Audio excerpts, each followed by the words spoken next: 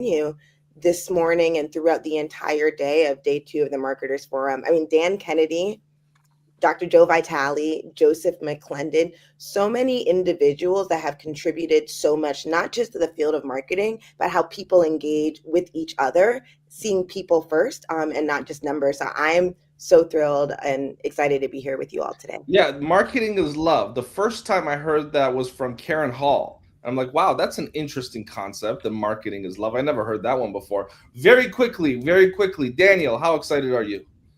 I'm very excited. I just hearing or watching and being part of day one yesterday. I don't know if you guys remember Julianne was saying write lots of notes. I definitely have lots of notes in Google Docs, and I'm just super excited to hear all the speakers, Dr. Joe Vitale, Dan Kennedy, and everyone. I'm honored to be here. Thank you, Daniel. Parisa Rose. Well, you already know I'm super excited to be here. And yes, I'm going to second what Daniel said about the notes. Reminder, I already have my notes here. If you guys want my notes, I'm willing to give them up and share them, but make sure you sign up. Sign up at the site at the ticker at the bottom. Make sure you sign up. You'll get my notes. I'm super excited because, like Peter Swain said yesterday, that everyone is a great marketer. We've just forgotten how. And I'm excited to hear everyone's input and their shares and their gems to help us remember how. Thanks, Mo. Dr. Emily Letran. Yeah, so I'm so excited to be here. I get to share my mentor on the global stage with everyone. And Mo, thank you for creating the opportunity. We were so excited that Dan agrees to come on because Dan just doesn't do these things. And he's gonna be sharing some very unique perspective, I believe, because people think marketing is selling, and sometimes it's your story, how you craft your story, and there's so many aspects of your business that you can tap into and use it as marketing. So I'm very, very excited for this. Thank you, Dr. Emily. Rex Sykes. I'm not excited at all. I'm ready. Okay. It's kind of like if you want a car, you can want the car, but once you got the car, you don't need to want it anymore. You can drive it, and that's what we're going to do here today. We're gonna drive home more of these practices and principles with incredible speakers, incredible panelists, incredible guests. So I'm ready. Let's just launch this thing. But the thing is, Karen said, marketing is love, and it's so true. And it's really very simple. It's love your audience, love the people you speak to, be honest, be transparent, be clear, direct, and make an offer. Pretty fantastic. Pretty cool. And with that, we're going to go ahead and kick off the first few minutes. I'm going to bring up Joe Vitale here. Him and I are going to have a powerful conversation for a few minutes. Then we'll bring some co-hosts to join. And with that, Dr. Joe, welcome. Welcome to the Marketers Forum here on the LA Tribune. It's so nice to see you. It's great to see you, Mo, and what an honor to be here. Dan Kennedy has influenced me more than maybe any other living marketer. And he's also the only marketer to come back from the dead since he was in a hospice a few years ago. And here he is walking around and talking and doing things like this. I'm honored beyond belief. This is why I'm here. I am honored, and I want to be able to say I was on this event with Dan Kennedy and Mo Rock. Thank you. How about that? Well, Dr. Joe, a lot of people, of course, in the public eye became familiar with you after The Secret. But before The Secret, you had a very successful career in your own right. In fact, Mr. Fire, a moniker that many people knew you, and still affiliate with you. You were a marketer. You were somebody that was a copywriter. You were somebody that people would hire to help with their marketing at some point in your career by way of consulting. And so you yourself, although a lot of people see you as a spiritual teacher, and you are a spiritual teacher, you were a full-fledged marketer at one point. Is that a fair assessment? Absolutely. Yeah, you're going back in time here. Talk about reincarnation. I'm living multiple lives in this life. But you're absolutely right. Around 1984, my first book was published, and it was a celebration because I was finally published, and it was a disappointment because I learned that publishers don't know anything about marketing. So I had to learn marketing, and I dived deep like I usually do when I learn a new subject. I learned copywriting, I learned advertising, I learned publicity, I learned the ins and outs of making a business work. And then, of course, when the internet came along, I applied what I had already learned and studied to the internet, and I became one of the first internet marketers. I created Hypnotic Writing, Hypnotic Marketing, which are still books that are selling and doing well. And I gained quite a following and a reputation in that domain. And people who have followed my career, I'm in my 70s now, and they've seen that I was in The Secret. They remember back. That's Joe, Mr. Fire, who was doing hypnotic writing for all kind of clients around the world. So yes, I'm impressed that you know that, and of course you know that, but most people don't. Well, that's interesting, and this is the Marketer's Forum. So I'm going to ask you to travel back to the 90s and let's channel Mr. Fire. I don't know how long it's been since Mr. Fire has been channeled, but let's bring back Mr. Fire to here today and talk a little bit about marketing. First of all, are marketing principles universal, or do they have to change by way of the time? You wrote this book about P.T. Barnum, and that book is a book on marketing in many ways. Yeah. And P.T. Barnum was around before technology, before the internet, before so many things, but a lot of those principles still apply today. Yeah. What are some of the universal principles of marketing that are timeless that you applied 30 years ago that work just as well today? And what are some principles that maybe are now outdated? Well, first of all, I wouldn't be where I am today if it wasn't for marketing and copywriting. I would not be here. Everything I'm doing has been influenced and is still influenced by what I've learned and what I've adapted and what I'm applying. So I still do it today. I don't talk about it because it's kind of the behind the scenes of what makes my operation work. So I'm still a marketer. I'm still a copywriter. I'm still a publicist. I still do all of these things, and I think anybody in business needs to. Also, because I figured you were going to ask questions like this, I pulled out my own book today. I was rereading it. And I'm thinking, oh my God, what a fun time I had researching and writing this.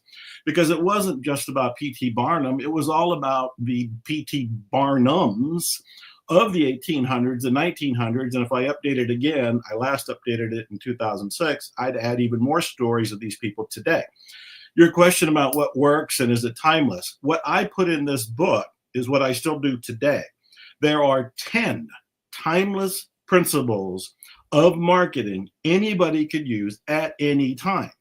When Barnum was alive in the 1800s, about the only media he had was the newspapers and the print shop.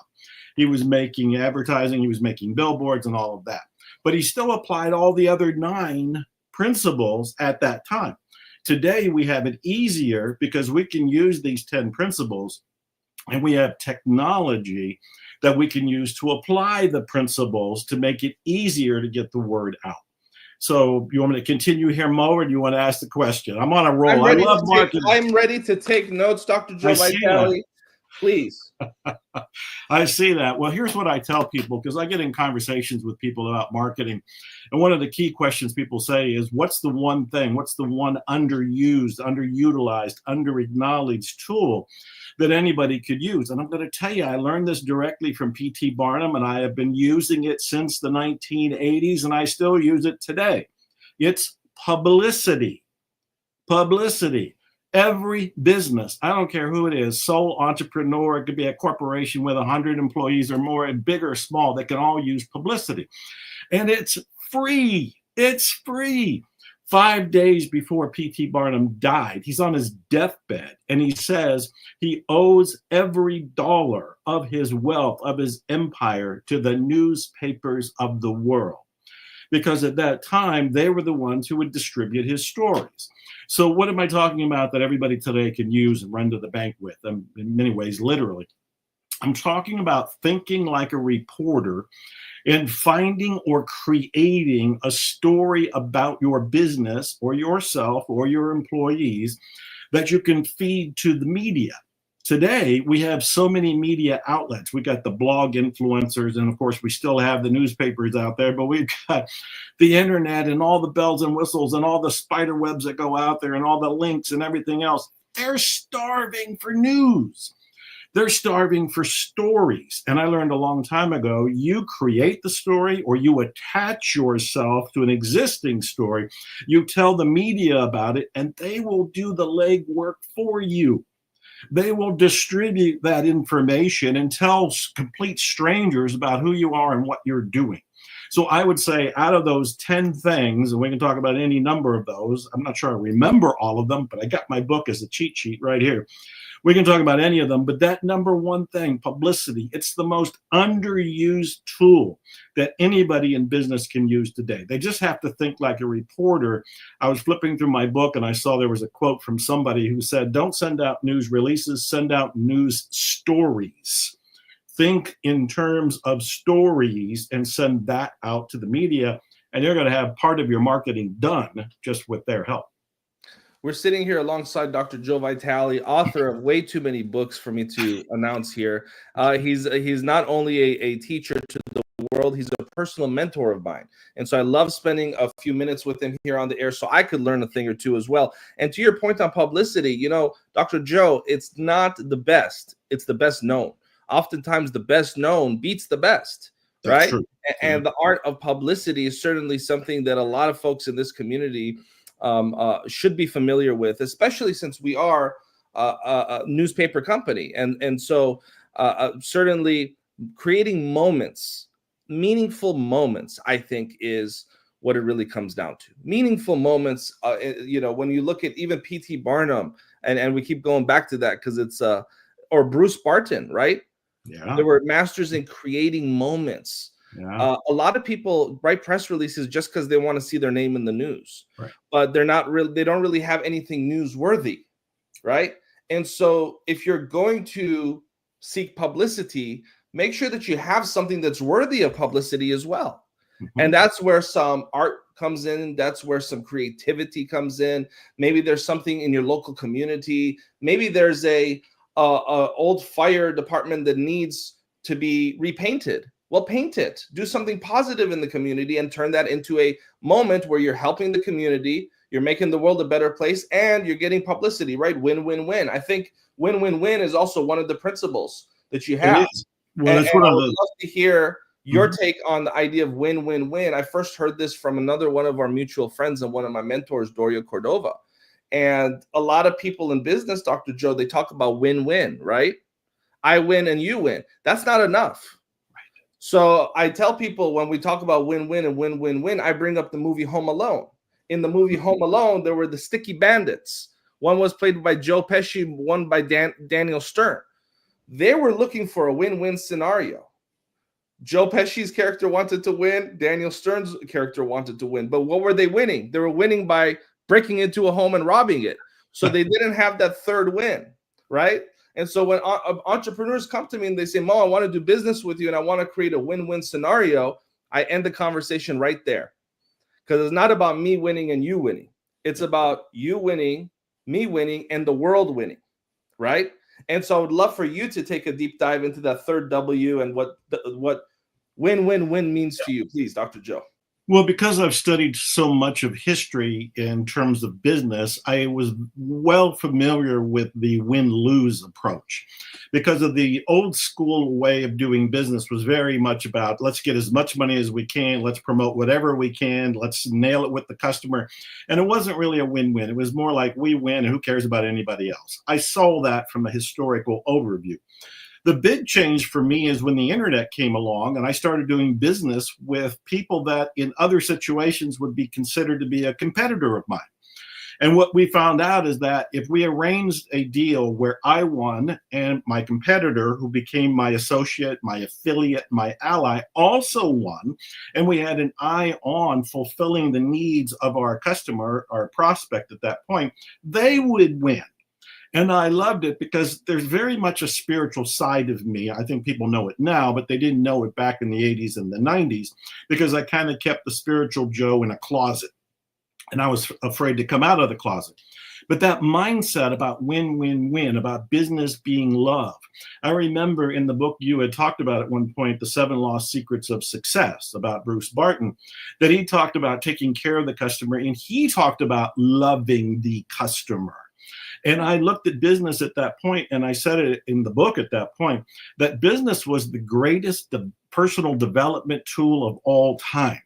You don't have to go to a weekend seminar. You don't have to sign up for some sort of confrontational events. You can go and find yourself. You will find yourself when you go into business, and you will find your limiting beliefs, and you will find all of your challenges. You will find all of the boundaries you've set up mentally when you are in business. What I found is when you come from love, you love and appreciate yourself, you love your partner, whoever that happens to be, and it could be somebody that's a vendor that's helping you, and it could be an affiliate, and you love the people you are serving. Now you have what you're calling that win-win-win. I've been talking about the win-win-win since the 1990s. I've been saying that is the only thing I want to do in business. If all of the people involved aren't winning, then something's wrong. I'm missing a step. And I know there's a lot of people that don't agree with that, a lot of people that are still out for themselves, and I don't think that's going to cause a spiritual awakening. I think we can use business as a force for good and business as a tool for awakening when we approach this aspect of win-win-win, love, love, love, all the way around. And I can get on a soapbox to talk about that, but I'll pause to catch my breath. No, I love that. And Dr. Joe, that's a beautiful message, and it's a positive message. Now I want to flip. I want to take it away from the spirituality, and I want to go to, although everything is spiritual, you could make a case, but I want to go to something very business, very practical, very marketing, very something that somebody that might not be interested in listening to spiritual ideas will still take home. So Let's go back to Mr. Fire. What is something that Mr. Fire did, a tool, a strategy, a technique that was successful that we can share with some of our business owners watching this today? There's a concept called newsjacking. You've heard of hijacking, but this is newsjacking. And what you do with newsjacking is you look at what's currently in the news, what's in the headline right now. If you had a front page of a newspaper, what are the headlines all over that page? And you think creatively to find a way to attach yourself, you newsjack, you attach yourself to whatever is currently going on. Ryan Reynolds, the actor who also has his own, I think it's tequila or gin or something, attaches himself to the current news expertly all the time. But you asked about a story. One of my favorite stories, and this goes back to the early days of the internet. This is back in the 1990s and everything. And my website was called MrFire.com. It still is, MRFIRE.com, my nickname. And I was wondering, how do I get traffic to my website? I'm coming out of nowhere, and I have a new website. I might be one of the first on the internet, but nobody knew what the internet was. And we're all throwing spaghetti at the wall, hoping something will stick, because we don't know what we're doing. And I looked around, and eBay was up there. And I look at eBay going, my God, look at the traffic that's going to eBay. How do I newsjack that and get some of that traffic to go to me? And I'm thinking, well, I can't put my name up there. Nobody knows me. Nobody cares about Joe Vitale or Mr. Fire. That's not going to work on eBay. But I'm looking there and I'm going, my God, celebrities get a lot of attention. Elvis, oh my God, anything related to Elvis, it was all over the place. And then I thought, I wonder how I can attach myself to Elvis.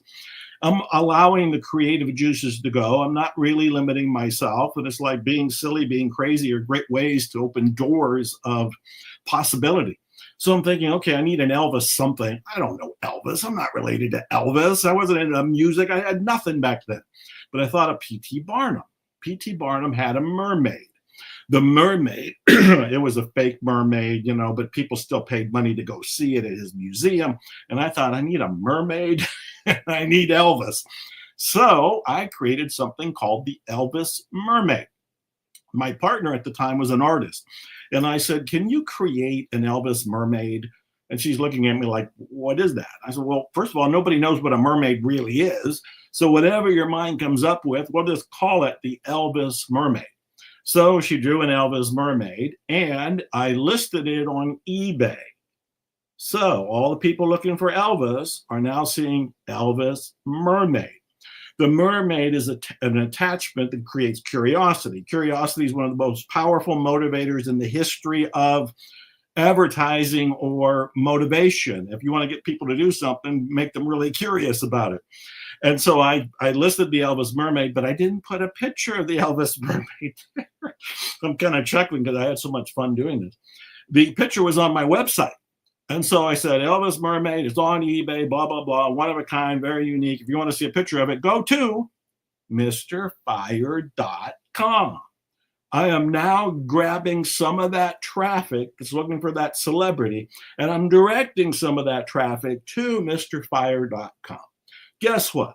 There was a bit of a bidding war that went on for the Elvis Mermaid, and several radio stations interviewed me, which was new for me at the time. And one of the radio stations not only brought me on, but they bid real time on eBay and bought the Elvis Mermaid while they had me as a guest. I don't know that I was thinking of win-win-win back then, but they won, I won, and they got the Elvis Mermaid artwork, which they put on the wall of their studio. I don't even know where it is at this point. And if you want to see a picture of the Elvis Mermaid, watch Curiosity at Work here. It's in, there's a customer born every minute, the whole story and the illustration. That's incredible. And you know, Dr. Joe, I believe that story exemplifies not only creativity, but also the most important attribute that is required to be successful in business. I think that the most important quality for somebody to be successful in business is industriousness. And what you shared requires creativity, but also industriousness, right? Figuring things out, having the ability to see things that other people don't see. And so I love that story. We're going to share a few more minutes together here that I'm going to bring on some of our co-hosts. I'm curious, Dr. Joe, you know, you've written over 90 books and you're also a songwriter. So, you know, songwriters oftentimes feel, and I know this because I have a background in the music industry as well, and a lot of songwriters that maybe have a hit song or a couple of hit songs, they always feel like, you know, track 6 on my second album should have been a hit, right? But it kind of got overlooked. In the world of your books, is there a book that you really look back and you're like, more people should have bought that, more people should have read this, more this book should have gotten more attention because it's one of my best books? Is there a book in your library of books that you've authored that you wish just got more attention from the general public that we can kind of put a little bit of juice back into? What a wonderful question. You triggered a couple of thoughts, so I want to make sure I come back to the other one. But the direct answer is there are kind of orphan books in my career. And I look back going, man, I wish they got more attention because there's some good stuff in there. I wrote a book called Buying Trances. And Buying Trances, I think the subtitle is A New Psychology of Sales and Marketing. I'm very proud of it. In many ways, I had created a new psychology around selling. And I worked very hard on it. I put all my thought into it, and it had a lot to do with hypnotic writing. It had a lot to do with the psychology of buying. It had a lot to do with all the research I had done at the time. And I'm still very, very proud of the book, but almost nobody mentions it. It doesn't get sold all that well. And it came out about the same time as Hypnotic Writing. Hypnotic Writing, hands down, a bestseller. People love it. It's still in print, still being sold. But Buying Trances was, I think, the follow-up to it. And it needs a little love. It needs a little love. Now, before you say anything, I want to respond to something, because this whole forum is about marketing, and I need to mention this. You brought up me being a musician. So I'm in my 70s now, but when I turned 60, I decided I was going to be a musician. I came out of nowhere as a musician. I had no skills. I didn't sing in the shower. I didn't write songs. I didn't have a band. I had a couple guitars because I collected them and I loved them, but I didn't know what I was doing. And after I went through all the self-questioning and plowed through all my self-doubts, I decided I was going to go ahead and do this. And one of the very first things I did was think like a marketer. I did some research and I found out at that time, 10 some years ago, there were 4,000 new albums every week. 4,000 new albums every week. And I thought, I have some competition. How am I going to stand out? How am I going to be different in the marketplace? So I put on my P.T. Barnum hat. I dropped all of the boundaries and limitations of creativity. And I thought, I got to be different. I can't just say, oh, I'm a singer-songwriter. Everybody's a singer-songwriter. I have to stand out in the marketplace. And after some thought, I came to the conclusion, and this is what I called myself, the world's first self-help singer-songwriter. The world's first. And oh, was I proud of that, because I thought, this is me. I'm the secret guy. I'm the self-help guy. I've written all of these different books in this domain. So now I'm just putting a guitar in my hand to get the same message out. And so the world's first self-help singer-songwriter. And I was in Rolling Stone magazine with that as a tagline. And I'm bringing it up, Mo, for people to be thinking in terms of marketing, no matter who they are and what they do.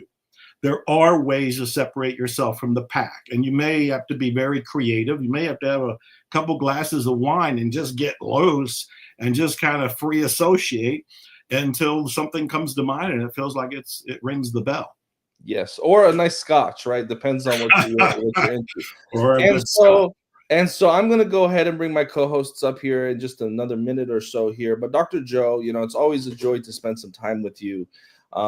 You're a personal mentor of mine, and so it's always a joy to spend a few minutes with you here on the air. I'm curious, is there something that I should have asked you that I forgot to ask you that you could ask yourself here for our audience?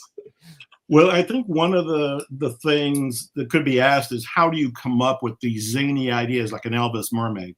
Mm-hmm. How do you come up with things that are not usual, like the world's first self-help singer-songwriter? And I think being playful, being silly, being humorous. When I said about the wine, it's to go in that direction. If you have a little bit of scotch, you have a little bit of wine, you're a little bit more relaxed and you can think a little bit more freely. For example, I know you have a French bulldog. I have a French bulldog. And I was talking to some people a while back and I was kidding about it, but I said, you know what? I'm going to create a karate class for French bulldogs. It'll be called Krav McPaw. Off the Krav the famous martial art, Krav McPaw. And I thought, if I had a dog school or a boarding school, and I've actually met a few of them because I've got our French Bulldog in training right now, I thought I would tell them, look, issue a news release that puppies today get bullied when they go to the park. Right. They need to know some training. Mm. They would end up with a news release, and who knows, they might end up with a class with people coming in that would do this. Let me give you one other example, because I so enjoy doing this. Many years ago, I was stuck in traffic in New York City with a friend of mine, and we were just kind of not going anywhere. And I said, you know what we need? We need an Uber copter. And he said, what's that? And I said, that's a helicopter that you call by pushing on your app. It shows up above you, it drops down a little ladder. You get on the ladder, you get in the copter, and you take off. And we both laughed. And I thought, somebody's going to do it. Mo, just a few weeks ago, it was announced that there is an Uber copter service. I don't know if it's Dubai first, but it's in some country where they're starting it. And this is how you come up with these ideas. At first, they seem like they're ridiculous. They seem silly. They seem funny. And then you go, maybe I can actually make that work. Another thing to that, though, Dr. Joe, and this is something I've seen so many times in my life, is whenever we get an idea like that, when we don't act on it, it creates this void. Yeah. And someone else fills that void, or something else fills that void. As crazy as sometimes these ideas are that we receive, or as big as they appear to us, like, how could I possibly do that? If we get these moments of inspiration, it's for a reason. And if we don't act on it, I really believe on some cosmic level, on some cosmic level, it's like, this is something that the universe needs done. Are you going to do it? Nope. Okay, next. Are you going to do it? Nope. Next. Are you going to do it? Nope. Next. And it's almost like this empty void of what the universe needs done. It just sends out invitations to people. And so if you don't act on it, I really think that it's almost as though you're not fulfilling your full destiny. Yeah, and those ideas come as gifts. That's why when I get an idea, more often than not, I stop the car, I stop whatever I'm doing, and I try to start to manifest it because I know I didn't pay for that gift. It came as a gift to me. It's an idea that if I don't act on, somebody else is going to act on. So if it's at all possible, I want to go and do it.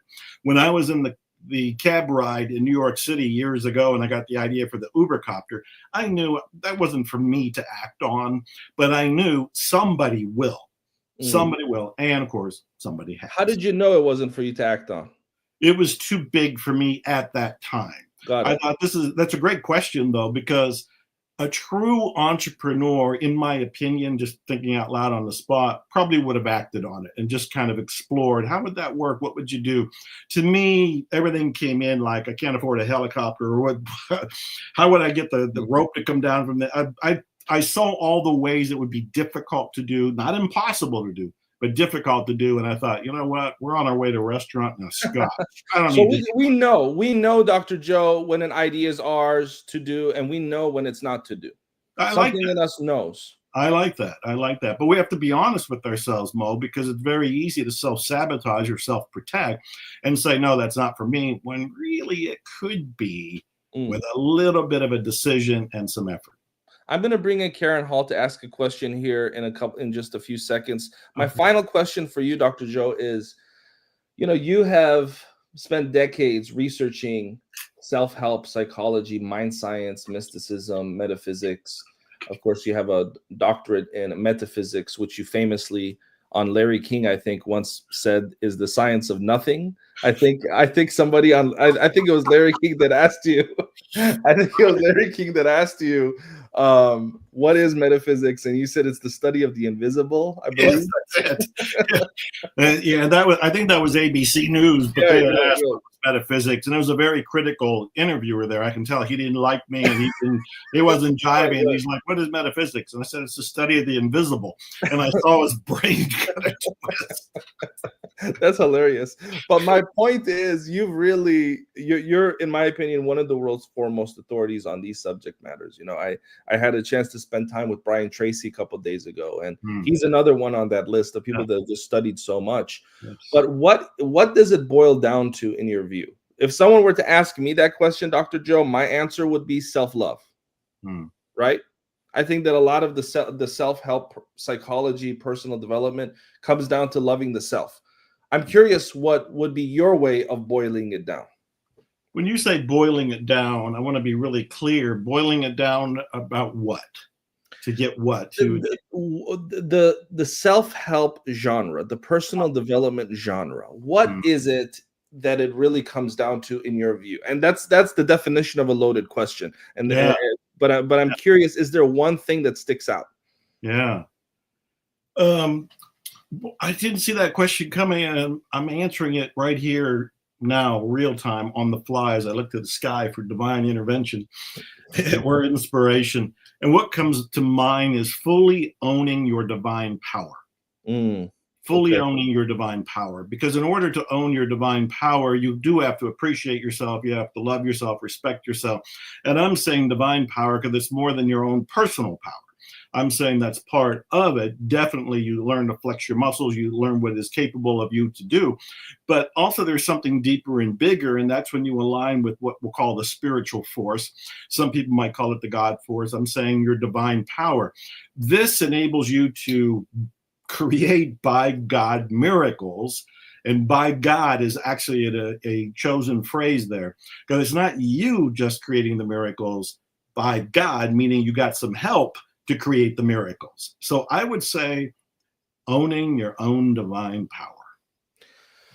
Somehow you were able to come up with an answer that is short, but also extremely, extremely deep. Only Dr. Joe Vitale could do that. I'm going to bring up Karen Hall, who I believe has a question for you, Dr. Joe. Then we'll have Donna, Alicia, and Rex join us. Karen, please, a question for Dr. Joe. Hi, Karen. Hi, Dr. Joe. Oh my goodness. I just love this conversation. And I love what you just said about knowing our divine identity and owning it. And I think that's so crucial. And when you said that you'll find yourself when you go into business, I just think that every time we up level, we have to uncover more limiting beliefs within ourselves. And So I wanted to know about your process of what you learned about yourself when you went into business. What I learned about myself. I learned that I could do the impossible. And again, I'm reflecting on this wonderful question right here, real time, in the moment. You have to remember that I grew up insecure, immature, terrified, but full of big dreams. Most of the big dreams were in me, and the safe way to get them out was to be a writer, because I didn't have to face anybody. I didn't have to talk to people. I didn't have to be on stages. I was way too insecure to do any of that, too immature, if you will, too shy, whatever the words are. That stayed with me. 1984, my first book comes out, and it's a bomb, and I start learning marketing. And one of the first things you learn, and it's one of the principles in There's a Customer Born Every Minute, is to speak, to be a speaker. And that was terrifying. You have no idea how traumatic that was for me to consider, oh, I got to speak to people? And I laugh about it now, but the very first group I had, there were 6 people in the room, and my knees were buckling, and I was pouring down sweat, and I was hyperventilating. I don't know that anybody really noticed or anybody really cared, because they were like, tell us about your book, speak to us, teach us. And over time, I was able to, of course, get more comfortable with that. But I learned I could do it. I learned all those fears, all those terror moments. I've talked about music. And even though I was 60 at the time, and I had already been in The Secret, already come out with 100 books or whatever it was, already gone through all these dark nights of the soul, I was terrified to be on stage as the lead singer with my own band. I mean, drop dead terrified. And you would think at that point, Joe, you got it made. You already did all of this. You were on Larry King before that. But no, being a singer was completely different. And the front, the band, completely different than everything else. But I kept standing up, kept doing it, and kept finding out, I don't think there's any limits here. I think you could just keep going. So facing what I thought were impossibilities, that's a big Incredible. lesson. Thank you, Karen, for the question. Yeah, great question. Thank you, Karen. And we're going to bring in Donna Campbell, Alicia Magnus Lewis, and Mr. Rex Sykes here to join the conversation as well. And wow, you got the big guns here. We got the big guns. So just let's kick it off with you, Rex. I know, Rex, you and Dr. Joe share a very unique quality together, and that's that both of you are very big fans of Houdini, which I think is very fascinating. I don't think I know 2 people. It's amazing. If you live your life and you meet one person that is obsessed with Houdini, that's incredible. I know 2 people that are absolutely obsessed with Houdini, which I think is fascinating. Rex, you've known Dr. Joe for 30 years. Of course, the 2 of you met in person. What was that, a year ago now? No, a few months ago. A few months ago in Temecula, which was such a beautiful, beautiful experience for everyone that was there. They know what I'm talking about. Rex, I'd love for you to just chime in and share what your thoughts are here today as we're alongside Dr. Joe Vitale. Rex Sykes. Well, I love Joe Vitale, and the more that I get to know Joe Vitale after more than 35 years, we finally met in person last May, but we've known each other forever, and he's helped me out, and I think I've helped him out, and we've gone back and forth. Joe, I don't know if you remember, but I came to Joe, I think around the turn of the century, and I said, look, I train and I do all these things, that, but I want to do my speaking career, and I'm looking for a hook or a handle to do it. I was doing mind reading. I was giving demonstrations of how we work with thought and body language and things, and I was doing keynotes and traveling around the world doing that. So Joe comes up with, hey, why don't you be the world's first motivational mind reader? So that's how that came about. Do you remember that? I don't. I didn't remember until just now. It's good. I like that. I'm the world's first hypnotic marketer. And you become the world's first at so many different things as a result of that. I love it. So hearing you say I'm the world's first self-help, I mean, it's just that's so cool. But it was many, many years ago. I didn't remember that. I'm proud of myself and tickled that we came up with that, because it works. It's absolutely authentically you. And that's the beauty of world's first self-help singer-songwriter. Of course, when I started saying it, there were a few people who said there are some self-help singer-songwriters out there, Joe.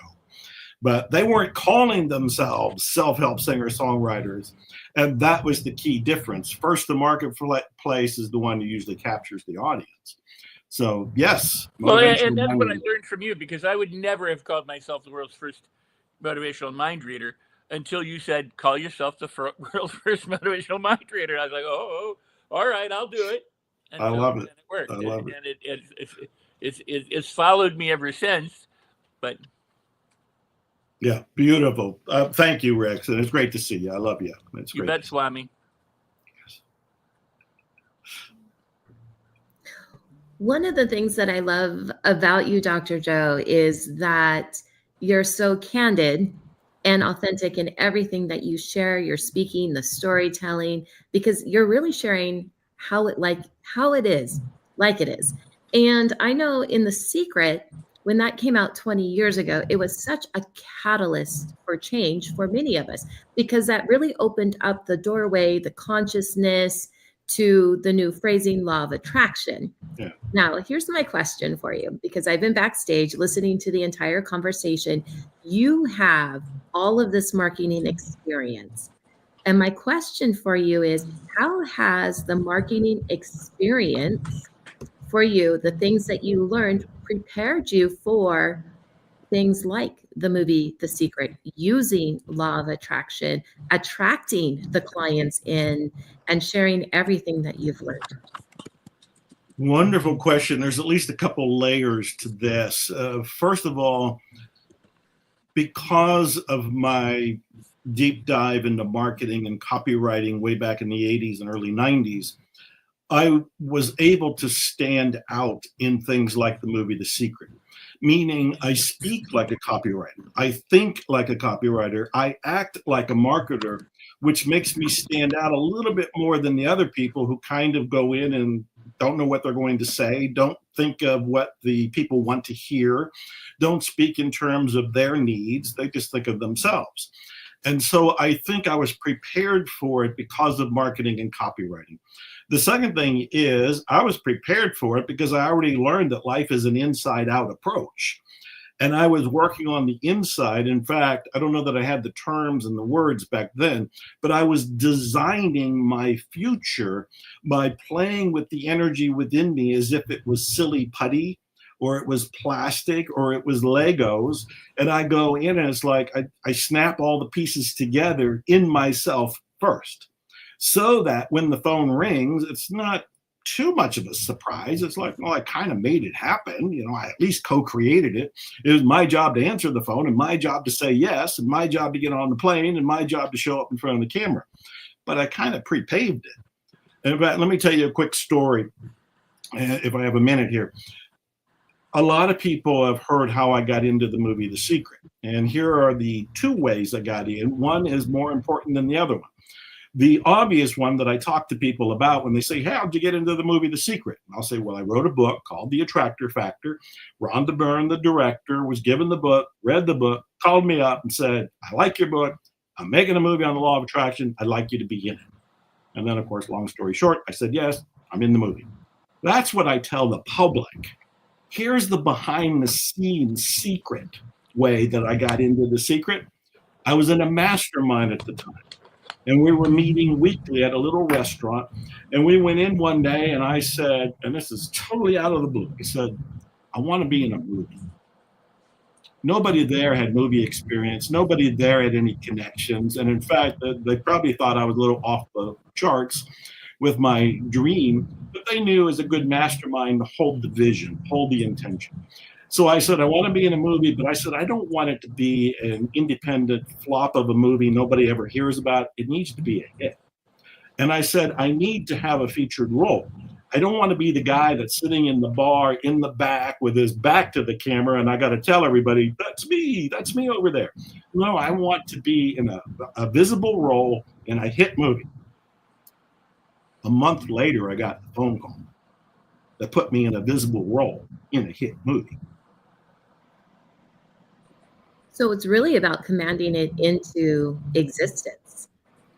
I don't know if it was commanding it or receiving it. And I'm saying that purposely because one time, years after The Secret was out, I was sitting with Rhonda Byrne. We were in Hawaii and it was just her and I, and we're talking. And I said, did you feel like you created the movie, The Secret, or did you kind of receive the movie, The Secret? And she thought for a very long time. And she said, I called it into being. That was her term. I called it into being. But when I reflect on the things that I've created, the ideas feel like they are inspirations that descended on me. And I could say I called it, but it's more like I opened my arms and received it. And that's just, my take on it. I love that. I absolutely love that. Alicia?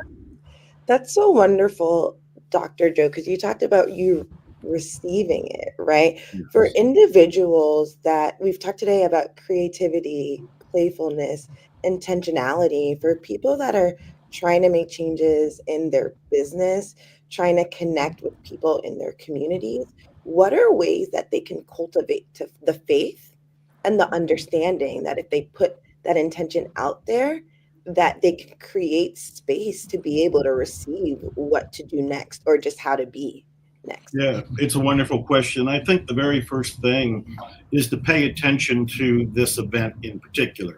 You're looking for all the insights, you're looking for all the tools, but more than that, you're looking for the reminders that this material works. The stories I share, or Dan Kennedy or Rex or any of the other people that are here over yesterday and today, these stories are reminders that this material works, which helps build the faith within you to go out and try it. I'll give another story to answer the question, but also to give people the very thing I'm talking about here. I have told the story of meeting a man in Thailand several years ago, and he was very excited to meet me. He came up to me and he told me that 15 years earlier, when he was 20 years old, he was homeless and broke. I mean, no car, no job, no money, no nothing. And he reached out to a friend of his back in Sweden, which is where he was from, and the friend said, I'm not going to send you any money, but I'll send you a book. And he sent him the book, The Secret. So my young Thailand friend, who's broke and now angry, doesn't have food, doesn't have money, but he has a book, The Secret. He reads the book and he says, this is nonsense. This is BS. This is bogus. And he said, I'm going to prove it doesn't work. And he begins to try it on little things like coffee or lunch or an apartment. Long story short, when I met him, he was 35 years old and a billionaire. Billionaire. Not millionaire, not multimillionaire, billionaire. Using all the things we're talking about. So when I tell people that this stuff works, it's like, okay, if you don't want to listen to Joe or you think Joe is a fluke, only happened to Dr. Joe, doesn't happen to anybody else. Well, here's this guy in Thailand, Andres Pira, and I helped him with his book, Homeless to Billionaire, which is on Amazon. You can go read it. That reinforces the idea that this material works and maybe I should try it. Then they can venture out with a little bit more faith. And as they apply it, they start getting the feedback that would encourage the faith muscle to step out even bigger, and you can lift even more of the inspirations and bring them into reality.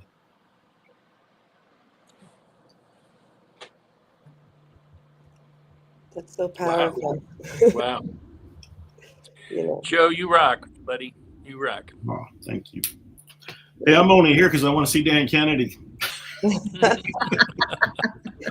We are He's my hero. He's my hero. He's an icon. My God, talk about a living legend. Wow. He really is. Go ahead, Mel.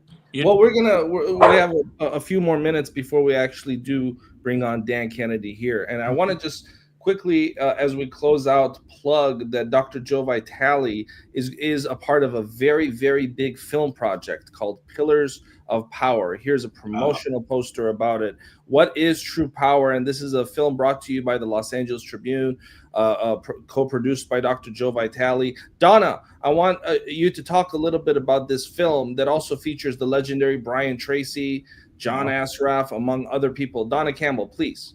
Yes, the Pillars of Power is really all about the hidden secret to achieving greatness, because as leaders, we're always looking for success and the things externally, but really what is that secret that we need to follow? And we have identified 5 pillars, and they are relationships, money, spirituality, health, and mental wellness. And so we're just thrilled that we are able to put together and have really what is your own true power with the Pillars of Power, and Dr. Joe Vitale alongside of us with us as executive producer. So it'll be coming out fall of 2025. And I hadn't even seen the cover there, the image there until now. It looks fantastic. What is true power? Wow. Yes. One of our promotional posters here. So we're really excited, and we are very, very pleased and blessed to have you with us, Dr. Joe.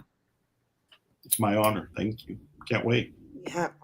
And it's so interesting, the Pillars of Power. It's really at the intersection of science and spirituality and what that means in terms of how you show up as a leader, but in your own life. And what's really remarkable and beautiful about the Marketers Forum and the conversations that we're having over the next few days that started yesterday is really that connection is spiritual, right? Connection is conscious.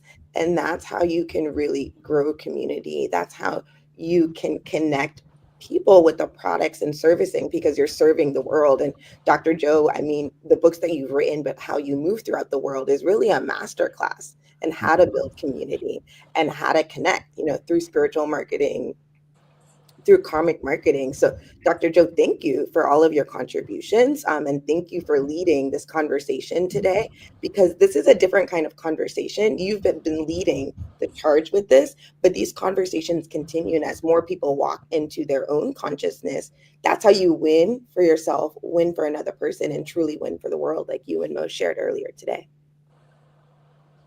I'm speechless. Thank you. I'm honored and giddy to be here. Dr. Joe Vitale, ladies and gentlemen. And with that being said, I think we're going to take a break, and then we'll be here with Dan Kennedy in a few minutes. Right, Alicia? Yes, we're about to go to a commercial break. And then right after our commercial break, we are going to be live right here with Dan Kennedy. Stay tuned, everyone. Welcome to the Los Angeles Tribune page. Here you will find original news programming, exclusive digital events, and shows that are directly from the community. At the Los Angeles Tribune, we believe in giving a voice to the voiceless. We are proud to be the only national brand to empower everyday people to make a difference. Since 1886, our reputation has been built on truth and responsibility. Thank you for watching and making a difference. For general inquiries, contact today. Thank you on behalf of the Los Angeles Tribune team.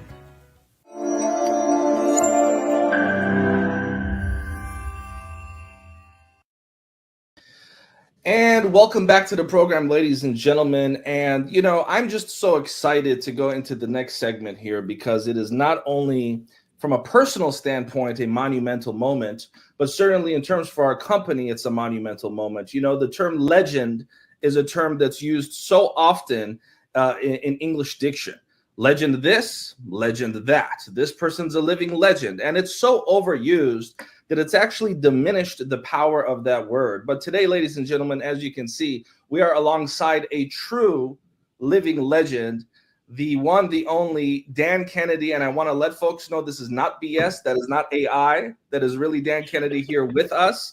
And it is truly a pleasure and privilege to have him here. Now, before we start this interview and segment, I want to go ahead and ask my co-hosts very briefly, how excited are they? Starting with someone that, like myself, is a student of Dan Kennedy's, although in my case, it's been from afar. In her case, it's been more directly. Dr. Emily Letran, how excited are you to spend some time today with Dan Kennedy here on the Los Angeles Tribune? Well, thank you so much, Mo, for creating this event. And I am always honored to be with Dan Kennedy. As a refugee coming from Vietnam back in 1981, I've been studying from Dan since, I think, 2010, and learning from all of his students, really, who are leaders in their industries, and then finally making my way to actually working with him as a private client. I drag everybody to Dan's event, even my daughter, who just graduated from dental school. And I think when you have the opportunity to be with a true legend, like you say, you show up and you be there. And thank you so much, Dan, for taking the time to be on here to share your wisdom with the audience of the Los Angeles Tribune. Thank you. And Michael Silvers, how excited are you? You know, it's such a pleasure, Dan, to have you here because our audience is not only worldwide, but they're watching from villages even. They're watching from positions of how can I get more information and how can I meet somebody like this? And you're bringing this to them. You're allowing them to take this information and knowledge and move it forward. And I'm really excited because it's been a long time. I've been around this industry for 25 years. And Dan, I've heard your name for 25 years. So, you know, and a lot of the people I've worked with who have been successful have done it on the back of or the learning from you. And I want to thank you so much for bringing that, because that also gave a lot of us the ability then to turn around and be of service and to give our gifts to other people around the world. And it's a blessing to have you on today in the Los Angeles Tribune. We're just so honored to be here. If I could get you guys to follow around and do my introductions. Well, you know, Dan, if there's anyone I would do that for, it would be you. Now, I'm going to selfishly, and I'm going to apologize in advance for my selfishness here. I usually do a good job of taming that part of my nature, but I can't resist in today's case. I'm going to kick off with the first set of questions here and guide the conversation. So perhaps the most influential program in my personal life, certainly up there with the top 2 or 3 that have impacted me positively, is the Wealth Attraction that you created about 20 years ago, in 2004, 20 years ago. And what I love most about that is that it was not just about marketing, it was also about mindset, right? You laid out some very practical tools that a person can use that I've practiced, and the stuff actually works, folks. And one of the things that doesn't get talked about too often that Dan Kennedy teaches is actually to give money away. And so it might be a kind of an odd starting point here, but I just can't help myself. The concept of giving money away, Dan, the concept of sharing wealth, the concept of tithing, how has that impacted your life, and how important is it for entrepreneurs to start implementing more of that? Please, Dan Kennedy. So the wealth account and giving account system, which is described in the Nobius Wealth Attraction book, it actually came from somebody that worked for me as a speaker many years ago. His name was Foster Hibbard. And it's based on a key principle enunciated by Dr. Edward Kramer as the size of the hole you give through is the size of the hole you can receive through. And so giving wisely is, if you set aside the moral reasons to do it, about which we might disagree one way or the other, you can justify it purely from its practical effects. And nobody can really tell you in totality why this happens. Some of it is, I think, a closed loop about it improving your self-esteem, your self-image,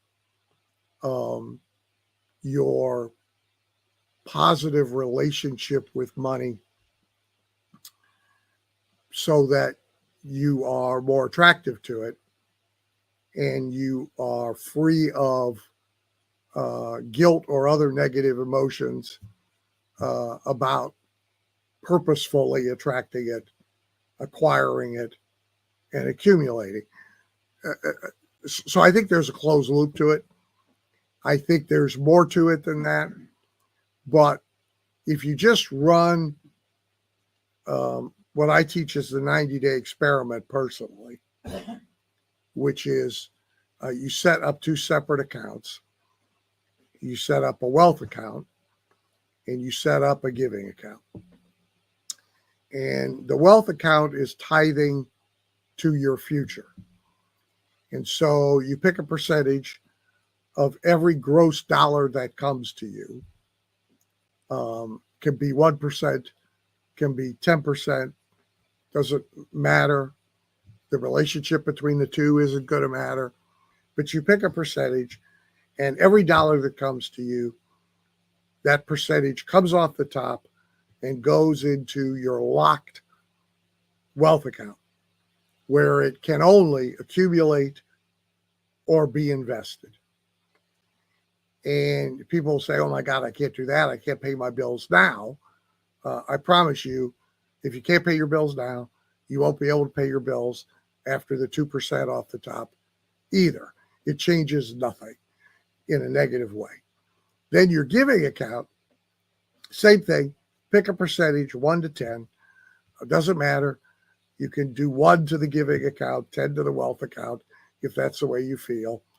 But pick a percentage and off the top into the giving account, from which it must either accumulate or can only be gifted. Charity, church, individuals in need, anything you want to do that is non-commercial. If you will do that for 90 days, not believing in it at all, belief is not required, you will see some otherwise unexplainable, miraculous things happen to you. You will see your income go up. You will see more of your bills getting paid that were getting paid before, if that's a problem for you. You will see opportunities coming to you that were not coming to you before. And less tangibly, you will, even in that shorter period of time, begin to have mindset changes about money and about your relationship with it. And so going back to the Kramer principle, if you enlarge the hole through which you give, you have automatically enlarge the hole through which you can receive. And receive you will. And the act of doing it with every dollar. In the very early stages, if you have money coming to you every day, if you have a dental practice and somebody pays their bill every day, then you should make these deposits every day. It's a reinforcing psychological thing for you. So you're right, it's odd. To be fair, the first time I heard it, I thought it was metaphysical mumbo jumbo, made up for the seminar room. But I'm a curious fellow.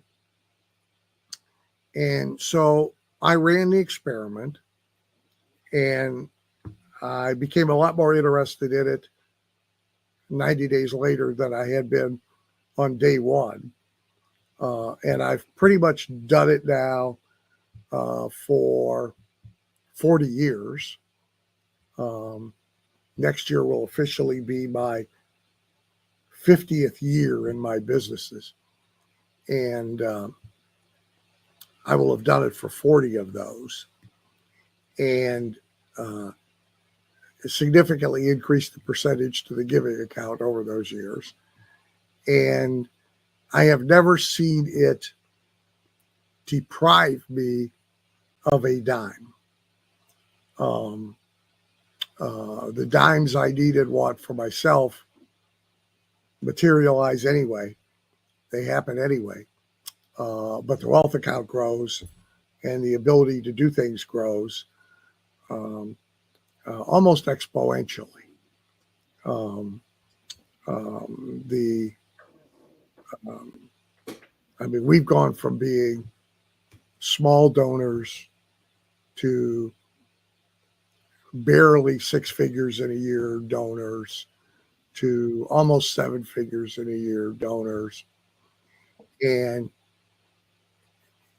you would think that that would leave you with less money of your income, but it does not work that way. It works quite the opposite. It's interesting that you picked it. Yeah, well, thank you, Dan. And the reason why is because I think it's a overlooked principle that you've taught. I think that a lot of the other principles get attention, but I don't want that to get glossed over.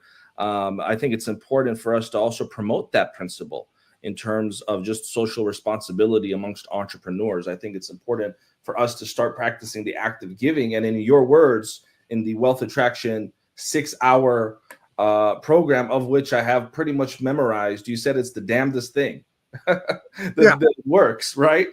But it certainly does. Now, I don't want to monopolize the time. I'm going to kick it to some of my colleagues here, Dr. Emily or Michael Silvers, if any of you have a question. We are here, folks, with the living legend, Dan Kennedy. Michael, please. Yeah, I did. So Dan, because I'm just, this is a conversation, right? And this is fascinating because I knew this 25 years ago and started to use it myself. And I also found that when in rooms, we took your concepts and what you taught and we taught it to children, they much easier took the concept than if you told an adult. How in your rooms did you break down some of those barriers to get people to actually do this?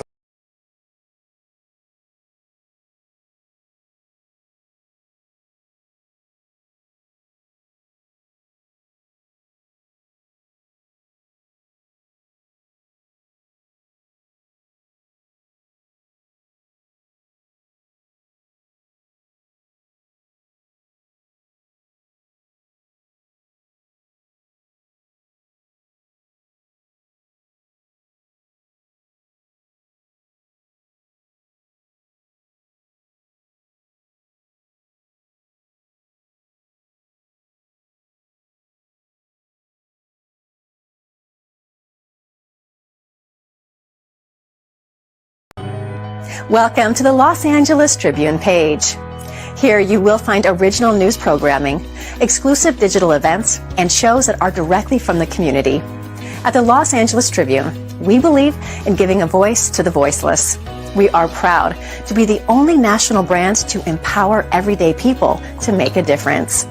Since 1886, our reputation has been built on truth and responsibility. Thank you for watching and making a difference. For general inquiries, contact today. Thank you on behalf of the Los Angeles Tribune team.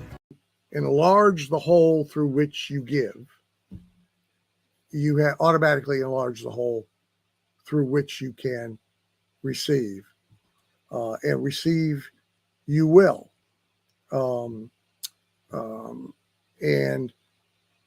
the act of doing it with every dollar. In the very early stages, if you have money coming to you every day, if you have a dental practice and somebody pays their bill every day, then you should make these deposits every day.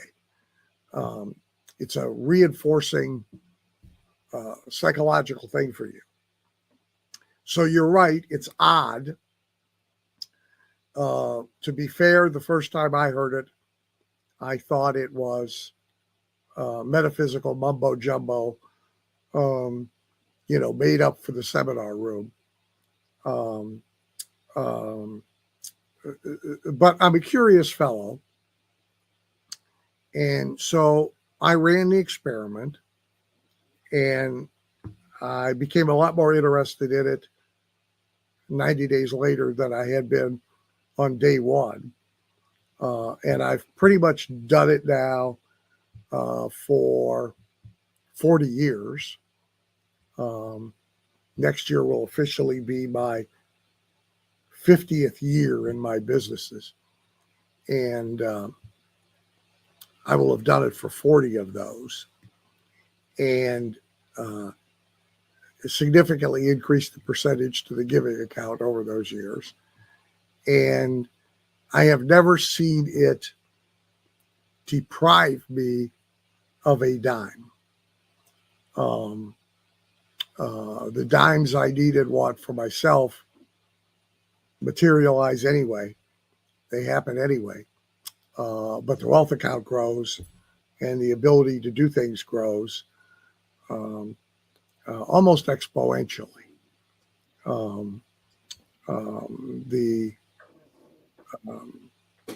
mean, we've gone from being small donors to barely 6 figures in a year donors to almost 7 figures in a year donors. And you would think that that would leave you with less money of your income, but it does not work that way. It works quite the opposite. It's interesting that you picked it. Yeah, well, thank you, Dan. And the reason why is because I think it's a overlooked principle that you've taught. I think that a lot of the other principles get attention, but I don't want that to get glossed over. I think it's important for us to also promote that principle in terms of just social responsibility amongst entrepreneurs. I think it's important for us to start practicing the act of giving. And in your words, in the Wealth Attraction 6-hour program, of which I have pretty much memorized, you said it's the damnedest thing.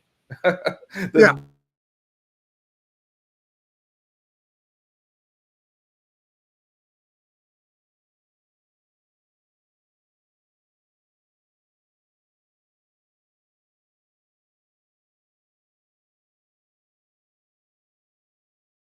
Right. And this is fascinating because I knew this 25 years ago and started to use it myself. And I also found that when in rooms we took your concepts and what you taught and we taught it to children, they much easier took the concept than if you told an adult. How in your rooms did you break down some of those barriers to get people to actually do this? And I want everybody to listen to this because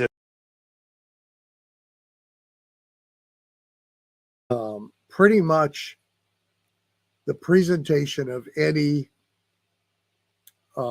new or different or unorthodox principle, strategy, or tactic to adults is tougher than to kids. Now, it's easier to high-performing adults. For them, all of their accumulated experience helps them process something new. And they tend to be very opportunistic. So it enables them to process something new and immediately think about, how could I adapt this? How could I use this, right, for myself, for my business, for my family? And so all sorts of innovations. So think about the drive-in window at the fast food joint, which is now, I don't think there's a fast food place that doesn't have one. Okay. But there was a day when none of them had it. And it came from banking. So one day, a banker is getting some stuff through the drive-in window, and he says to himself, the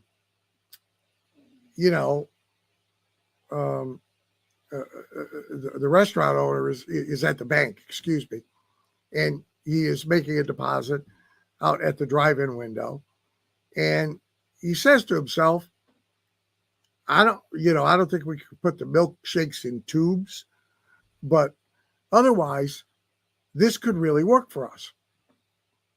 Now, what's remarkable about that is how many other restaurant owners that year went through the drive-in window at the bank and made a deposit or cashed a check and never had that thought. So it's the capacity to have that thought that you don't immediately rule out anything. You're really curious. You're really opportunistic.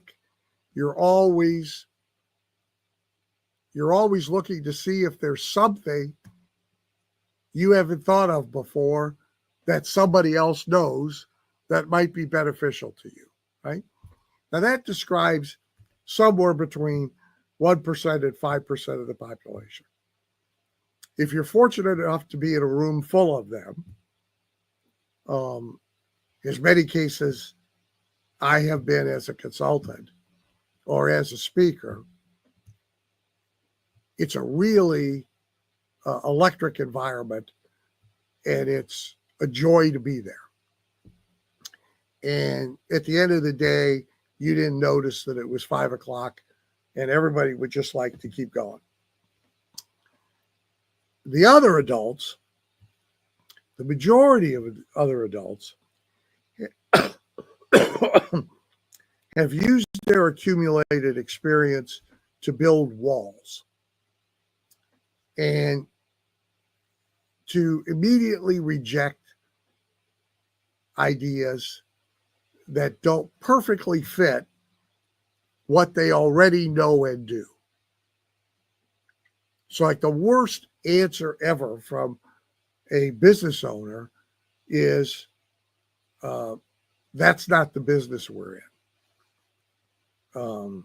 Maybe, but does that preclude the idea? So if you look at Disney over the years, right? Disney was a cartoon studio. Then it was an amusement park. Then hotels. Then, gee, if they'll stay in the park for 2 days and they'll stay in our hotel for 3 days, will they get on a boat for 7? Yep. Now we're in the cruise ship business. Then we cruised somewhere and we let them off and they run around in that town and they buy a bunch of stuff. Would they be happy never going anywhere but our island? And we cruise out there and let them off and they run around and buy a bunch of our stuff and they get back on our boat. Will they do that? Yep. Gee, if they'll stay at a hotel for 3 days, will they buy the room as a timeshare and come 9 days a year? Yep, they'll do that. But at any point, everybody could have said, well, that's not the business we're in. We're not in a cruise ship business. We don't know anything about the cruise ship business. We don't want to talk about the cruise ship business. So the overwhelming majority of adults, that's their reaction. Mike Vance, you would all like Mike if you've never listened to Mike. He's deceased, but his programs are available, Adventures in Creative Thinking. Mike worked with Walt personally, and he developed the first Disney University program for staff. And Mike said that if 95% of the people were in charge of things, we'd be lighting our rooms with bigger candles and we'd be going to work on faster horses. So that's the majority of adults.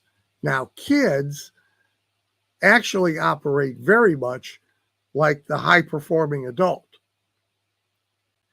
For a different reason, they don't have much experience.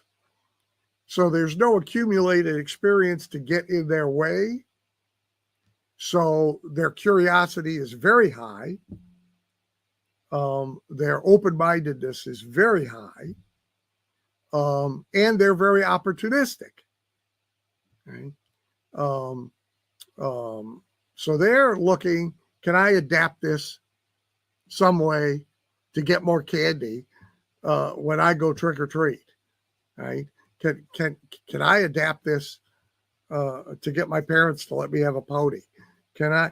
So the kids and the high performing adults, for different reasons, behave exactly the same way.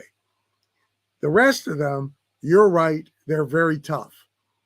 And you can't just lay an idea out there. You can't even just lay a fact out there. You have to sell it. And often you have to spend some time selling it. And you'll still only penetrate a relatively small percentage of them, but hence 6 hours talking about a subject rather than just here's a book. Better the book than nothing. But the reality is that set of principles and strategies needs about 60 hours. It needs to be sold. And as an aside, we do people a disservice by not selling them on selling.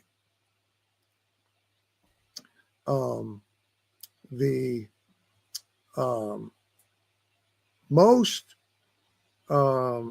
formal educations and certifications and talents and skills and businesses are of little value unless they are matched with selling.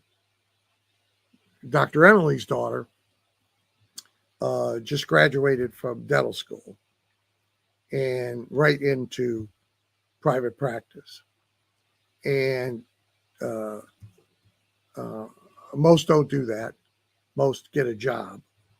Most that go directly into private practice fail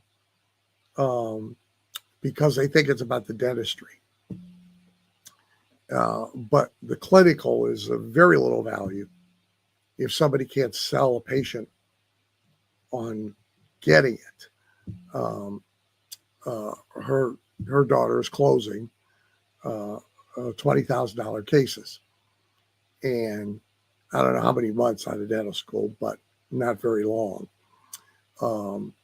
And now that makes her education more valuable to herself and to patients. Her clinical skills more valuable to herself and to patients. All of it more valuable to herself and to society. And I grew up, I was born in 54 and I graduated high school in 1973. Sort of the post-World War II boom era in America. And selling was a big part of American society. Anybody that wasn't doing it for a living was often doing it as what we now call a side hustle.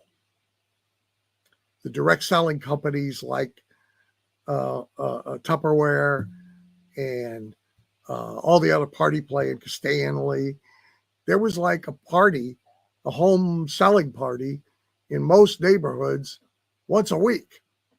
And kind of everybody was selling something.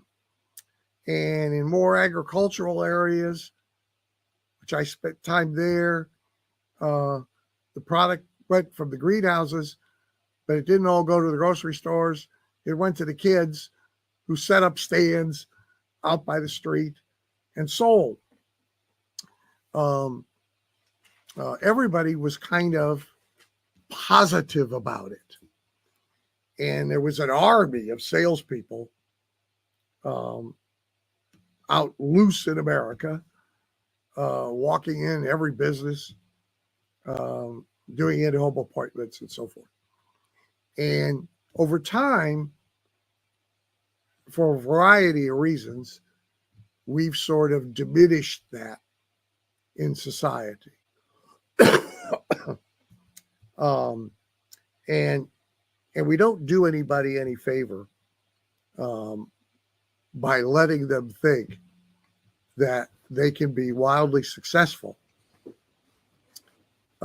just on the basis of a talent, a skill, a formal education, a certification, or a business without this. Before I kick it off to Dr. Emily, there are a lot of sales trainers watching this. There are a lot of business owners watching this who have spent so much time and energy to encourage members of their team to learn the action of closing deals. And it's a frustration that many people can empathize with, having team members or having individuals or even entrepreneurs that will do absolutely everything under the sun except for the transaction point, right? The most beautiful, gorgeous graphics, the most beautiful, gorgeous videos, the best presentations, the conversations, the asking about the family, everything you can imagine except for closing the deal. Dan, what is the deal with that? Why do some people just not have the ability to close a deal? Well, they all have the ability, but most won't do it. And see, anytime that you teach tactics and give tools to people who are not committed to the principles that produce the strategies that make the tactics work, you are you're spinning your wheels. And so this is largely about a person's attitudinal and emotional relationship with what they're actually doing. I had clients for a number of years in the home fire alarm business. And at a time when it was a $8,000, $9,000 sale made in the home at the kitchen table. And the biggest difference between, to your point, everybody got taught the same presentation. Everybody had the same product. Appointments were set for them. By and large, the prospects were the prospects. Everybody had the same media tools to use to sell with. But the success in actually selling a wide range from great to starving, largely having to do with wimping out when it came time to ask for the order. But that had to do with what they believed about what they were doing. And so, almost without exception, the top performers authentically, honestly, sincerely believed they were saving lives for a living. It wasn't just a corporate slogan.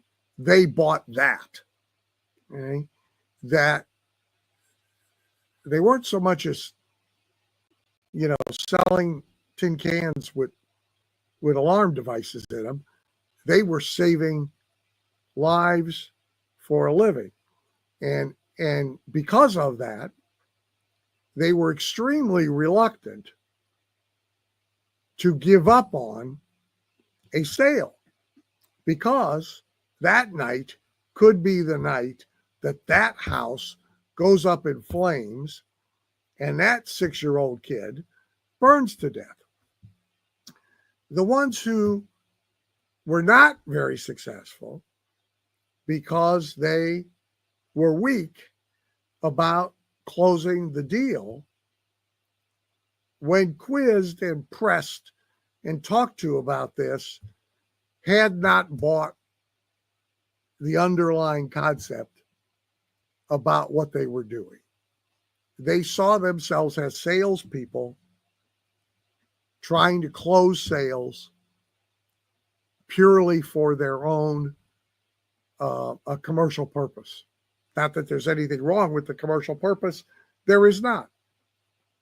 But that alone does not breed conviction and courage.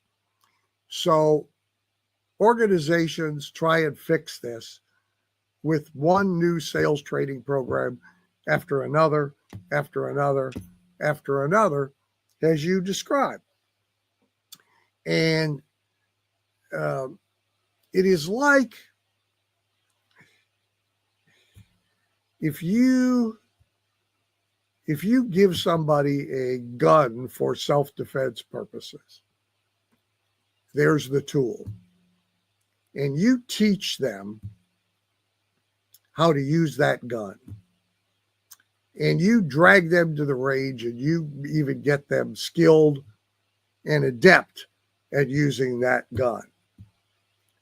But if push comes to shove and there's a potential evildoer coming through the window on their back porch and they won't pull the trigger, all the rest of it is of no use whatsoever. So if we haven't addressed what's your philosophy about life and death and right of self-defense and right of property defense and how you feel about all that, but we do all the rest of it, we're unlikely to get a good result. And in that case, we might even get a bad result. And the same thing is true about the end of a sales process. Now, the other thing I'll quickly say is the better the marketing is, the less you have to quote, quote, close the sale. The sale becomes a seamless, natural, organic part of a process. So if the person to be sold to has been properly selected and they have been properly prepared by marketing, the sales professional's job gets a lot easier. And that's sort of one of the worlds I live in, is the marketing step that precedes the actual sales event. Dan, I must say that since I've been on Planet Dan since 2010 and reading all of your No BS books, all of that have prepped me and taught me the mindset that you're talking about right now. Exactly. And earlier when you talk about Disney, you were talking about the brand without, really talking about the brand. So for a lot of us, the entrepreneurs, the business professionals, the doctors, the dentists, the doctor of optometry, all of us, a lot of time when I'm working with clients, they understand the tactics, like you say, they are armed with the knowledge and everything, but that mindset is not quite there. And a lot of time when I'm learning from you and when I'm teaching them is the understanding of positioning yourself as an expert, which of course you beautifully do that for many decades. When people want to position themselves as an expert, it also helps to leverage other brands that are known. So for example, the Los Angeles Tribune, or I've been featured on the Profitable Dentist or the Dental Town, some of the industry magazines that are known. How do you want to encourage people or teach people or push people into becoming an expert in their field, in their town, in their community, so they can easily close the sale, like you say, given the fact that they've done some of the marketing or all of the marketing?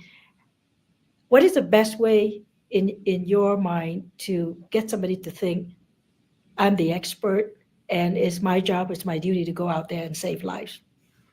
So there's two aspects to this. So one is legitimacy.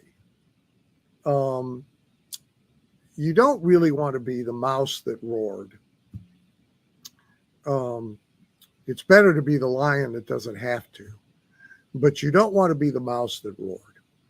So in order to position yourself as a trusted advisor, an authority, an expert, it's really helpful to pick something and narrow it enough that you can legitimately be expert in it, that you can know a lot, and that you are very familiar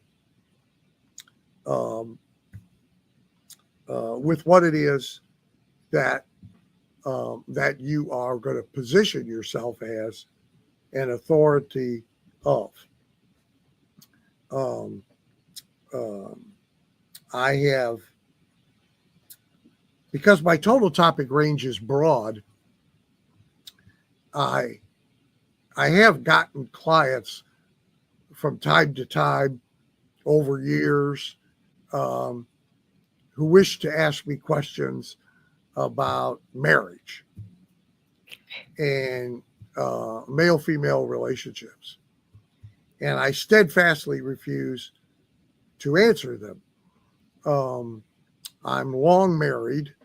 My third wife is my second wife. So I got it right the third time. I married rich, finally. But I tell people, I don't know why she left. I don't know why she came back. I don't know why she's here.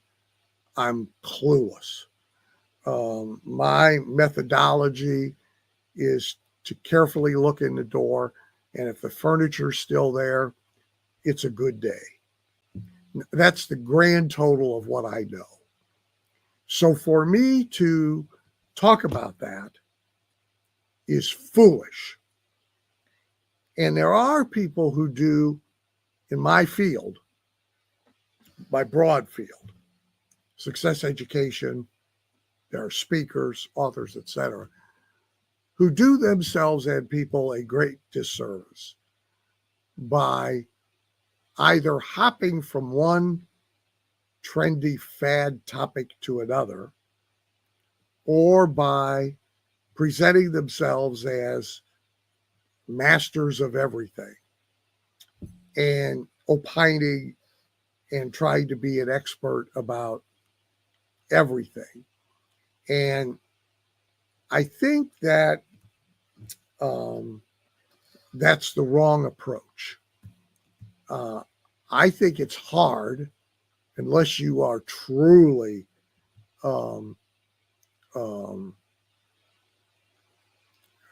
psychologically weird. I think it is very hard to sustain a position that lacks authenticity and integrity. So the foundation for this is actually make yourself one.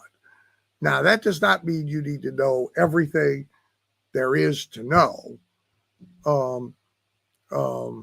but you got to know enough that it feels legitimate to you, not faked. And then all of the strategies and tactics for creating expert positioning and trusted advisor positioning, they all work pretty well. One of them, which you described, one of the tactics, is based on the principle of association, which is if you are associated with known and trusted entities or other experts in your broad field, a certain kind of halo effect occurs. And you are automatically viewed as more important and more authoritative because of those associations. And so that's why appearing with the Los Angeles Tribune, it makes practical sense, right? Somebody says to themselves, you know, I've heard about this Kennedy guy before, and I've never really done anything about it. And maybe I thought he was full of baloney, but geez, it's the LA Tribune, and it's the Profitable Dentist, and it's here, and it's here, and maybe I'm a dummy if I don't investigate. And in my case, usually that means we sell a book. And then that means we sell 15 books because they come back and buy a bunch of them. And then that means we get a member, et cetera, et cetera, et cetera. So the principle of association then drives tactics like who you choose to associate yourself with and who you very carefully don't, where you choose to place yourself and where you very carefully don't. These are often earned breakthroughs. They don't happen like out of the blue. But like my 9 years on the big public success events, we did 27 to 29 cities a year, mostly in basketball arenas, 15,000 to 35,000 people in the audience. Zig Ziglar and I were the only two speakers who appeared on all of them. But other business speakers, Brian Tracy, Jim Rohn, I'm sorry, Tom Hopkins, celebrity CEOs, 4 former presidents. That did a lot for me because it rubbed off, right? Phone calls came because I saw you on Success.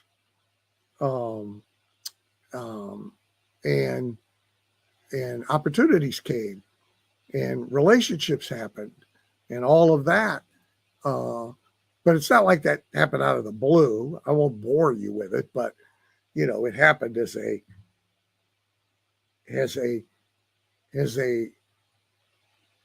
unpredictable in specific, but predictable in general outcome of a long series of seed planting and cultivation activity leading up to that invitation. So all the stuff, writing a book or books, otherwise publishing as an authority. I'm a big fan of the newsletter business for that purpose. Association, used carefully. Media, obviously. And the good news is there's more media than ever. The bad news is there's more media than ever. But all of those things work in concert with a level of authenticity about it. Ladies and gentlemen, we're here alongside living legend Dan Kennedy and Michael Silvers. If you have a question, I'm going to kick it off to you. Michael Silvers, please. You're muted, by the way, Michael. You're muted. I sure am. So I'll bet that doesn't happen very often. No, isn't that funny with the Zoom, right? We went into COVID and everybody was muted half the time. And it happens in our life. But, Dan, I love the way you talked about associations because we talk about that. We talk about that a lot. And it came from obviously the work you did and the work that happened. And I went to a lot of those big stadium events and I remember those. And it was creating an association. What would you say for somebody who's starting out as an entrepreneur today? Somebody who's not known by anybody, how should they start building those associations? Because things are very different, but they're not at the same time. Well, that's right. I mean, you find something to be known for that has marketplace value, that you can connect with deliverables that people will pay for, and that you can build a audience from. I don't necessarily mean an audience in a room. I mean an audience that pays attention to you and follows you and is interested in you. And it doesn't matter whether you're going to start a cupcake store or something much bigger and more grandiose, whether we're really talking about B2B or B2C, You're going to have a dental practice. The deliverables are not your business. Your business is you and the influence that you can create. And so you start by being interesting and useful to somebody, and you build on that. And then it's 2, and then it's 6, and then it's 8, and then it's 20. And gradually, their ability to influence, if you will, the quality and capability of what you're attracting to you goes up, which means it all works better for you. The 2 most important questions for anybody in whatever business environment they're in, local community, particular industry or profession, whatever, is who will mention me today? And who will mention me today who has the potential of influencing people who could or should be my customers? And I actually call it mention marketing. And the more of that you can make happen, the better. Because when somebody hears, so you guys said it about me, and I hear it all the time. When somebody hears you mentioned by this person in their world, and also by this person in their world, and also by this person in their world, at some point there's a tipping point. And even the dullest of them says to themselves, if all these people are all mentioning the same guy, maybe I should go look at that guy. Now you really can't buy it. And it's not really advisable to buy it for a variety of reasons. It won't happen organically either. You have to cultivate it and nudge it and help it along by saying things, writing things, doing things that cause you to be mentioned in a relatively tight environment. So each mention builds on the other mention, on the other mention, on the other mention. That gets us to the third question, which is, it has to do with good guilt, what I call good guilt.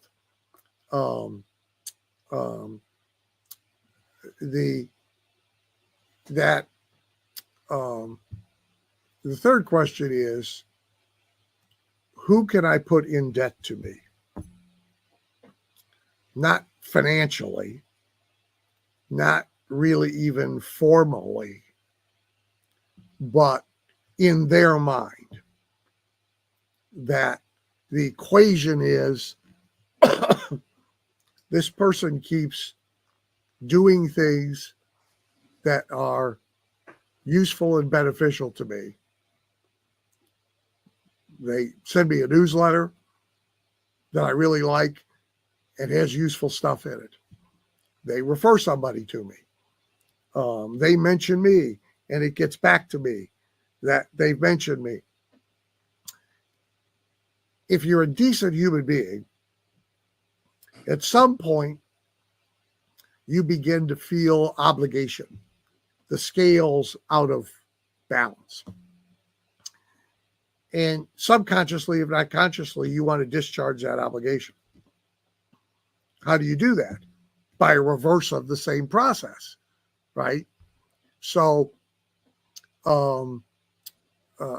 that's the third question. And And it even loops all the way back to your first question. This doesn't really count in the giving account, but it is a form of seed planting through generosity. It is, I don't know if I'm ever going to get reciprocity from you or not, but I do know that it's possible based on who you are and who you know. So why not, if I have an opportunity to do something that helps you and it's like no skin off my nose to do it, why not do it? Yeah.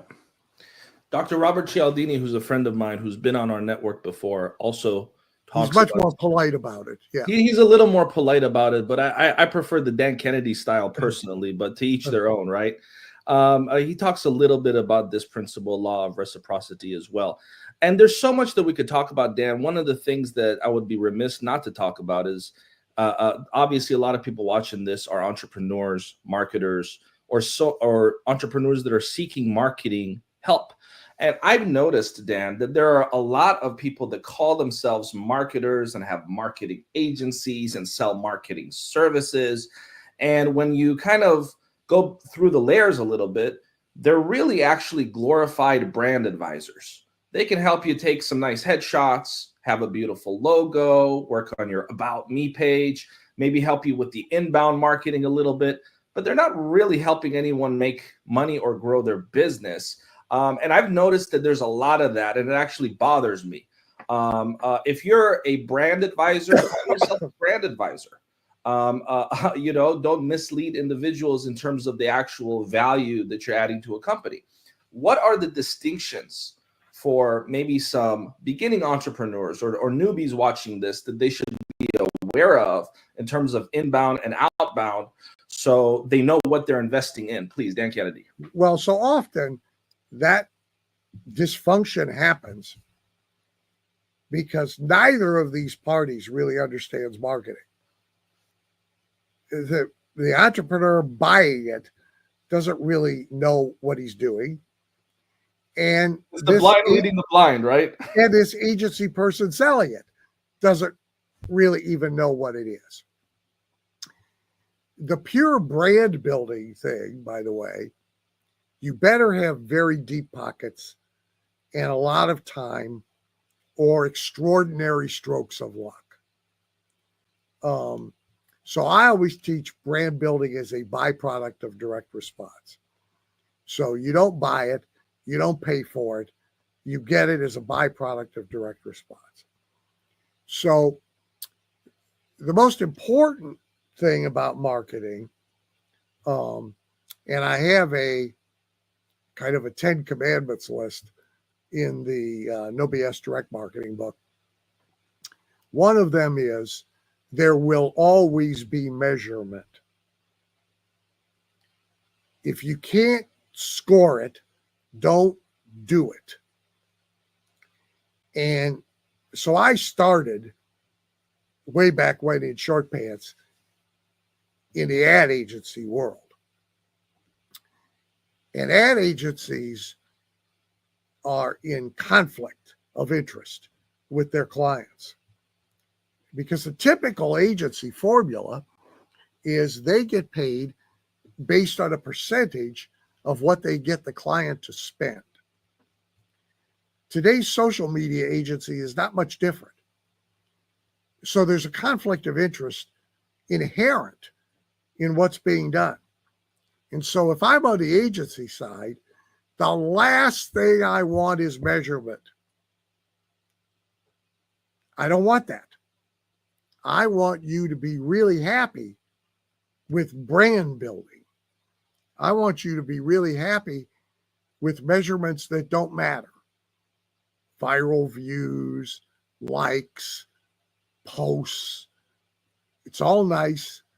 Some of it can be indicative, but none of it's predictive of money in the bank. You will see this every once in a while if you watch Shark Tank. Some poor soul will come on there, and his claim to fame is he made a video about his cat litter box that plays opera, and when the cat uses it, and it got 300,000 viral views on TikTok. And one of the sharks, usually Kevin, will say, gee, with 300,000 people watching this, you must be selling a lot of cat litter boxes that play opera. And the answer is never a good answer. And it's unfortunate because that person thinks, and math that doesn't mean anything does mean something. So you have to be able to keep score. You have to be able to keep score as it relates to return on investment. You have to be pretty ruthless about it. And ultimately, you cannot be deluded into believing you're better than your score. You are your score. Sorry to say it. I live here, but the Cleveland Browns are their score. Yeah. And the real Cleveland Browns, the Baltimore Ravens, they are their score too. Yeah. And so marketing has to be measurable and measured. And then you have to think about its purposes. So one purpose is to produce people to sell things to, leads, prospects, visitors to a store, visitors to a showroom, advertising plus marketing produces that.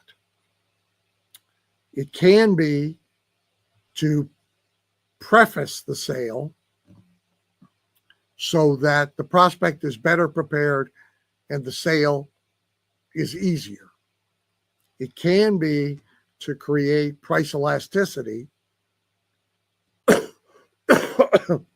by remembering to do a full presentation that a salesperson won't, by establishing a lot of authority so that there's power to prescribe instead of necessity to sell.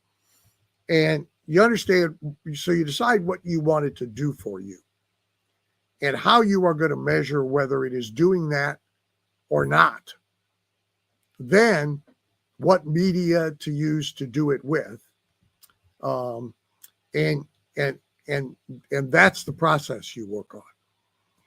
The agency, be it ad agency, today's social media agency, the quote marketing agency, is rarely using that process.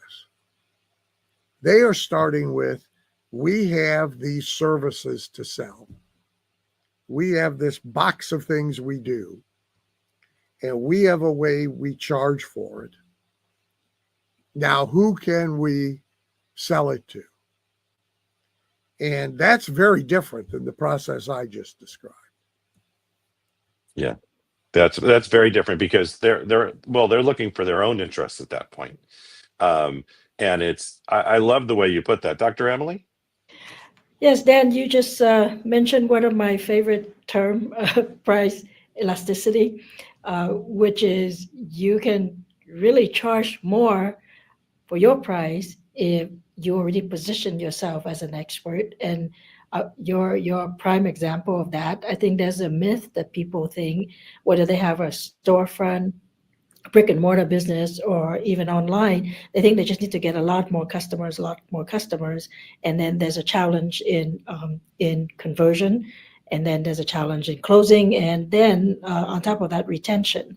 So when you're able to charge premium price, you don't need as many customers. You can pick and choose your customers. You can use magnetic marketing to attract the right one and repel the not so optimal ones.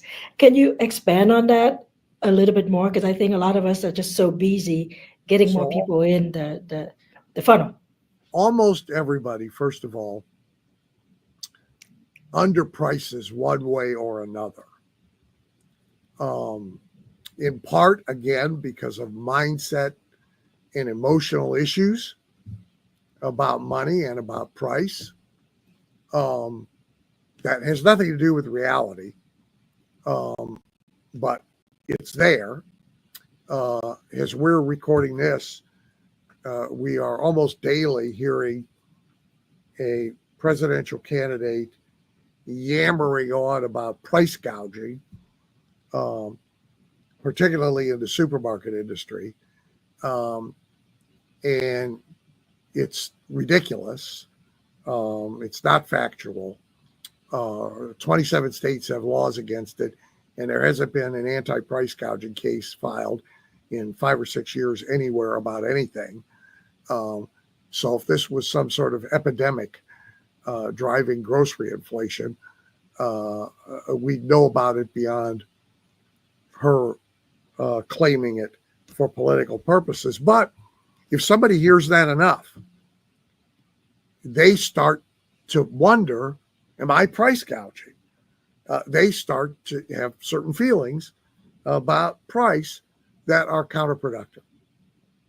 Second reason it happens is because people have price linked to product, product linked to price, but that's not how the consumer calculates value unless they're a very poor person who has no choice but the cheapest price, period.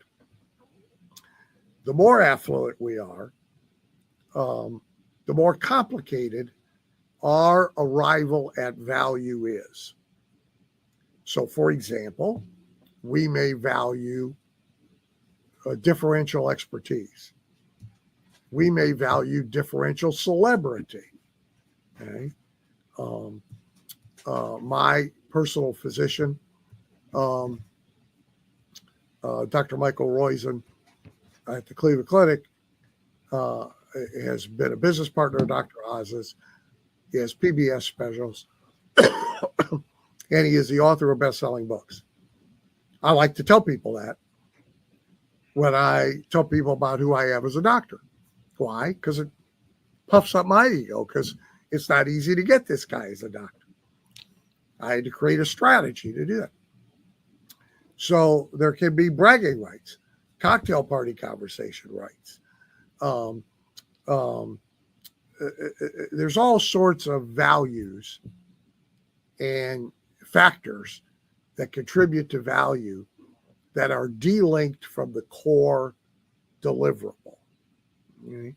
A cup is a cup is a cup. But I paid, I don't know, 5 times what I could go over to Target and buy a cup for because it's a Sherlock Holmes cup. And I bought it at the Sherlock Holmes Museum, which is ridiculous in and of itself. But I bought it at the Sherlock Holmes Museum in London, and I'm a big Sherlock Holmes fan. And so it has meaning to me. I like it. And I like seeing it every day when I have my coffee in it. Well, that's value that creates price elasticity. If I just wanted a plain white cup, the cheapest cup you could possibly buy to drink my coffee in, they exist, and I could have bought them.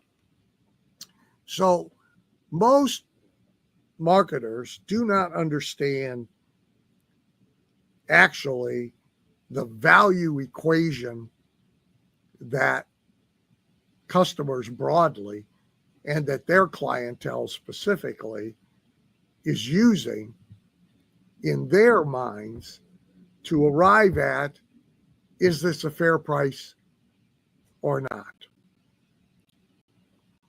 Place strategy now matters a lot in price elasticity, right? So I tell this story a lot. I'll tell it briefly, or I'll try to. I own a bunch of racehorses, and I go to racehorse auctions from time to time, as does every racehorse owner. And as we're all leaving in the morning, our spouses say, "You're not going to buy another horse, are you?" which is not meant as a question. And we all say, of course not. I'm just going to keep Bob company. Bob says, I'm just going to keep Dan company. And we all arrive at the auction.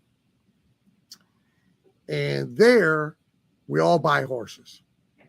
So we are now coming home with this 1,000-pound behemoth in a trailer on a big leash after saying we weren't going to do this.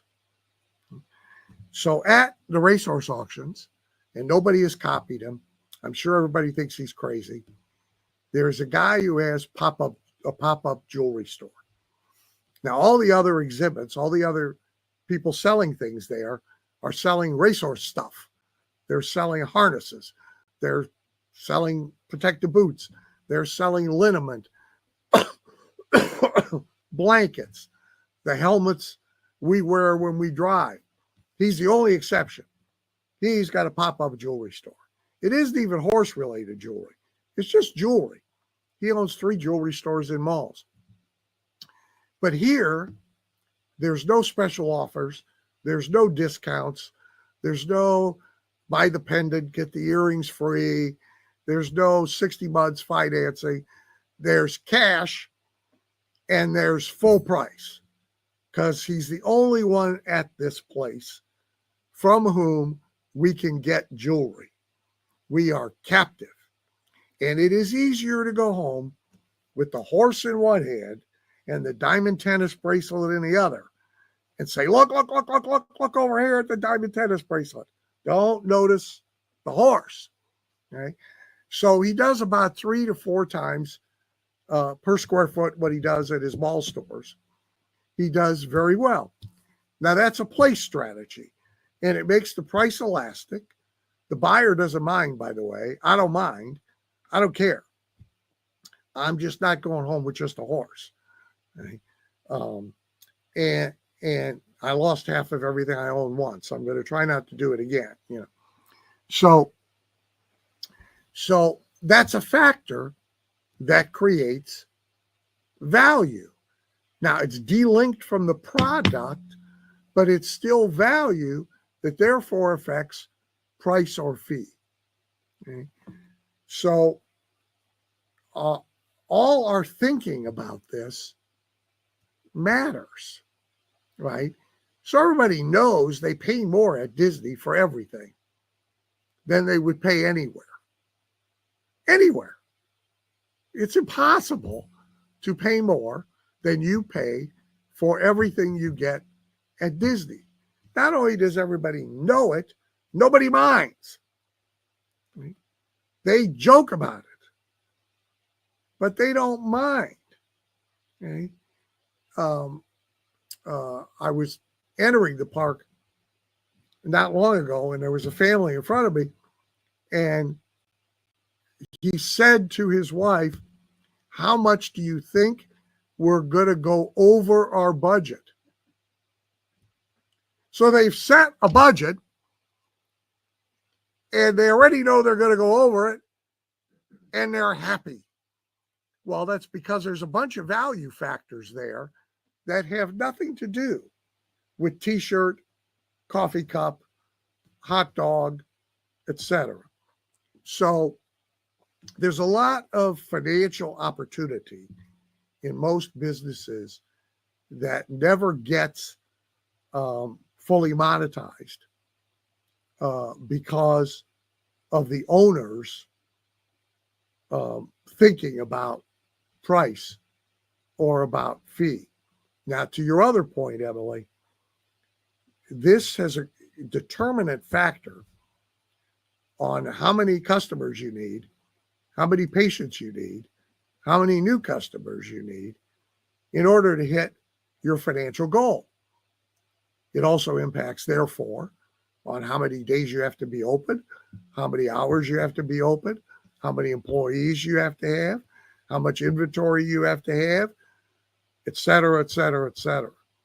So in the opportunities afforded us in price elasticity come opportunities to run a better, stronger, leaner, more financially efficient business. And really, when you get out of bed in the morning on January 2, would you rather need 1 million transactions this year to make your $1 million, or 100,000 transactions, or 10,000 transactions, or 1,000 transactions? In almost every business,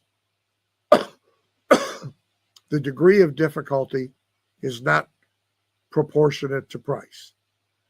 You can go over to the grocery store and buy steaks.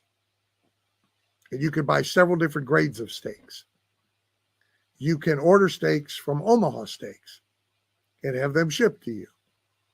You could order steaks from Kansas City Steak Company, which is about 2.5 times the price of Omaha Steaks, which are about double the price of the grocery store steaks, on and on and on and on and on. There's some product difference, but there's less product difference than there is multiple value factor difference. Ladies and gentlemen, you're watching the Los Angeles Tribune, where we have the world's foremost marketing expert, in my opinion, Dan Kennedy, here live with us. As we wrap up and close here in our final few minutes, before I ask the final question, I just want to do a check-in with my colleagues, Dr. Emily Letran and Michael Silvers, and see what are they feeling. We just spent about an hour with living legend Dan Kennedy. I'm excited to ask our final question. But Michael Silvers, how excited are you with all the knowledge that you've learned today? You know, I've taken as many notes, and sometimes everybody out there, you see my head bobbing a little bit because I'm taking notes. And really, Dan, what you've done is everything that I've been learning up until now, it's like I've just begun again. And you've just given me these great tidbits that I can now, because I do this for my grandchildren, right? I do it for the next generation. And I can take everything you've done and the work you've done and we continue to do and just move it to the next level. And I'm so excited, not for myself, but for those out there that I can help with whatever their needs are to help them then teach it to the next generation. Thank you so much. Dr. Emily?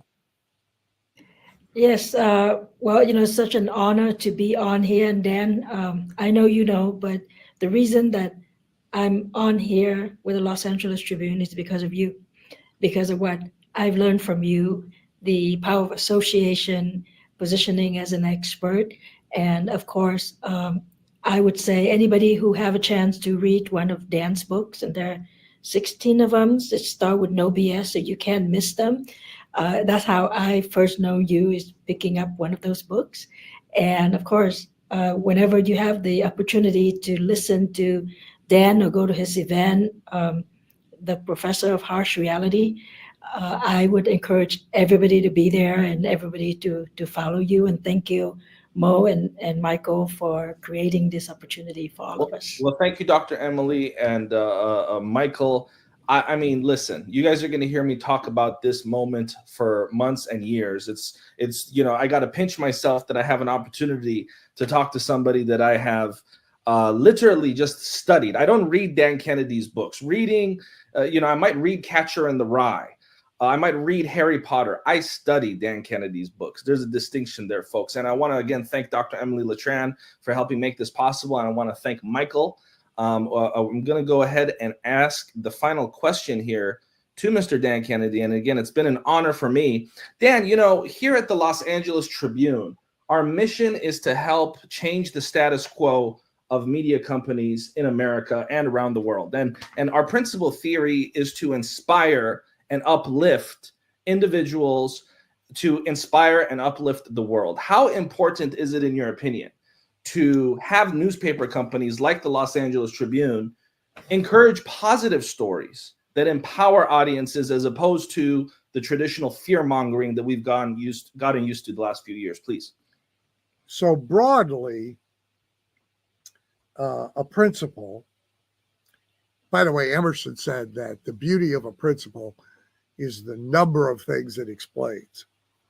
A principle that I was taught very early about business is, regardless of anything else you're doing, part of it, you should be a good news merchant. Every time your customer, client, patient, donor has a interaction with you by any means, when it's over, they should feel better about themselves and the world around them than they did before that interaction. You may have to give them bad news as part of it, but when it's all said and done, they should feel better about themselves and the world around them than they did before your encounter. And I believe, by the way, that is still in play in politics. Despite the overwhelming negativity of politics, I believe the winner is winning on the Reagan formula of when you're done hearing Reagan, you feel better about yourself and the world around you. I think it affects every business. And I definitely think that you are right about it and the media business. You know, there's a reason in the newspaper business, when that was the media business, that the single most read page, I'm sure you guys know this, of the newspaper, read by more people than any other page and gone to first, was the comics. Before main news, before business news, before anything, people went and read the funny strips because they wanted to feel a little bit better than they were feeling 10 minutes ago. Second most read, sports. So people want their media to help them, to empower them, really, to be more personally effective in whatever it is they're doing. Running a business, investing, competing in a sport, raising a family. They want to be better at it. And to do that, they need to feel better about themselves. Now, that does not mean that we hide the world from them, you know, unplug the television set and become Amish. There are days I'm tempted, but, you know, that's not the answer either. But I think media has lost touch with how much of media once was about showing the admirable aspects of American life and of humanity. Reader's Digest, Life, Saturday Evening Post, so many magazines, Sports Illustrated, so many magazines that had a place in every household were about the admirable aspects of American life. They showed us people that we then said to ourselves, well, gee, if they can do that, maybe I can do what I'm setting out to be, right? And I think the media world has lost touch with all that. I think the pressure for clicks, about which you guys are very familiar, has caused everybody to feel they have to set a dumpster fire. And I think that's unfortunate. I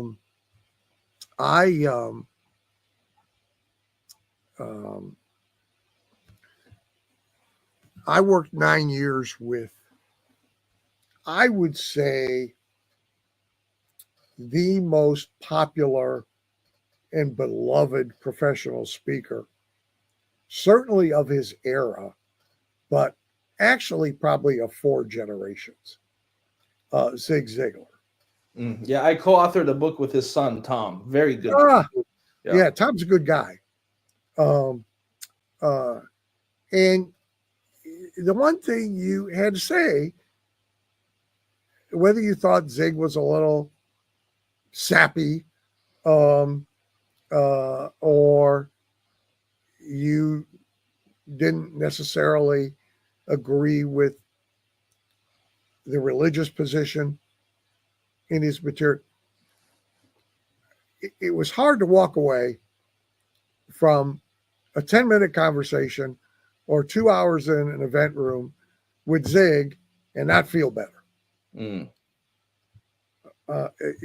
It was just hard to do it. It was hard to do it with Jim Rohn. And those people had enormously enduring, influential, careers. And I have tried to emulate that, and to always keep that in mind. And in some respects, nowhere near yours, but I've been in the media business my whole life. I mean, we published the largest circulation paid subscription marketing newsletter in the country. We publish in digital media, and I think you can get people to come to you with a car crash. I don't think you keep people staying with you, interested in you, with one car crash after another, because it's not transformative for them. Right. It's not transformative for them. And to the extent that you are playing a transformative role, my hat's off to you. My congratulations are to you. And certainly if there's any way I can be of assistance, you know where I'm at. Well, Dan, I certainly look forward to finally using my fax machine. I've been saving it for a good reason, it seems. I'm just so grateful to have had a chance to spend some time with you. And in closing, I just want to let you know that on behalf of myself and everyone at the LA Tribune, we wish you sincerely great health. And we're really looking forward to seeing you continue to make an impact for many, many, many years to come. And it's my hope that this is the first of many conversations that we can share. Thank you very much. Ladies and gentlemen, this has been an exclusive with Dan Kennedy here on the Los Angeles Tribune. I want to thank our Vice President, Michael Silvers, and of course, one of our great partners, Dr. Emily Letran, for helping make it possible. We're going to be back with another segment. Hello and welcome to the Los Angeles Tribune. Since 1886, our name has been a part of the world of journalism.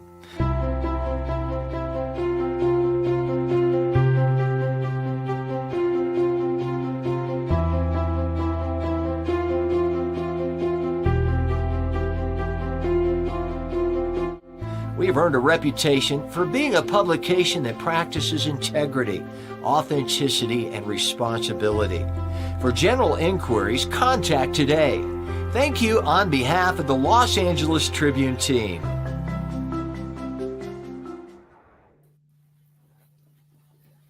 Dr. Emily, what an empowering and holistic understanding of what it means to contribute in life, to be of service, and to connect with your community. What was that like for you, being able to connect with Dan Kennedy in this way here on the Marketers Forum? Oh my God. It took me about 3 years to have the courage to ask Dan to become his private client. And of course, I have already studied with him for 10 years. And when Mo mentioned, we have this marketers forum, and I go, oh, let me go ask Dan Kennedy. And I said, he probably would say no, but because I had asked him on a different occasion for something else. And this is not something that he does a lot. He usually does it for his tribe, right? He does it because he wants everybody to, he likes to talk to a targeted audience because that's what he teach. It's direct response, and you carefully select your own audience. You attract the one that you want. You repel the one that you don't want. And so, for a general forum like this, I think it might be a little challenging for him, and I think he did very well. Trying to be general for all of us, and for me to anytime to have a conversation with Dan. Now, even if he was sharing the same story, but you know how they say when the student is ready, the teacher will appear. You may hear that same story, but in whatever situation you're in at that particular time, you just hear something else. It's like you're watching a movie and you pick up on things, right? But usually when you're listening to a teacher as you grow, when they say something that you've heard it before, but now you're right in that particular situation, you just feel different. And so for me, this morning was just it's as transformative as every time that I listen to Dan, and I'm so glad that I was able to bring him to the Los Angeles Tribune audience. I'm so glad because Mo was just ecstatic to have Dan on, and any time you can do things to make people happy, just to put it that simple. As you enjoy a journey, you can call it success or growth. I think that's the blessing, right? And I've learned this from my my business mom, Sharon Lecter, a long time ago. When the mentee actually become the mentor to other people, then you just feel so proud. So if I can connect people to Dan and open the doors for people and help them achieve what they want based on what Dan is teaching, that's just such a blessing to me.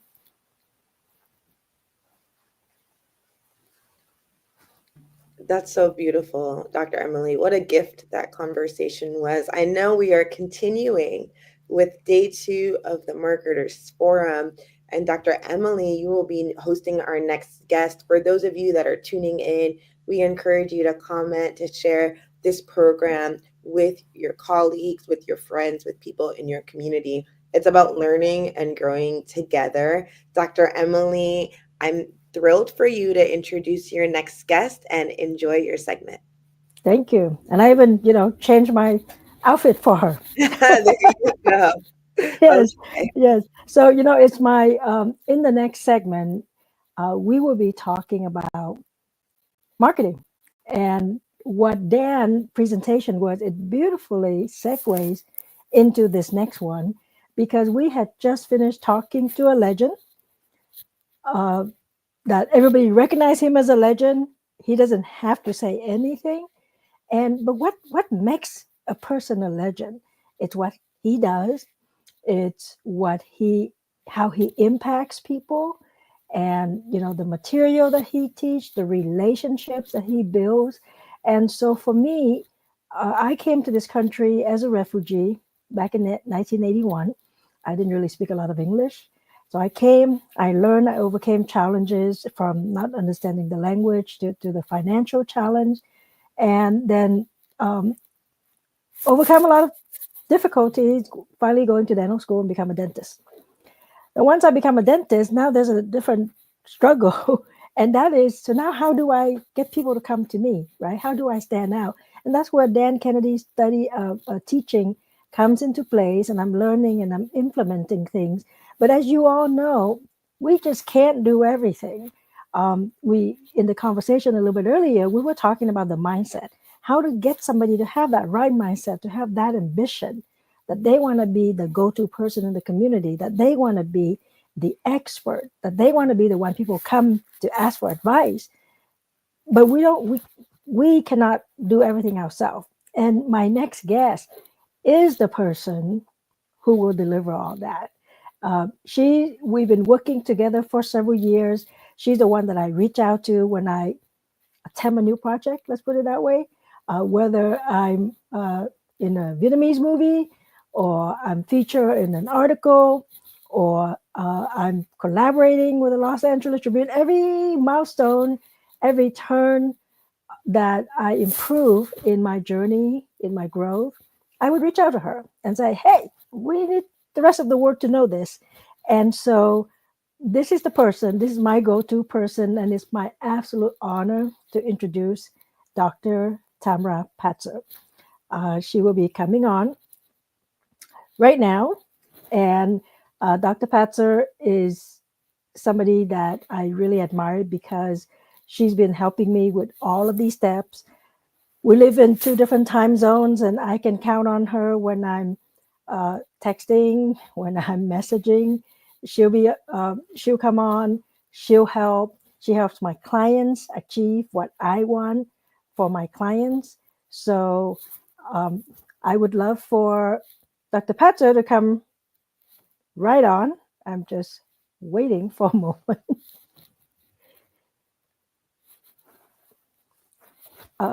Alicia, can you bring her on, please?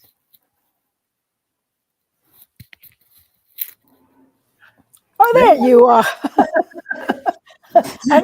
I'm starting to wonder, is there another hurricane over there? No, I actually think the last big weather was on the Pacific coast. They had some weather bomb, I know, in up in the Seattle area. But we're fine here. It's sunny today. No, because you didn't come on. I'm thinking, what happened? So, Doctor, no, can I just call you Tammy? Just yes, call me Tammy. Yes, just for this one, and you call me Emily. So, okay. You know, it is so hard already to have a business, right? And it is even harder to get people to notice you. And why don't you just take a few moments and just share with people your background and why you want to focus on this, on to be a Blue Ocean Authority, to be an authority in marketing. Why did you have your focus there? Oh, it's interesting. I was listening to Dan Kennedy earlier, and he's only 4 years older than me. For some reason, I thought Dan was like 100 years old, but he's only 4 years older than I am. But my background, I come from an educational background in mass communications. I taught at several universities in Florida, but I spent a lot of time as a newspaper editor. And in the late 90s, I saw what was happening when the internet came. I said, oh, if newspapers can't become the go-to places, they're going to shrink. And I was in middle management, and I knew I needed to either shift and learn everything I could about social media. It started out with MySpace, and then as I was teaching, of course, there was Facebook and YouTube, and I was paying attention to all of that. And it just made sense for me to take my newspaper background, and I also did some television and some public relations, and all of the different, I call it old school media. I did a lot of that in all of my adventures. And then in about 2009, it was like, okay, I don't want to do newspapers anymore. How can I use all of the skills that I've developed and all this knowledge that I've gained through, newspapers, radio, TV, magazines, and mash it together with new media, social media, and videos? And that's what I did. And I created what I call Blue Ocean Authority. And you're actually a really good example of someone who has grasped that idea of, Dan called it mention marketing. Yeah. And also the association with other people, influencer marketing, etc.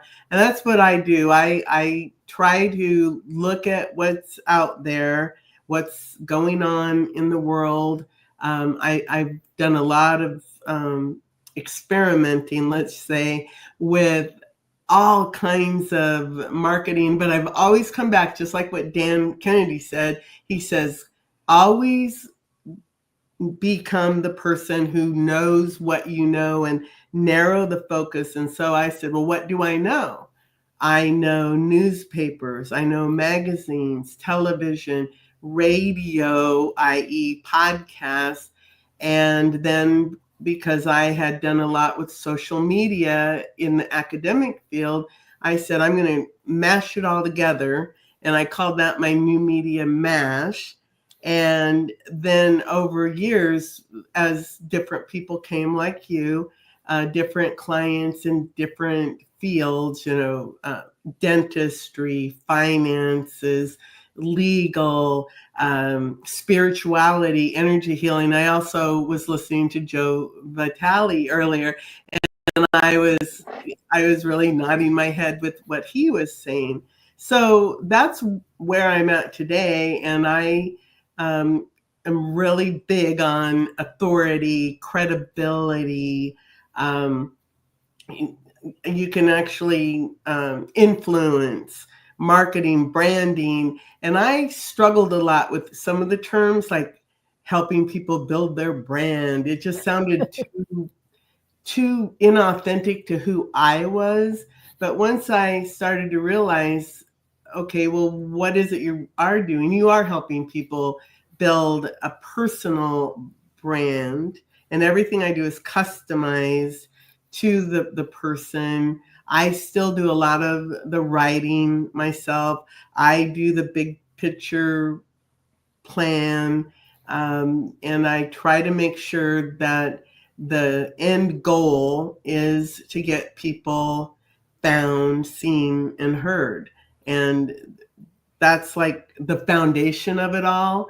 And then people like you take that and you allow it to grow and become bigger than itself. Because what I always knew in the newspaper business, I had a little weekly paper I was responsible for, and that paper was a reflection of what was going on in the community, and it lived. It was a living document. It was something that was growing and changing based on what was going on. And I think that's what the work I do is. It's about me looking at someone and saying, how can I help them become the person they want to be? Maybe they want to be a global influencer. Maybe they just want to be a local influencer. But I look at that and then I put together something that I think will help. And I think what makes what I do different is I don't just do a traditional, nothing I do is what other people might do. I like to mix and match and come up with new things that will help somebody really showcase who they are. Yeah, well, that's a lot of things that you just explained there, but I just wanna break it down a little bit. So first of all, a lot of people, especially nowadays, it's so easy to be on social media, right? Let's just pick on Facebook, right? Okay. The platform is free. You can put things out there. You can quote people. You can write with ChatGPT, right? Like all of these tools that can help you look good. Let put it that way, right? It can help you look really good, whether you are actually good or not. So for me, and I've been taught a long time ago, and obviously by Dan, um, is the third party validation, is the real media, that the recognized media. That is a very influential third party validation, because it, what I, like Dan just said, who can mention me, right? So it could be my friend who mentioned me, or it could be the dental society that mentioned me, or dentistry today that mentioned me, and there's different levels of importance depending on who mentioned me. So what you do is you help people get that credibility with real media. The Yes. social media is something that, for example, if you get featured on Los Angeles Time, just for example, right? What to do with that particular feature. Now you can take that and repurpose it to social media. But what you're helping people is to get on those real media, right? When I ask you to write a press release for me, that press release, it gets picked up, I think, by at least 200 main media. CBS, NBC. I can't name all of them, but they are the ones that we recognize. It's not WCBA from whatever town, right? Like from small town USA. These are the names that we recognize. And that's your genius is, yes, it's a press release, but you're going to get it being seen by the people who matter, right? So I want to start by saying, let's start small. Okay. So somebody wanted to position themselves as an authority, and they're going to show off their expertise in the book. Could be a handbook, could be, I don't know, a memoir, whatever it is. They want to write with a book. You hear people say, oh, I'm going for Amazon bestseller, right? Or in your case, you can get them to many, many levels if that's what they want. So can you just kind of walk me and the audience through a little bit? Let's say we just start with one book. Let's just say the first thing that we do. Where do we go from there with this Blue Ocean Authority?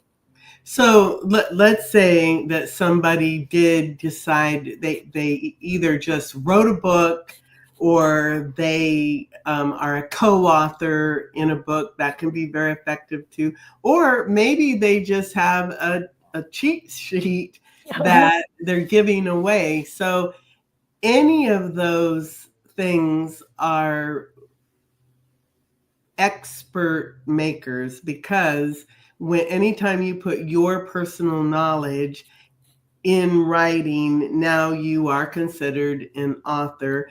If it is something that has been published on Amazon and it is a bestseller or a hot new release, that gives you a little bit of fodder to talk about. It's because now you build excitement and you use that as foundation. So, for example, with a book, you could have a press release written about it. The fact that you wrote a book, it doesn't even have to be published yet. It's your forthcoming book, and you could start even months before you actually wrote a book. You have a forthcoming book coming out that immediately can position you as an authority in whatever the topic is of your book. And this could work for anyone from a local, for example, I have a local real estate client, and she has a book that she did with a group in her real estate association, and all of those people were able to leverage that with a press release. But it's not about just one press release. It should be about consistency. And I try to encourage my clients to allow me to write about them in, more than once about different topics about what they're doing. But what that gets them immediately is, with the distribution services that I use, even at the lowest level, it does get picked up by ABC, NBC, CBS, Fox, CW. So then you can say, hey, my press was seen in these places. I do have with TV. If I get you booked on TV, then I say as seen on, because then you literally were on ABC, NBC, or CBS, and you have the evidence, which would be the segment of that actual TV show that you were on that particular station. So that's something that I do look at. But there's just so much that you can go beyond a press release, but that literally is a simple, inexpensive first step that anyone can take, no matter who they are, on their way to elevate their thought leadership. Yeah, and I can see comment on the screen here that somebody say they didn't know they could promote their book even before they write it. You know what? As a coach, I will also tell you that the moment you put it out there in public, you will write that book. You know? If you say coming out in summer of 2025, you will start now. Dan Kennedy said about legitimacy. And again, just like you said, if you start talking about your forthcoming book, it might not come out exactly when you think it is, but now you have started, the universe working in your behalf to get that book out there. And that's important. And just like SEO, search engine optimization, a lot of people don't realize that today's press releases are not the press releases of let's say, the 80s or the 90s before the internet, when you'd write a press release, you'd send it to the local newspapers, radio, and TV, and hope that a reporter called you up and you got a story. Today's press releases, yes, they could attract a journalist to contact you and write a bigger bylined article about you.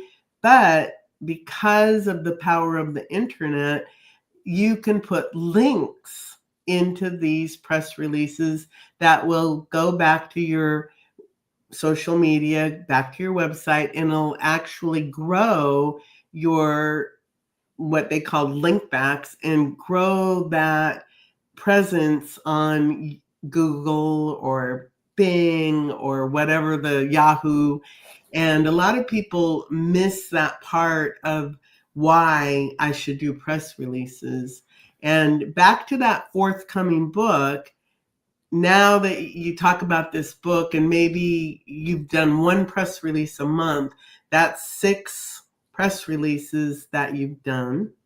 And now the book comes out, you could have actually put that book out as a pre-sale. Maybe you've even got some sales for that book. And also in that 6 months prior, maybe you went on some TV shows talking about your book and about what the topic is. You have literally, just before you've even got the book published, you are allowing yourself to be seen as the expert in that arena, whatever that topic is.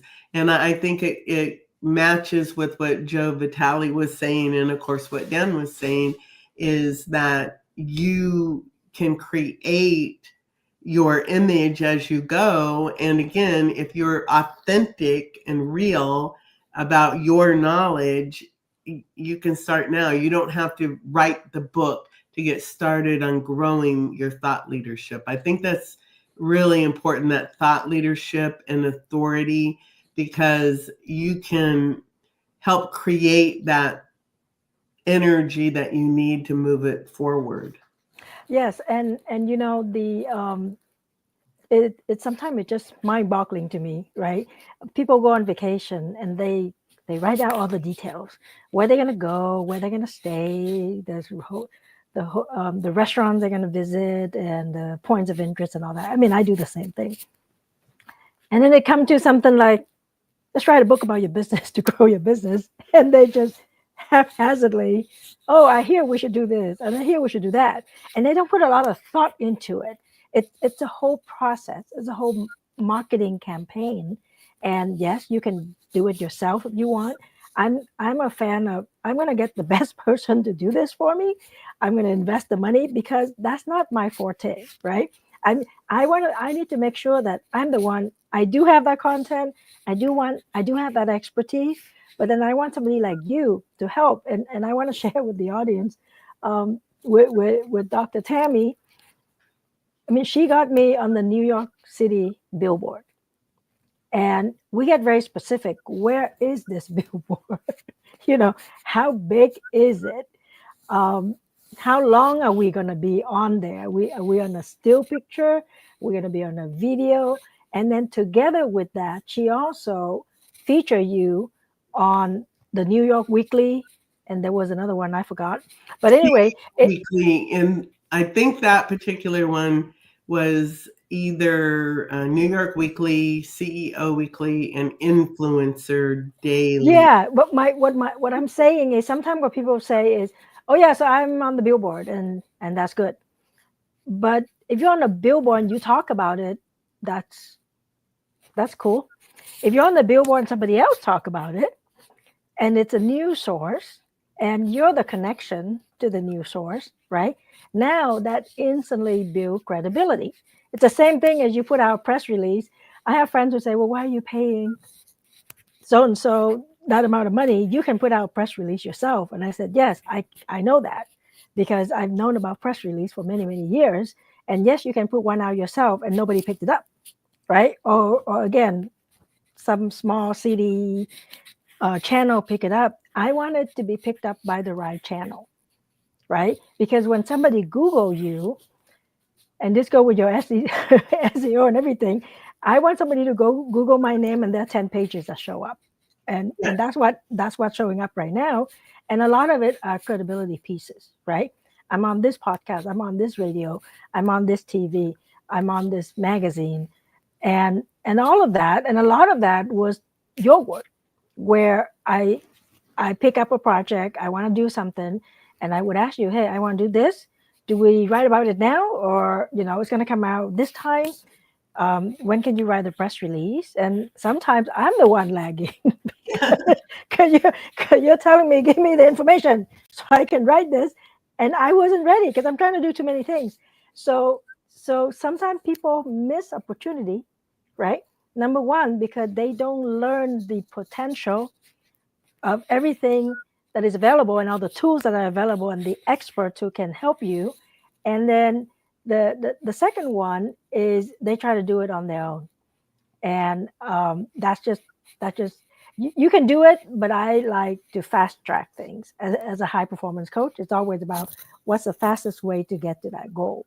So on the billboard and the different articles, if people get to that point and they get all of those pieces, what are your recommendations? And I know that this is what you do for your client, but if somebody is wondering, okay, so I was on whatever radio or podcast and I was written on by the local paper, what can they do with those pieces where they can stand out as an authority? Meaning maybe they already have some assets, right? Or they're about to create some assets with you. What would be your roadmap for that? So let's say you already have, you've already done some podcasts. Maybe you've been on television. Maybe you have a book. So the first thing is gather it all up, i.e. do an inventory if you can do that. So you know what you have. And then what I would do is I would look at it and say, okay, I want to, don't say, oh my goodness, I did that 4 years ago. If the topic is still relevant, it's still usable. And I think that's important. If whatever it is still relevant, it's still usable, and your key to everything that you're doing is evergreen. For example, if you are featured on a Times Square billboard and there are different types of Times Square billboards. There are personal ones, and business. And of course, the business ones allow you to have different like QR codes or URLs or something on them. Personal doesn't. But if you are using a business Times Square billboard and then a press release or an article is written about the fact that you were featured on a Times Square billboard, then you can leverage that article. It gets distributed out. And again, my minimum distribution is about 200, and then it goes up from there. And it goes from the United States out globally. So depending on what your business is and what your goals are, we choose how to distribute that.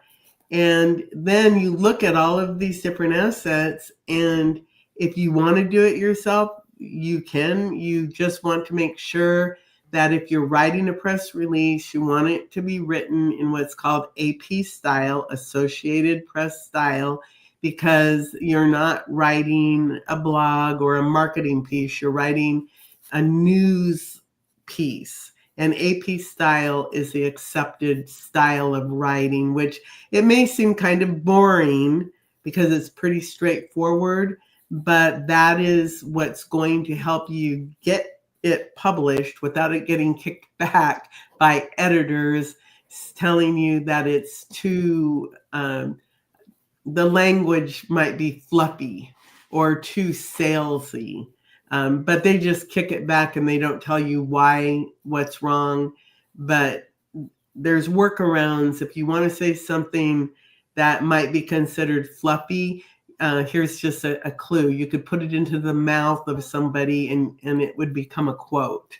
Then it might get by an editor, and I'm using might. But so there, let's say that you've been on 5 podcasts. There you have 5 opportunities, and all of the distribution services I use allow me to put up to 4 to 5 links, including a YouTube video.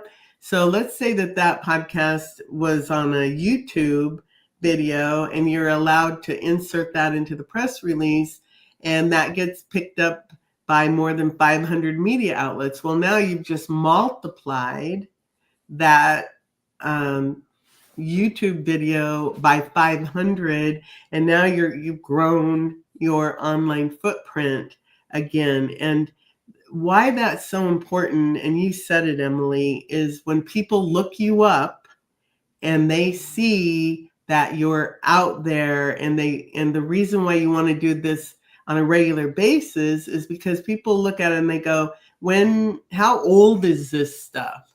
And if you haven't had anything written about you in, let's say, 2 years, then people are going to say, oh, they're not active. You want people looking you up to go, oh yeah, they're active. Look, they're written about all the time. They're being interviewed. They do cool things. And Times Square is iconic in the sense that even if you don't live in New York City, it is just an iconic, globally known place. So it's an association of place. And I just did one for some doctors recently, and it was so funny because they couldn't go themselves, but they said, oh yeah, about 5 or 6 of our colleagues happened to be in Times Square that day, and they saw our billboard, and they had a video billboard. And that was something that I was able to get new. I didn't have video billboards a year ago, but I do have them now.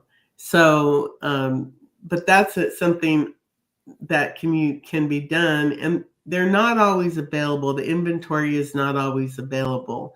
So it's one of those things, if I have it, I tell people and say, okay, let me know, because I can't guarantee how long the inventory will last. But then I just wanted to add one thing about how to use this stuff. And it's really important because people often they're afraid that people are going to say, oh, you're promoting yourself too much. You can't really promote yourself too much, say on Facebook or even LinkedIn, because people are scrolling on their phone. They're not sitting in front of a computer watching, doing social media like you might think, and they're scrolling, and they may never even see the fact that you're doing something or that you even mentioned it. So let's say you mention it once a month. The odds are that even if somebody saw it the first time, they're not going to remember it, but it still adds to that credibility every time somebody does see it. And again, with Times Square, you can say, as seen in Times Square, you can talk about it. That, the article would say that you were featured on a Times Square billboard, and then it's just mentioned, and then it goes on and it talks all about you.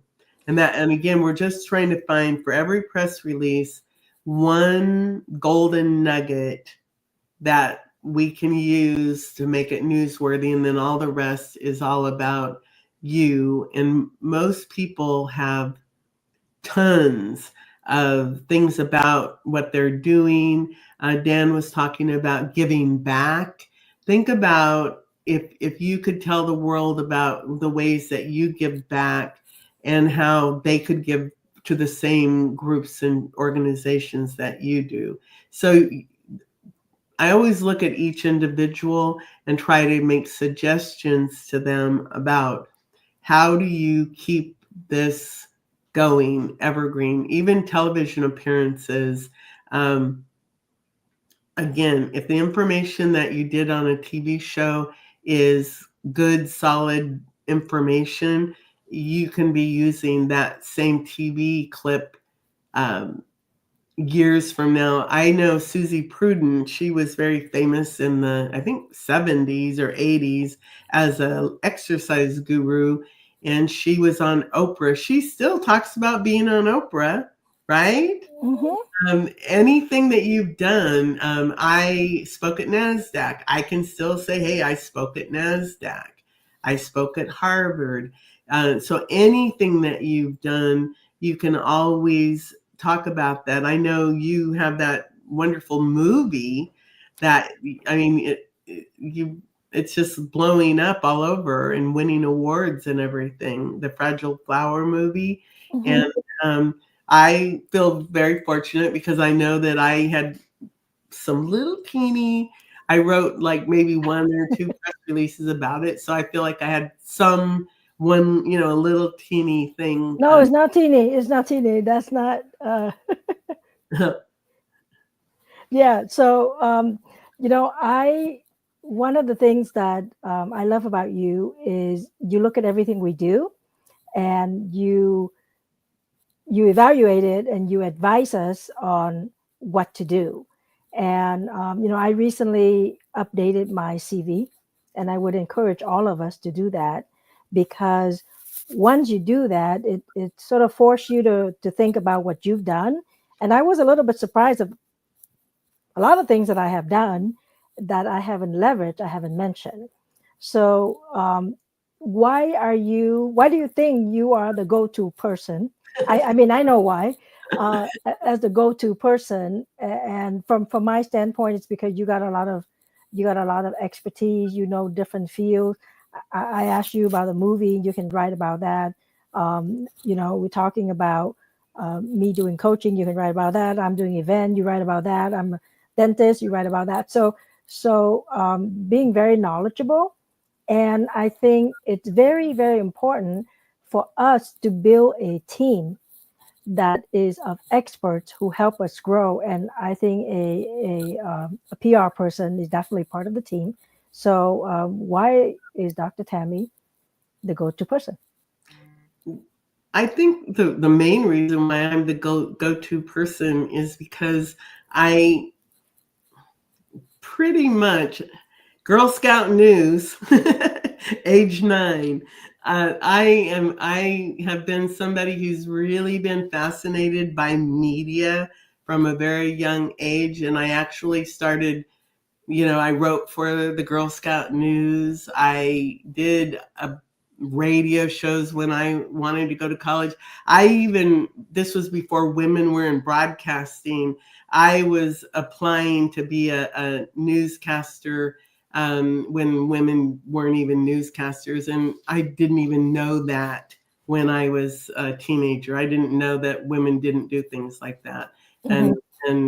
But I think the main reason is because I do have a solid foundation anchored in education about media, and then the real life experience in, again, the old school media, the radio, the newspapers, magazines, television, graduating up into the social media, and then blending it all together. I think that makes me really different than a lot of people. And then I think just the way I think, I can't really explain other than when I have a client, I listen to them.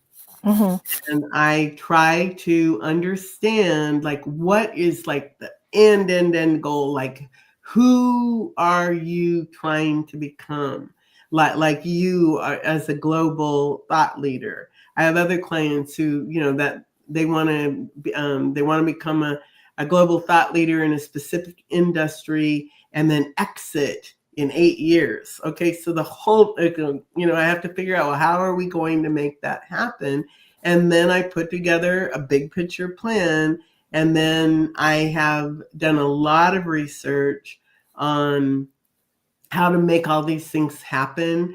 And then I think I have a unique picture or vision of media and how to put it together, starting with very small little incremental packages and then taking it all the way up to bigger packages so that people can grow with me. They don't ever have to go, oh, well, Tammy's my starter PR person. I can be the starter PR person and also the person that is helping you when you've made it big. Yeah. I don't think you're a PR. I don't think you're a person. I think you're very nurturing. Yes. You're a teacher, right? And I think I mean my opinion, sometimes you're too humble. You're just you can just do this. It's okay. And I'm thinking, no. Well, see, because I know sometimes I refer a client to you and you say, well, she only want to do this. And I said, no, but I told her she need to do these 3 things with you, right? But that's what makes you unique also, because I think a lot of people in PR, they tend to push, right? They tend to tell the client, no, you really need to be here and you need to pay X dollar to do whatever. You work with people and you keep them comfortable. Your press release has, like you said, 4 or 5 backlinks. Most press release, you'll be lucky if they let you put in 1. Because I've worked with different companies before you, right? And no, there's only 1 link. And I go, well, but I have an event and I have my link and I have this. But with you, I can ask you, can I have this link and that link and that link, right? And I don't even think you limit the length too much either. So no, because the reason why is I've done a lot of research and a lot of experimenting with all of these different distribution services. I mean, I've looked at all of probably everyone that is out there, the high end ones, the low end ones, the free ones. And I've tested a lot of them to see, well, what do we get? And what is the true value? And so everything I do, I guarantee it because I know what you're going to get from it. And again, I see how different people make money. They'll go, oh, well, you can have this and we'll give you 400 words and one link. And then if you want 500 words, it'll be like an X. And I'm just like, no, you know, it's this much. And because the effort, it's just like I think Dan was talking about, the effort that you put in. Do you want to have 1 million customers or 100 customers to make the same $1 million? Well, the same thing goes with when you're doing this type of work. Is if I use the right distribution, it doesn't make me work harder. It actually makes it easier for me to do a better job. And then because my clients have an expectation, and I try to always meet whatever it is that the expectation is, and hopefully I'm able to do that. But another thing, I am somebody that if you need to contact me, you're going to talk to me. And I had a client call me the other night. It was 11 o'clock and I was already sound asleep. And I happened to get up and I saw the message. Hi, are you awake? Well, no, but can you talk? So I went ahead. You sure it wasn't me? Because I do tend to do that. I'm not realizing that I'm 3 hours behind. Yeah, but I want to make sure, like you said, the comfort level. And I'm not going to tell somebody, like I have a doctor and they're just restarting their practice after having an illness. And he says, well, this other company wants me to spend $1,500 a month. And I said, well, from what you're telling me, you don't feel comfortable with that much. I said, we can start much smaller and get some patients in the door. And then once you have the patients coming in, then we can grow to a larger expense, expecting a better return. And that I was on a Zoom call and I saw his shift, his worries, all that weight. And he just shifted and he was like, oh, okay. And I just, that relief that you don't have to do it one way. And that is another thing. Everyone's media, their authority program, it's all unique to them. Yeah. And that's what I want to help with. Yes. So if somebody want to reach out to you and connect with you, or maybe you have a free gift because you're part of our expert panel here, of the power panel, really, of the Los Angeles Tribune. How do they get a hold of you? How do they find Tammy? Easiest way, just send me a text message. That way you're direct to me. And my phone number is on the screen. It's 941-421-6563. And just tell me you heard me on the marketing forum, and then we can connect from there. And yes, I would love to, I could offer, a free gift. I have all kinds of books on the power of TV.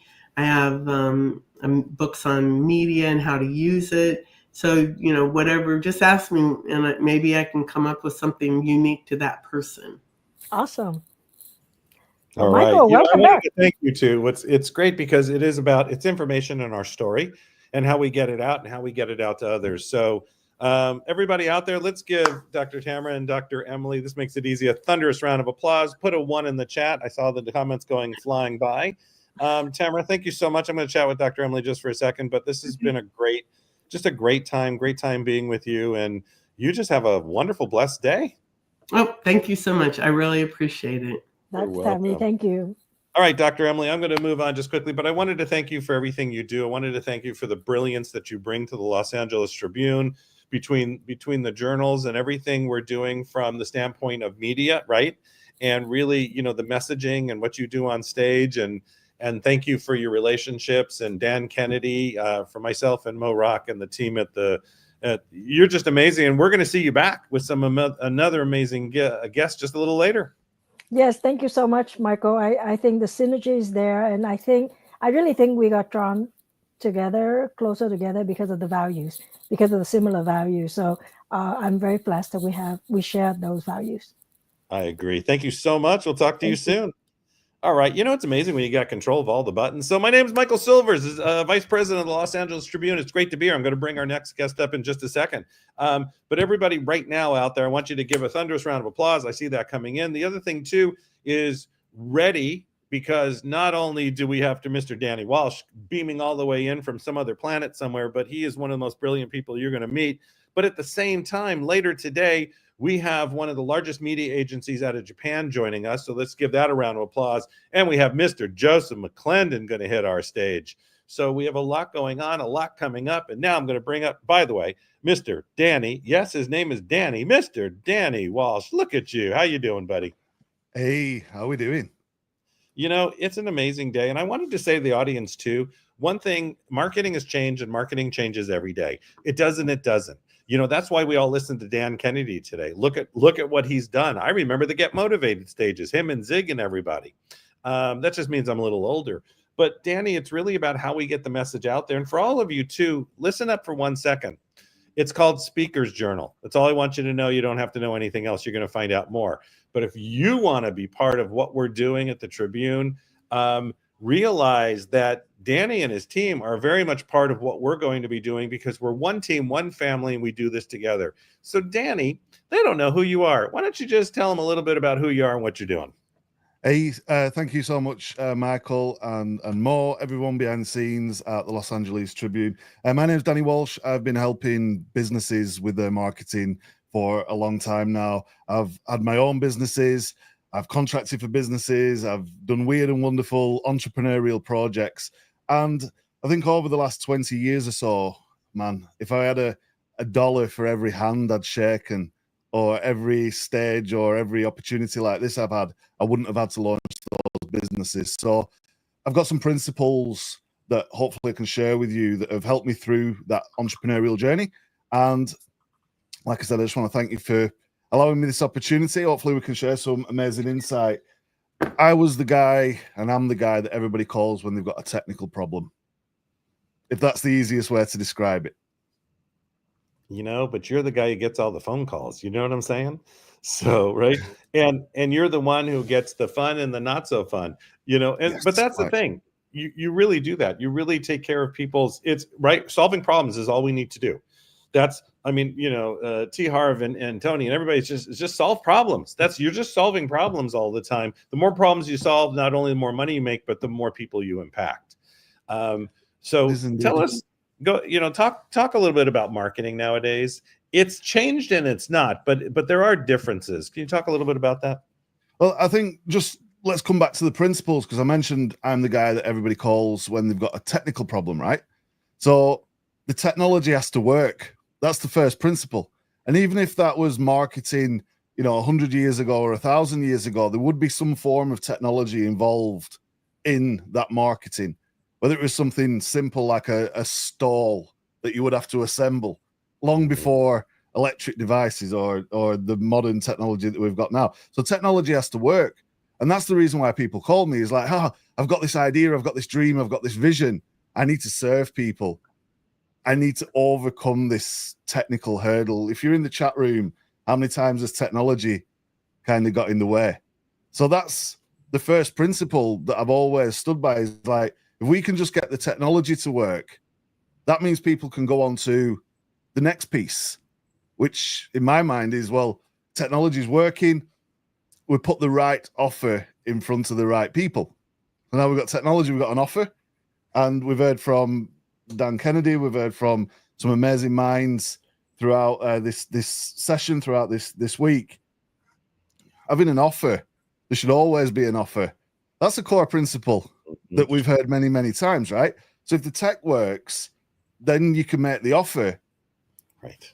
One more principle, then you do the most important part, the bit that people can never get to because of the tech, because their offer is not quite right.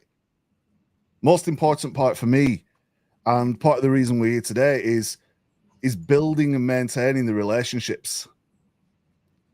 If you don't have the tech, you can't make the offer. If you don't make the offer, you can't build and maintain a relationship. There's no customer. Does that make sense?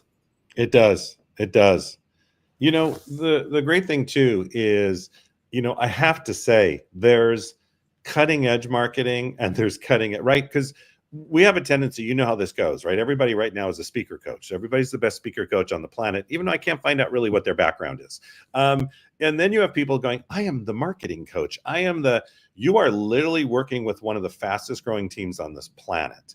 You are, and a lot of you know, so a lot of you heard Dan Kennedy today, right? And it's hopefully I can mention it, that's okay. And you're working with Russell Brunson. Yeah, So, I do a lot of work with ClickFunnels, which is one of Russell's companies. And ClickFunnels is, as you said, you know, super fast moving, and you can check it out. You know, you don't have to look too far to find us. It's amazing for me to be able to have the opportunity, because reaching and impacting the lives of many people, you see, it's not about money for me, it's about people.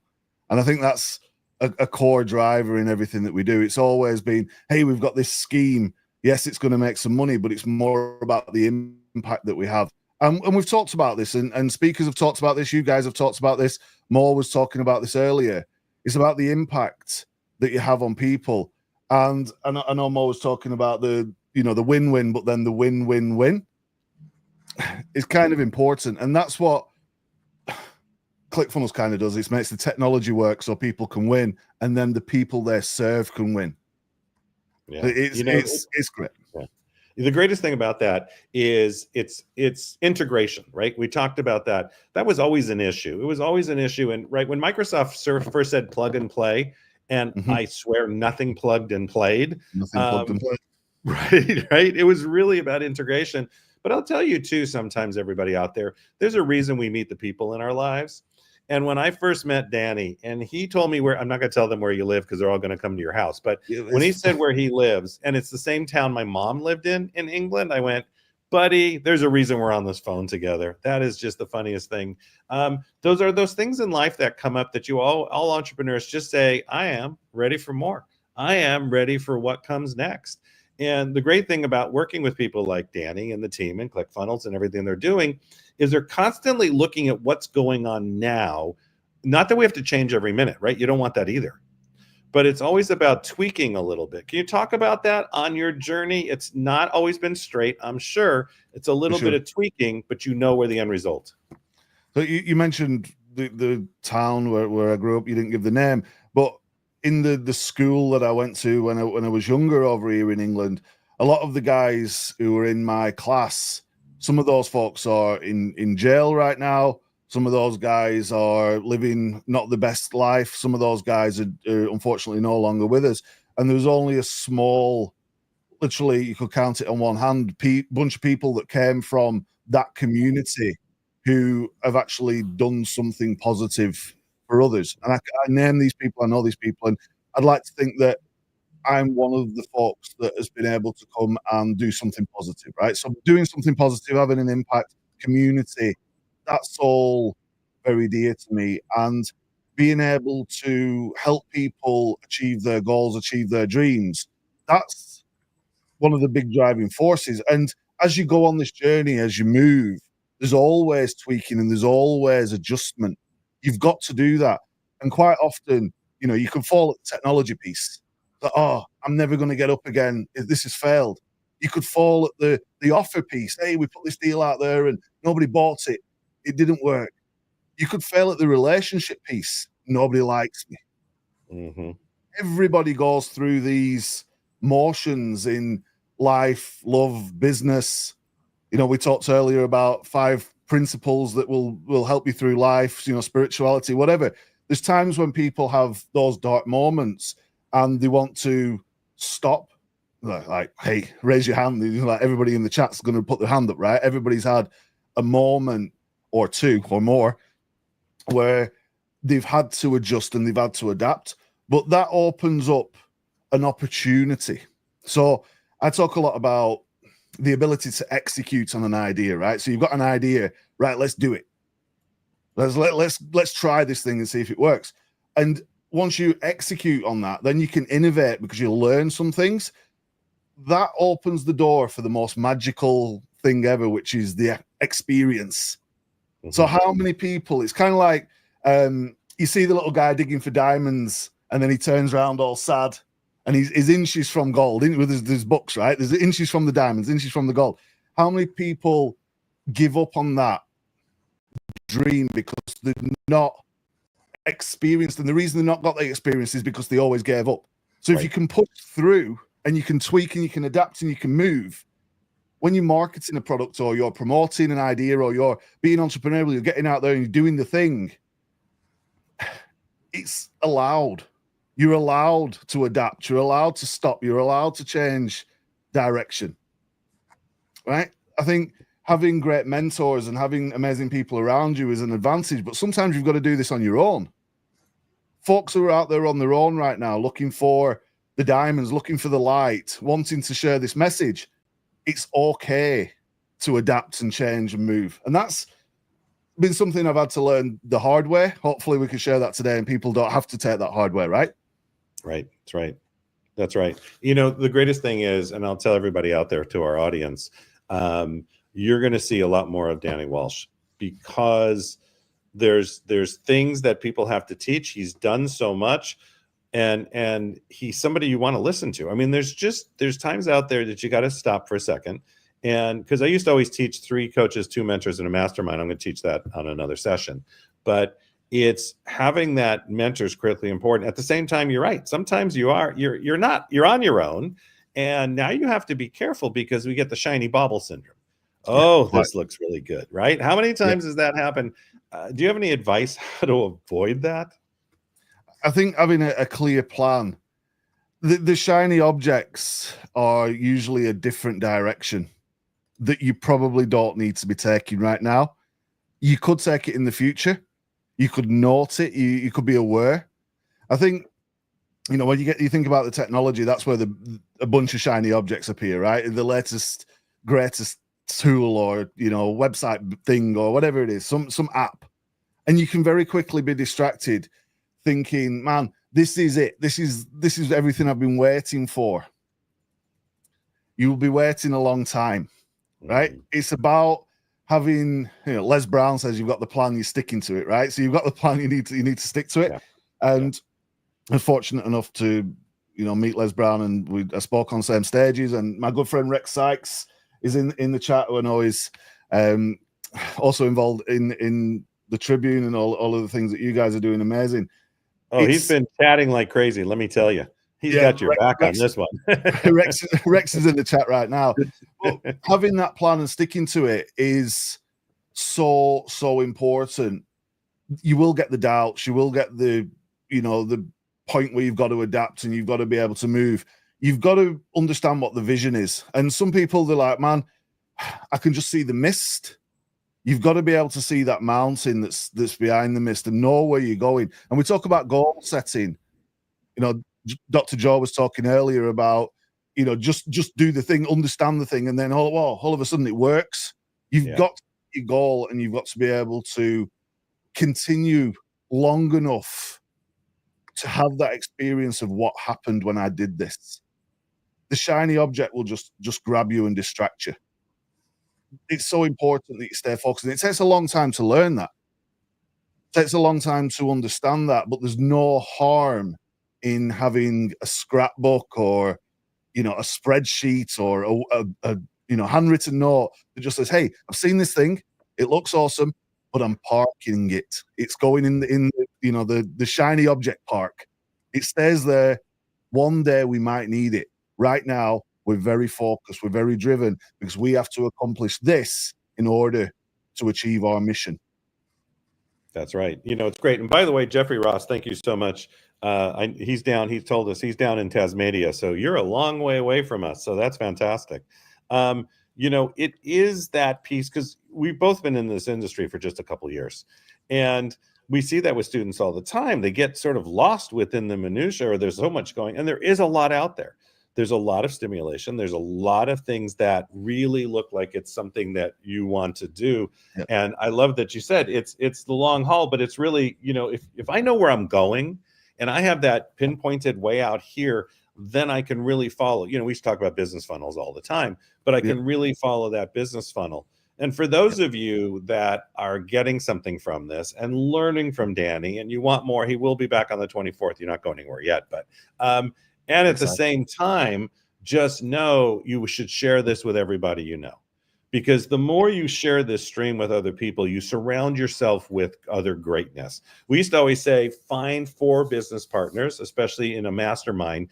Really sit down with them, but make sure it's not your broke brother-in-law, because you don't want the person who just drags you back. And that's the thing you're always looking for. And I'll tell you, when you just listen to these broadcasts, Danny, we go to over 50 countries. We go to villages. We go to people who don't even typically have this access. And being on this gives them that thing, gives them that. We have the person that takes the water to the well, but it still gives them a way to listen and say, there is something else. And if nothing else, I can take it back to people I know and teach them. And I think that's why we're on this planet. Yeah, oh, for sure. And you will find your calling if you allow it to find you. Does that make sense? Yeah, I think totally. The thing with technology or funnels or websites, that's the mechanism, the shiny object, the app, the thing, the social network. That's the mechanism to get people from A to B, right? It's kind of like a railroad, right? The railroad tracks. It's the tracks that move the people. Right. The thing that we're using now to stream. This is the ability to get the thing moving, but it's what you do on the platform and the train that matters. Mm-hmm. Does that make sense? It does. It's like use the technology to move the people, to get the people to come to you, to buy the offer, to do the thing. But it's what you do to get them on board. That's the marketing. And it's what you do on the train as you're moving the journey. That's the important part. Don't be forever laying tracks. Don't be forever looking for some shiny object to go out there and, hey, we're going to add another 10 mile of track. No one cares because they didn't even know that the station exists. That's right. It is those moments, right? Those moments in our life that we not only see the greatness around us, but we see our own delivery. And it is, and we've worked with a lot of people and we know the stories, right? They didn't start out the way they wanted. They failed so many times. It wasn't exactly the way they thought it would be, but then they built that part out of how it looks. And I know a lot of you out there want to build your businesses online. We hear it all the time. You want to take, and you even just want to have your message online. You also want to create a residual income online. So write this down. Passive income is the only way to play. It is truly, because once you have passive income, we used to always say this, financial freedom is when you have passive income. Or you're always in a transactional job. And we'll talk about that another time. So with the couple of minutes we have left, can you give this audience one thing to take away today that they could do, they could use? So maybe something you do in the morning to get up and keep going, maybe whatever that is, just give them something to hold on to. The one thing out of all of this is the ability to ask, right? Ask for help. Ask, does somebody want to buy the thing? Mm-hmm. Make the offer. Ask, hey, if we were to work together, do you think we would be able to do something amazing? Could we impact the lives of others? You won't get anywhere without asking. And the ability to ask is one of the core skills. People will come to me and say, hey, Danny, how did you figure this thing out? How did you wangle this thing? How did you make this thing happen? It's magic. You seem to do it. I was like, I asked. I pulled out my phone. I hit, the guy's Facebook or Vox or whatever it is and said, hey, do you want to do this thing? This is what I'm bringing to the table. And they said, hey, cool. That sounds like a plan. Because the thing is, everybody's afraid to ask, right? There's only a small percentage, probably less than 1%, who actually go and ask. So by that reckoning, that means you've got like 99% or more chance of getting a yes because nobody's asked before. If you're the one who's prepared to ask, yeah, you might get the no, but you might get redirected. You might make a new contact that, hey, this is not for me, but I know somebody who can. That all comes from that ask. And you literally are that one conversation away from anything you want. That's the marketer's ability. That's the entrepreneur's ability. Anybody who's successful is like, hey, can we do this together? Can we build this thing? Yes. Ask. I love it. That's, Everybody put a 1 in the chat. Forget the 1. Put a 5 in the chat. Give them a thunderous round of applause.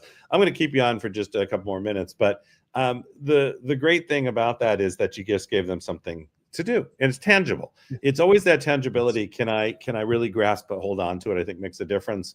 One question that always gets asked, and I think this is important too, because you've been in this industry, an entrepreneur for just a couple of years here. What book got you going? What podcast keeps you going? Just give them a couple little tidbits of what that is. I think there's so much out there that you can consume something and then you can put it back on the shelf. You can consume something and put it back on the shelf, and you're forever in this, continual consumption. It's like, take one thing. You could go to anything. You could go back, Think and Grow Rich. You could go in any direction you want. Get one book, open it, read 3 pages, and do that thing. Mm-hmm. That's the thing that keeps me going, is the ability to think, right, I can work with this piece. I don't need to read all of it. I can come back to it. I don't need to read 50 of them and put them all back on the shelf. Yeah, it's great. Behind the curtain, there's a bookshelf, and I'm fully immersed like everybody else on this call. The ability to take the action of the small piece that resonates. There's always one thing. Yeah. Right? Yeah. In fact, there's a book I'm reading recently, and it is called The One Thing. Go on, you can go and look it up. You can go and find it. Someone will remind me in the comments, the author. But the ability to just do one thing and make progress, and then have that sense of achievement, that can move you further forward towards your goal than chasing the shiny objects, trying to build all the tech stuff, getting bogged down, sitting on your own, not worrying, not asking for help. Just like, hey, one thing, let's go. Execute. I love it. Yeah. I love it. Danny, first of all, everybody give them a thunderous round of applause. They already did. They put 5s and 1s in the chat, and that was great. I look forward to everything we're going to be doing together. I believe true partnerships are about give and take, win-win, and changing the planet. Because if we're not making a difference in the planet, right? For our, when I was talking to you the other day, you had a little one on your lap. I've got my 3 grandkids actually in the hotel room because there's no power in the whole community surrounding me on all sides. I said to them, it's almost like we're back in COVID when they were all in school and I was doing all the live streams. Yeah. But it is about that next generation. And that's the reason we do this. That's the reason we continue to do this, because it's not easy. This is never easy. It's not about that. It's make it simple and have the right people around you. So any last tidbits before I let you go? Oh man, how long have you got? I know we are back. Everybody in the chat, appreciate you. Big shout out to Rex Sykes, who's been cheering along. Awesome working with Rex. More rock, you rock. Everybody else, it's been great watching Dan Kennedy and everybody. And Michael, just a big thank you for everything and for the opportunity. Can't wait to do more and support more. How can we help? What do you need? Ask. Thank you. Thank you so much. It's been so amazing. And you just have a great rest of your day. I know we'll be talking soon. And I look forward to seeing you on the 24th with Mr. Rex Sykes. Yep, look out for it. Thank you so much. Have a good one, Denny. Those are the kind of people that you surround yourself with. It's when you find greatness and you find people who really are making a difference and changing every moment. I think there's nothing else like it. So first of all, everybody put a 10 in the chat just to let Danny know really what a session it was. He'll be back on the 24th, so be ready for that. We're always learning everything we do. Every day we're learning, we're becoming better, we're making a difference, but we're making a difference for others. And I think that's the thing. Don't ever forget that part. How am I doing it for another person? And how am I making a difference? There goes the thank yous. You guys are awesome. So first of all, I want everybody just to know that we're not done. Does that make sense? We have days to go. And when we have days to go, later today, again, we have one of the largest firms out of Japan coming to join us. And there's actually a big broadcast next week. If you know anybody that speaks Japanese, it's going to be English and in Japanese. On the 27th of Pacific Standard Time at 6 p.m., we have a Japanese broadcast. So that's going to be really cool. You just, again, do the same thing. Go to our Facebook page, go to our YouTube channel. And we're going to have Dan Kennedy again. We're going to have the Japanese crew. We're going to have media from Japan. We're going to have special guests. It's going to just be a lot of fun. And you can get a translator to translate. You could just enjoy listening and watching the energy. And that will be, again, the 27th, 6 p.m. Pacific Standard Time. And just be part of everything that we're doing. you know, and it's great because it's the information and knowledge that we have. The other thing too, I wanted to everybody just first of all be excited. The numbers are going up. Keep sharing. Just share with everybody you know. But for those out to you, my background, you know, a lot of you know who I am. But one of my business partners was Tony Robbins' vice president for 18 years, did 82 countries with him. I've been around a long time. I've been in this industry. I've spoken on stages from small to 10,000 people. I've trained probably over 10,000 trainers and over 33,000 coaches with the time we put in. And I'll tell you, the biggest thing that I see is I want the best speakers and trainers out there. And the Los Angeles Tribune's mission is to be not only the best, but to make sure that energy continues. We enrich, we enhance, and we make a difference. So with that being said, we've got a couple projects that are launching. They're not projects, they're life. They're the way it is. They're the way it should be. So write Speaker's Journal down. You're going to see more about it. If you're a speaker, trainer, author, host, whatever, and that just jives with you, you need to let me know because we're going to talk more about it. It's going to come really fast. Our other business partner on the other side, which is a good friend of mine and partner, is Mr. Joseph McClendon. 6 million people on stages. It doesn't get any better. And we're going to be dropping a lot of tidbits on you. So write this down, everybody. Everybody got a pencil? Okay. December 21st. That's it. Put December 21st. You're going to see it coming out pretty soon. It's a day with Joseph McClendon. It's amazing with his guests and friends. We then have our big show in January, 9th, 10th, probably 11th, 12th, who knows. It's our Quantum. It will kick off Quantum 2025. We then have Barnes & Noble's January 16th, live with Sheila E. Just got the Grammy nod. We're going to have quite a night there. And we're going to have some other superstars coming in there. We might have one of the top Soul Cycle trainers in the world at that event. And then we're moving right into, everybody hear this, right into January 23rd. Think of it this way. You're going to be hanging out with the greatest speakers and trainers on the planet. So it doesn't get any better. We're really excited. We have so much going on. And then, of course, we're red carpets. We'll be at the Grammys and so many more things. But if you really want to just really connect with me, I'm okay with that. You know, this is okay. Here's my email address. You can email me. Now, don't email me asking for everything that you want. Everybody got that? What I want you to do is email me. Let me know your name, your business name, and one thing about you nobody else knows. And then ask the famous question at the end, how can I be of assistance to you? You're going to do that in your life, and you're going to make a difference every time it comes because it is really about that. It's about how we make a difference, how we get on, and how we can drive that. You know, and I'm just texting somebody too, the next person coming on. Good. Okay. So Steve, I see you there. Priest is going to jump on in a minute or two. So it's great. It's great that we have fun. It's great. I mean, look at our numbers. I'm going to take a picture. I like this. I mean, it's like a picture of me, but it's okay. See, I've got my camera up. I'm going to show the numbers here. There we go. I'm going to get Steve in there too. There we go. Okay, good. But it is really how we can serve, how we make a difference. Look at this. Look at this. How we can serve. Isn't that just awesome? Look at this also. Everybody, there's my email address. Don't forget to email me. You know, it's how we do this every single day. So I'm about to turn this over. Yes, turn it over. Actually, turn it over to our amazing co-host. When I bring her up, or she's going to bring herself up, we're also going to bring up a gentleman. I'm going to tell you right now that not only was he the former vice president of Sirius XM, but he's changing the planet with what we're doing at the Tribune. He sees things in a way that just take us to the next level, and we're so excited. Oh, look at here, how we can serve. Look at this. How can I be of assistance? This is what you do. This is what we never forget. So without any further ado, with a head nod, I'll see if she's ready because, again, we're always good. And by the way, what also happens is give them an applause. Remember, this is not this is interaction. We're interacting. So we're going to have way too much fun. And without any further ado, when she brings herself up, I'll know she's ready. Okay, you're good? All right, Miss Parisa Rose. How you doing, Parisa? I am good. I am grateful to be here because I get to be around the people that I genuinely love being around. Number one, the energy, the information, the insight, and the support, the camaraderie. It's everything, is it not? And, you know, it's truly an honor. It's truly a privilege to be here. So it's good to be back. I took a little bit of time off, back in the groove. Let's go. You're in the groove. Well, I already introduced him, and this next gentleman I'm about to bring up, and then I'm going to go away for a little bit, is, again, he's brilliant. He's a strategist. He's bringing it all in every day. He's the former VP of Sirius XM. Let's give it up for Mr. and put some 1s, 2s, 3s in there, whatever in the chat. Mr. Steve Smith. There he is. Look at that. How you doing, Steve? I'm doing great. Parisa, you have to be gentle because this is not my my strong suit.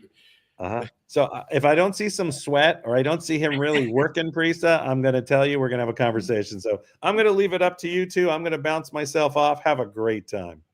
Sounds good. Thanks, Michael. Well, good to have you with us, Steve. And don't worry, I won't be gentle. I'm going to go straight for the jugular. So let's go. Here we go. So you have such an esteemed history. I will not do it justice whatsoever. If you could spend 2 minutes sharing with the audience some of the biggest pieces, the biggest moments of your career as a whole, I would love for you to share that for the next 2 minutes, because I have a few questions that's going to connect exactly to that piece. Okay. I think the biggest part of my career was spent working with the Howard Stern show, helping to move it over to Sirius XM, build out the Sirius, well, not Sirius XM, it was Sirius at the time. 19 years ago, as he was just about to come over 19 years ago. We built out, how to sell his show. We added salespeople. Everything was brand new there. When we first got there was 1 million subscribers. Howard, when Howard started a year, it was like 9 months later, we were at 3 million subscribers. So building out that show, building out how to sell it and how to sell everything across the platform on Sirius, whether it was Fox News or NFL radio, we had a ton of different things to sell, and trying to corral a sales staff into how to sell so many different verticals. Really kind of, we were generalists. They had to be generalists. We had to kind of go out to agencies and build out why they should be buying Sirius and what we could do differently. And it was, it really shows you really about marketing, because you're really marketing yourself when you go out, when you're going out. Yes, we had a shiny new toy, but we were able to become trusted advisors. And that's really the most important thing when you're selling, is you're selling you're not selling your product. You're not going out there, let me sell what I have. You have to find out what each client and what each marketer needs, not what you need to sell. And not enough of that goes on in the world. I've seen plenty of salespeople that go out with what they need to sell and not what's not right. So it's all about, as I'm sitting here talking too much, but you wanted 2 minutes. The old sales language is you have 2 ears and 1 mouth, so you can listen twice as much as you speak. Right. So, okay, I want to dive into this key piece you just mentioned, and I'm grateful that you said it and I didn't have to say it or lead you to say it, in the sense of that you're not selling a thing, you're marketing yourself. Like, you are the piece, the essence of you, how you're showing up, all of that, right? Like, you are marketing yourself. So with that being said, this is going to be, it's 2 questions, but it's really one is the inverse of the other. So what would you say is the one piece about marketing yourself that people focus too much on, that does not provide that yield that it could provide? And inversely, what is the one thing that people should really focus most on? So focus most on, I'll start with focus most on the client. Focused on what they need, what's troubling them, what's going to make their lives easier. What can you do to serve them? And that's really the key. And if you don't have what's right, tell them you don't have what's right for them, and maybe make suggestions, but don't try and fit a square peg in a round hole, because it won't work. So you always have to do it. You always have to do what's right, really what's right for your client, not what's right for you. And plenty of times I've told people that I didn't want to take an order because I knew it wasn't going to work. And people would look at you like you're crazy.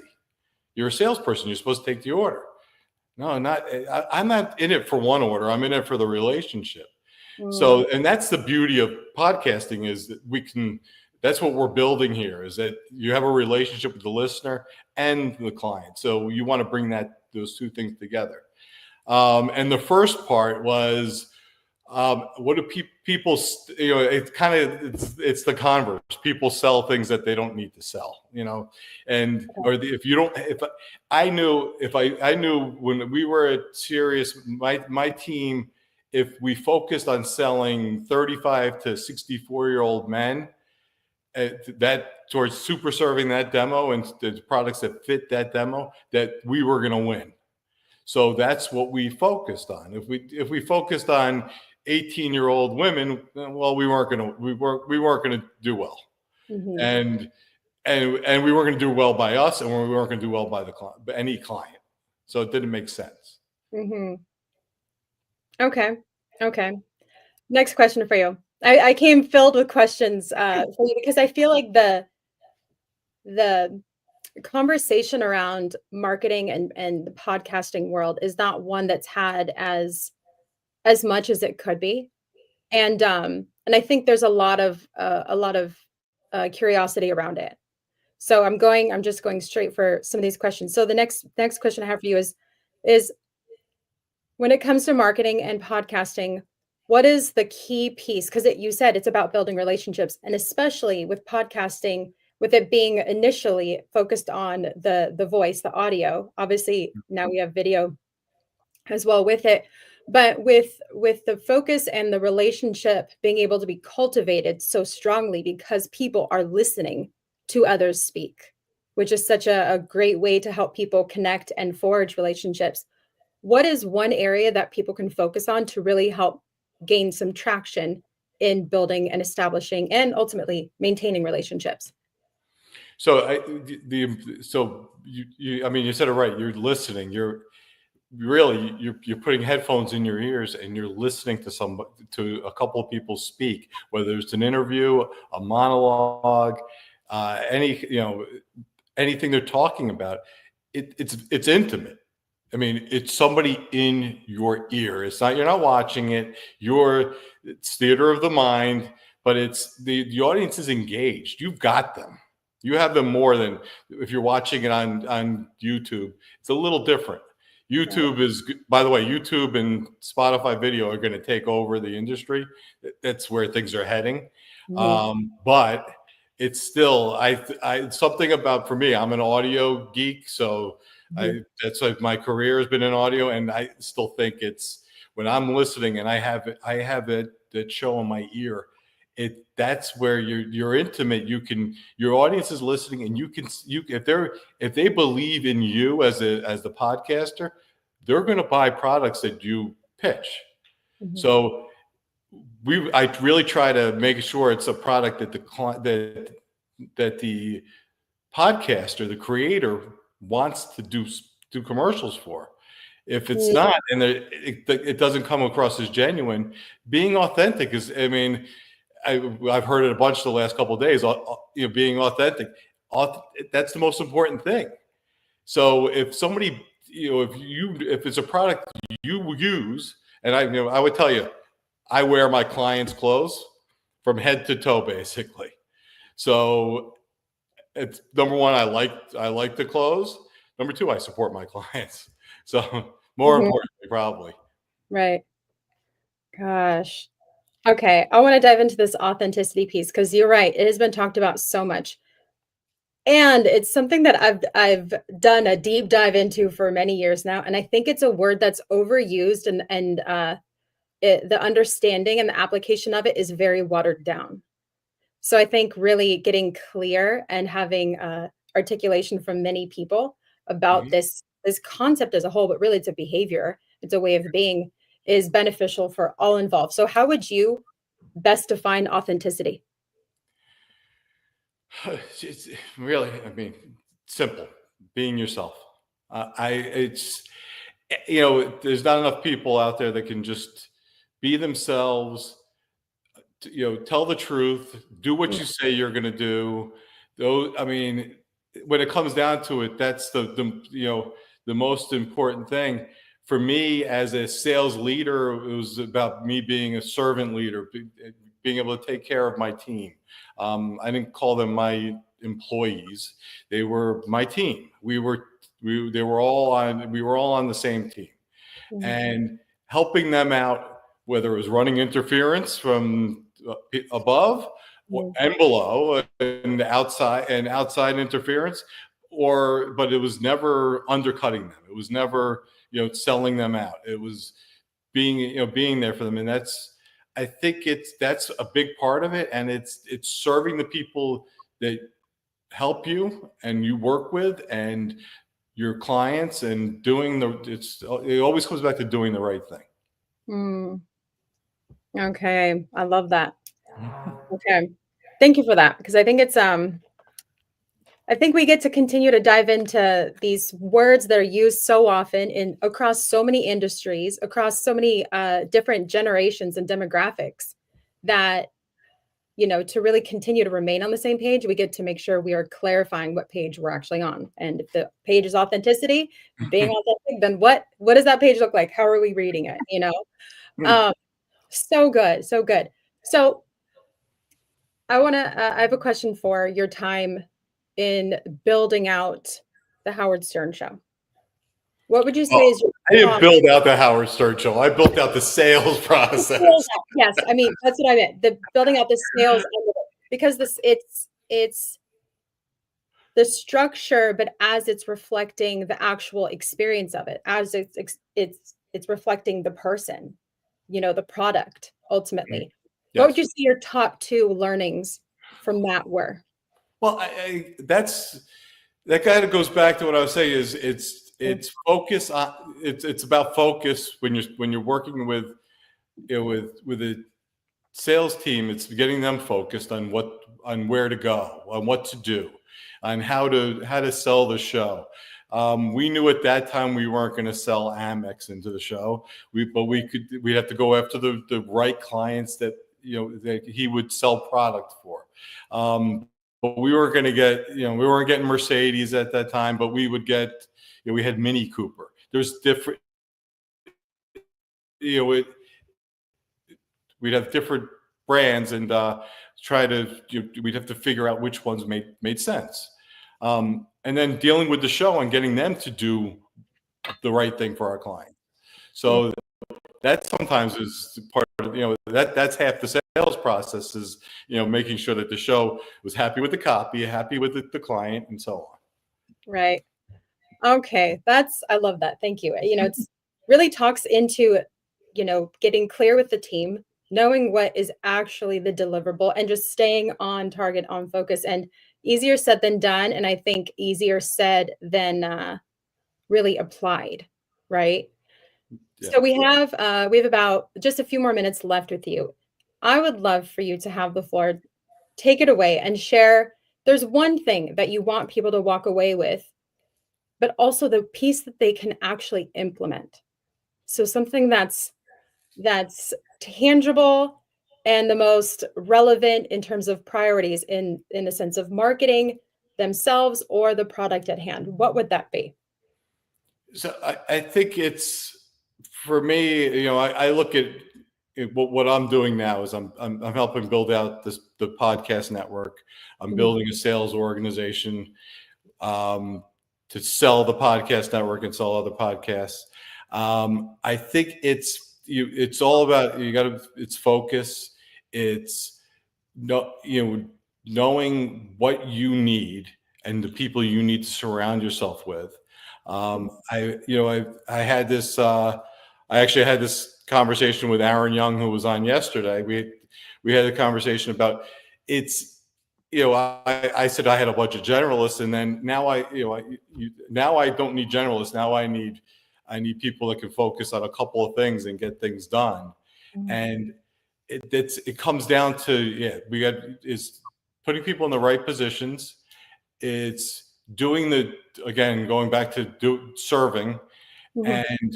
And for me, it's all about, I want to help people. So I'm trying to help podcasters now. So that's a different side of where I've been. I was all about driving revenue. For me, I'm helping podcasters I want to make their shows larger. I want them to reach their goals. I want them to, hit, I want them to hit their goals, hit it out of the park, because that's what they want. If they want their show to be 100 listeners, great, we'll get there. But I think it's all about, it's all about getting them into the right places. And I think that's kind of the focus for me. And if you're building out something, and I'm building out a company and helping build out a couple different things, it's getting it to the right place and doing it the right way. And if you do it the right way and you do what you say you're going to do, things will be all right. Woo! That's amazing.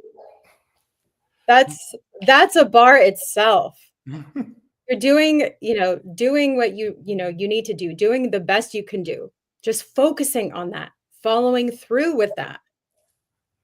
It does work out. Absolutely. And I feel like the most simple messages, especially in the global climate we experience, all in our own ways and our own perspectives and our different pain points, that some of the simplest messages are dismissed so quickly because it just doesn't seem like it's relevant anymore.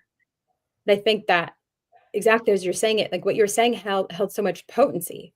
If we allow ourselves to just slow down, pause, really focus, like laser in on what those items are and deliver, follow through, complete, move forward. It really does make a massive impact and simplify what is seemingly a chaotic climate we might be in.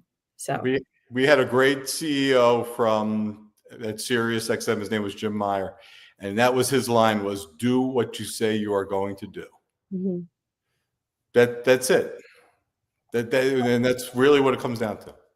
Right.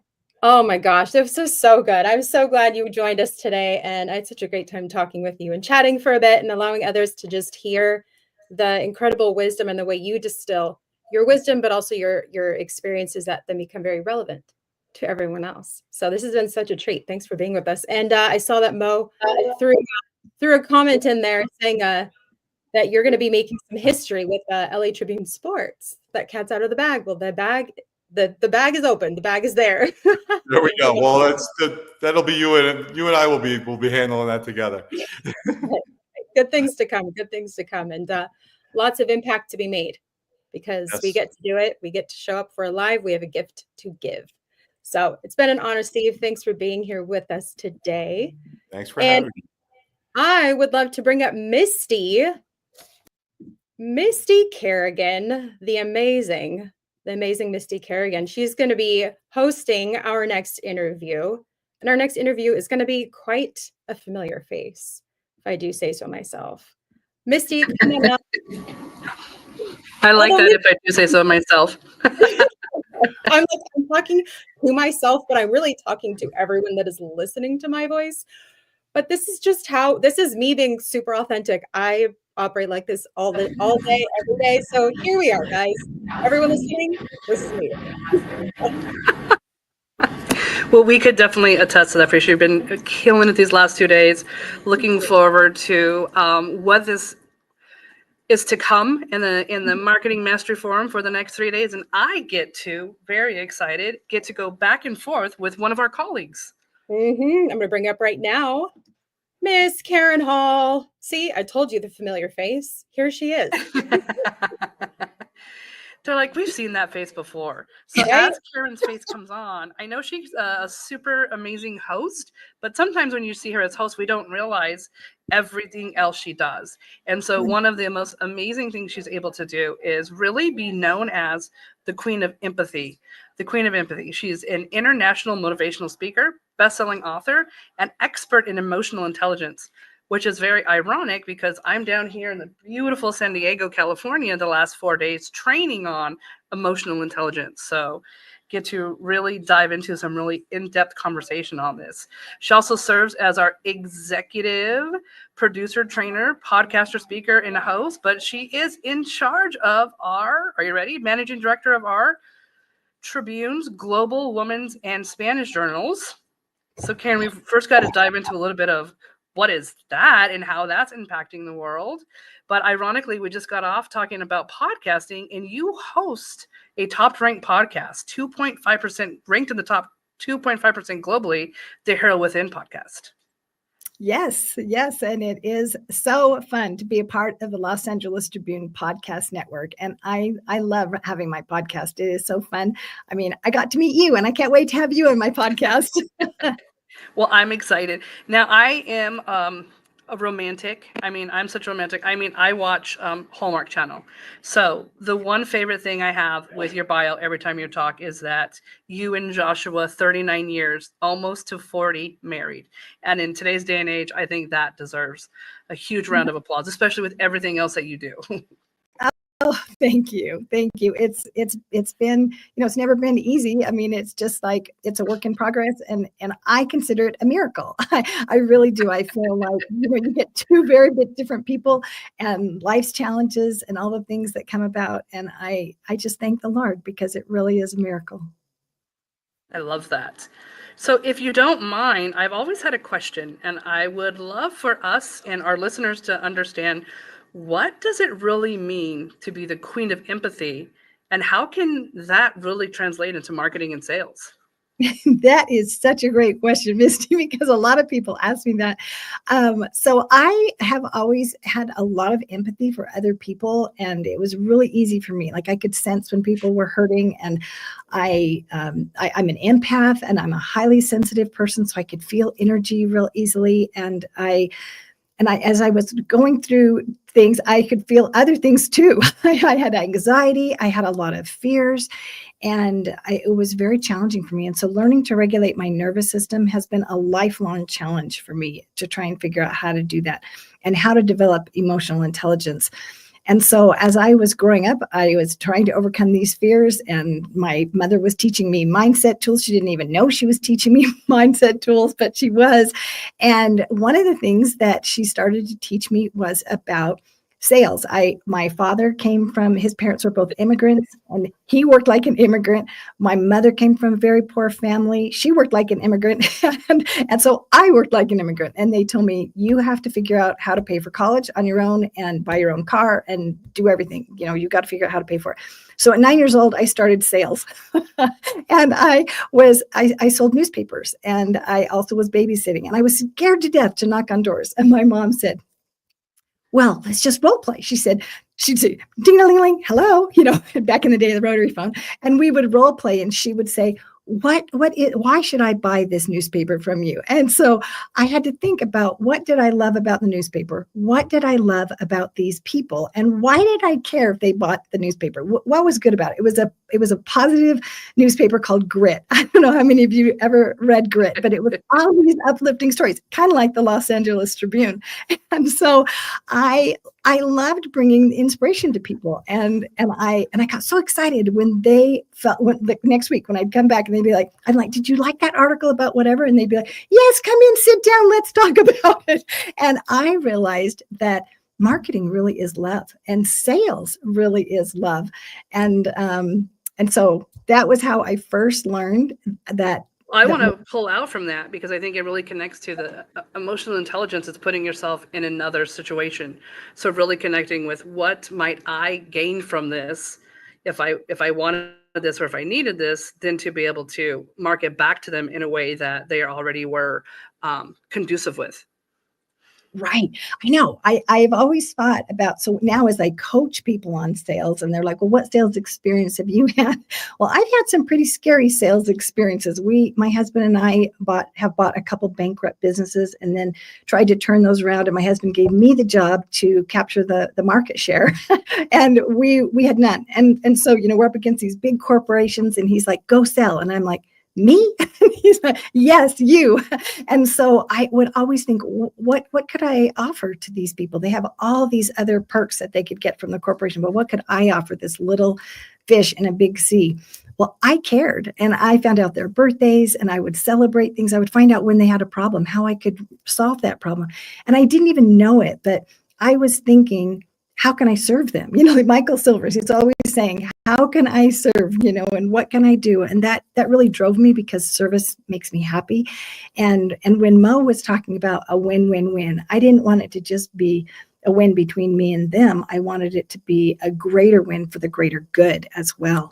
And so that was something that made a huge difference for me, was to think not what's in it for me, which is our natural tendency, but what's in it for them. How can they benefit from this? And that was what drove me, was seeing them feel so happy that they got a benefit. I love that. I think that one of the things is no one cares about what you know until they know that you care. Yes, And so yes. really taking some of that and connecting it back to, I care if you have this newspaper because it's going to help your business, it's going to help your self-esteem, or with that, it goes back to me. It's not just about me back in that day making a quarter. Exactly. Exactly. Yeah.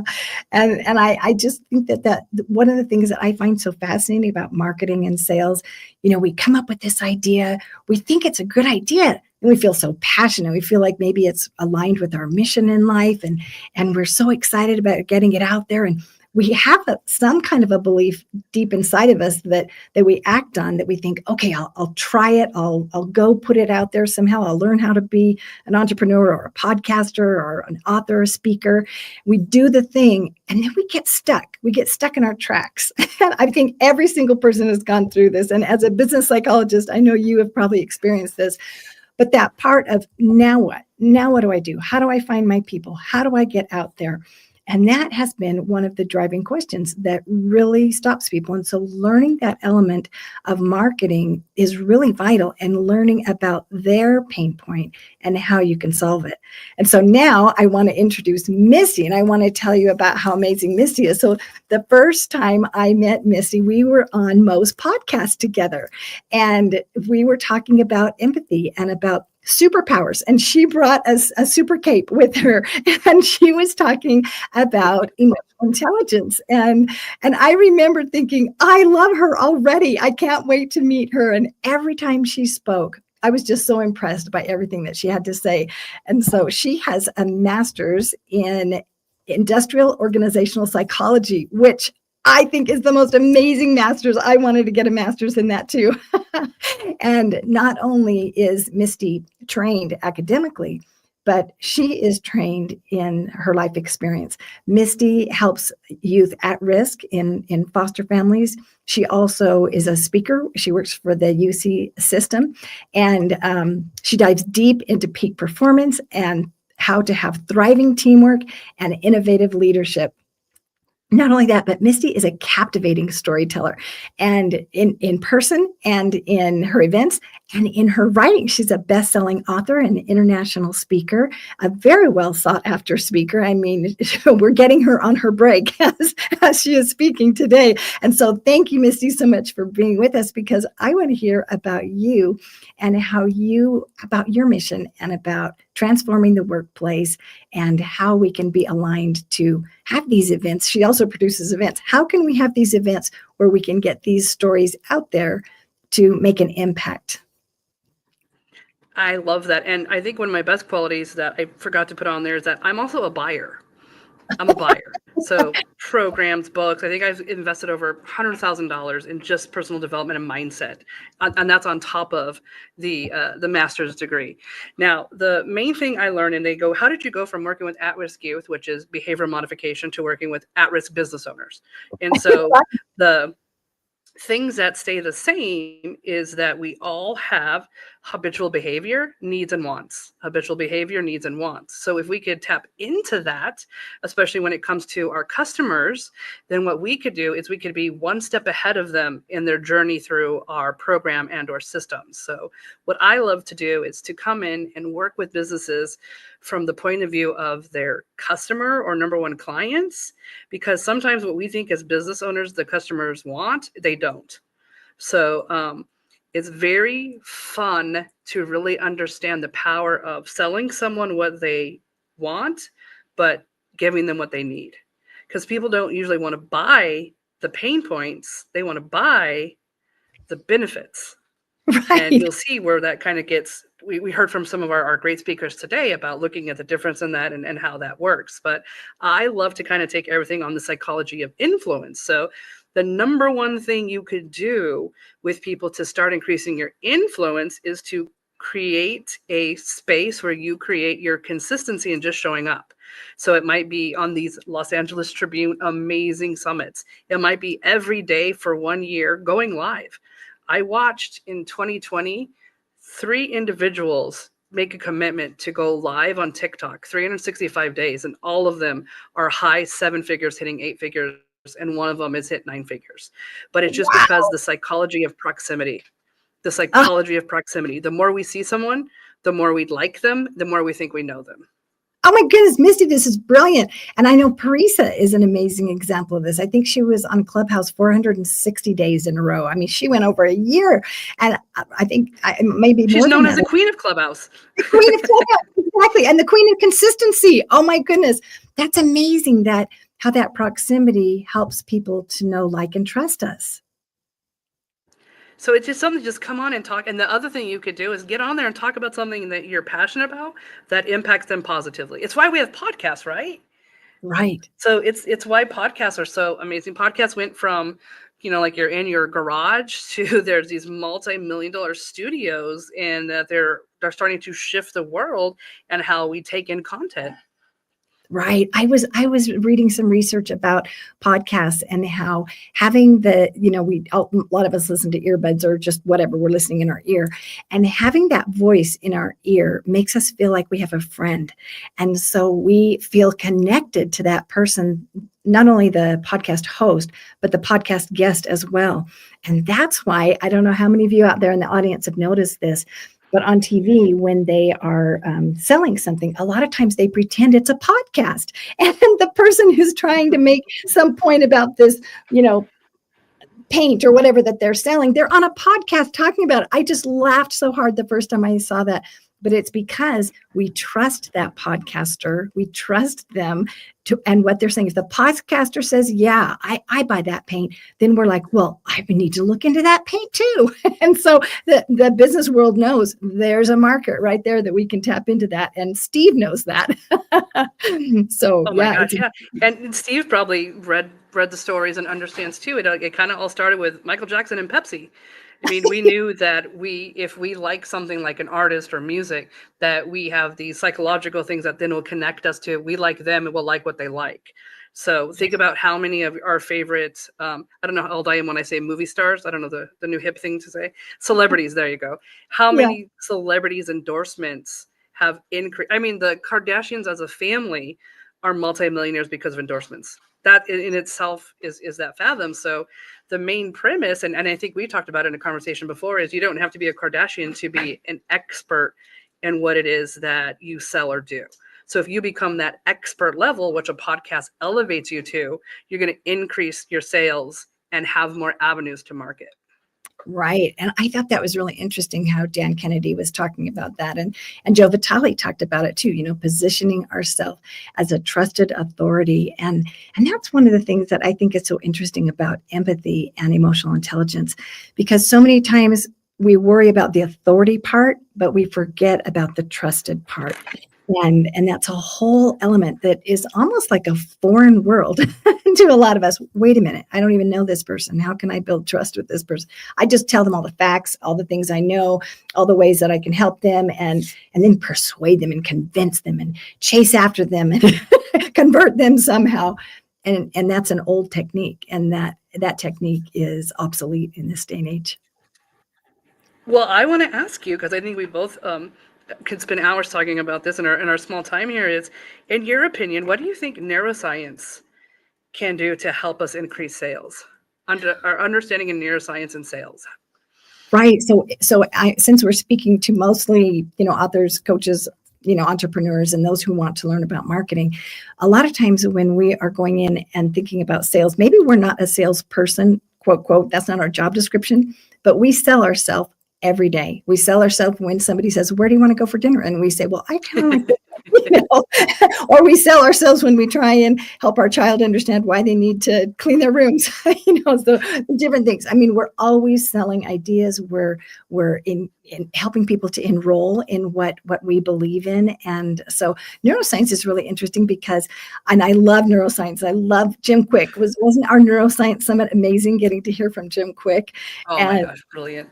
Yeah, and then we could talk for hours about this, but trust is so important because when we feel trust, our cortisol decreases and our oxytocin increases and we feel safe. And you know what happens when we feel safe? We are more cooperative. So we work together to find a win-win-win solution.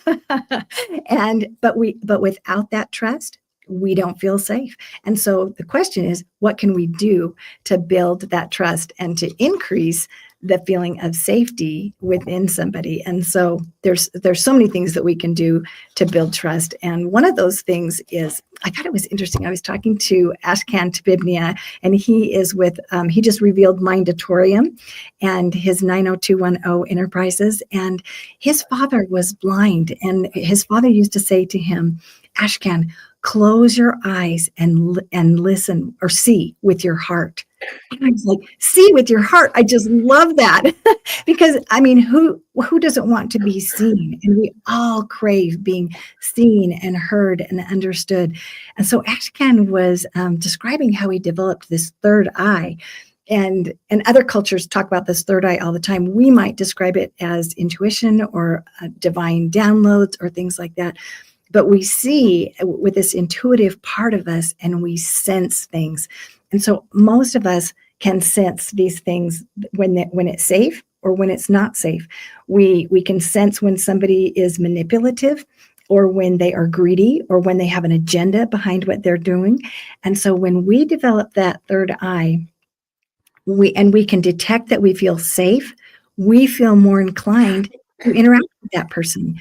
And if we are the person that wants someone to trust us, then we have to develop our third eye where we know what they need, where we know how to build that trust with them, and we know how to connect with them. That connection is so important. And how do we do that? We do that through emotional intelligence. And one of the keys of emotional intelligence is empathy. Oh my God, I think you nailed it. It really aligns with what Dr. Joe Vitale was talking about, which is that vibration of sales. Yes. And really getting into that vibration of marketing could be this is my plan this year to speak more, write some more books, or to have that. And that's just the marketing, is to get people to me. But there's got to be a version of me that they're coming back to that they want to stay with.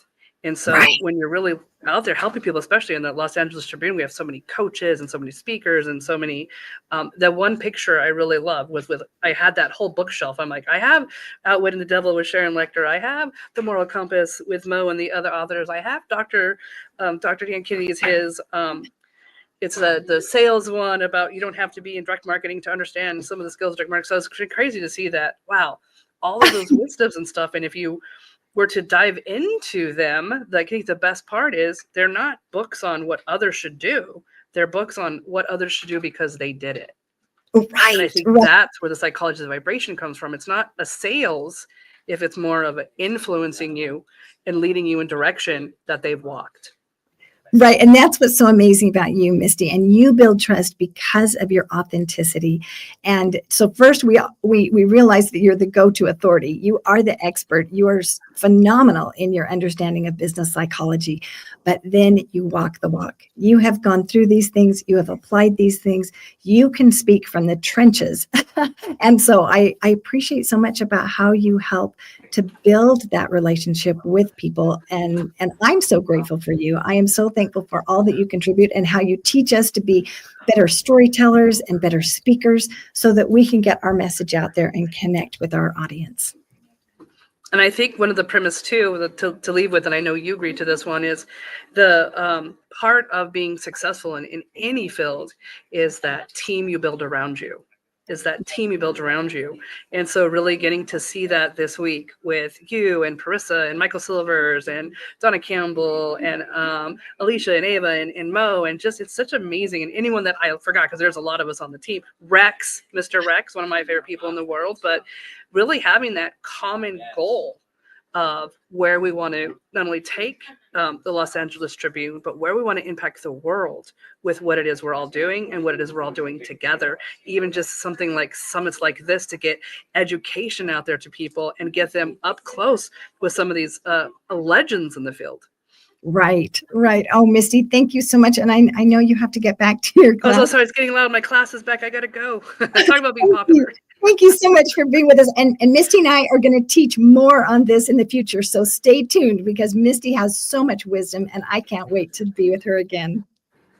I can't wait to log on and see the rest of today. Bye, guys. Bye.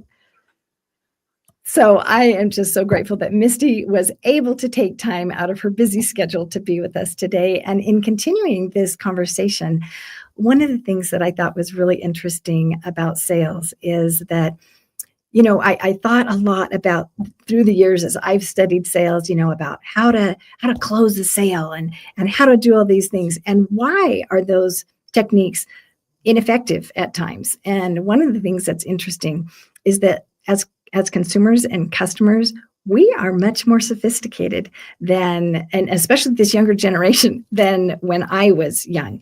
And now we have access to so much information. We can do the research. We can go find out, you know, more about the subject. Whereas before we trusted the person that was telling us to buy the thing.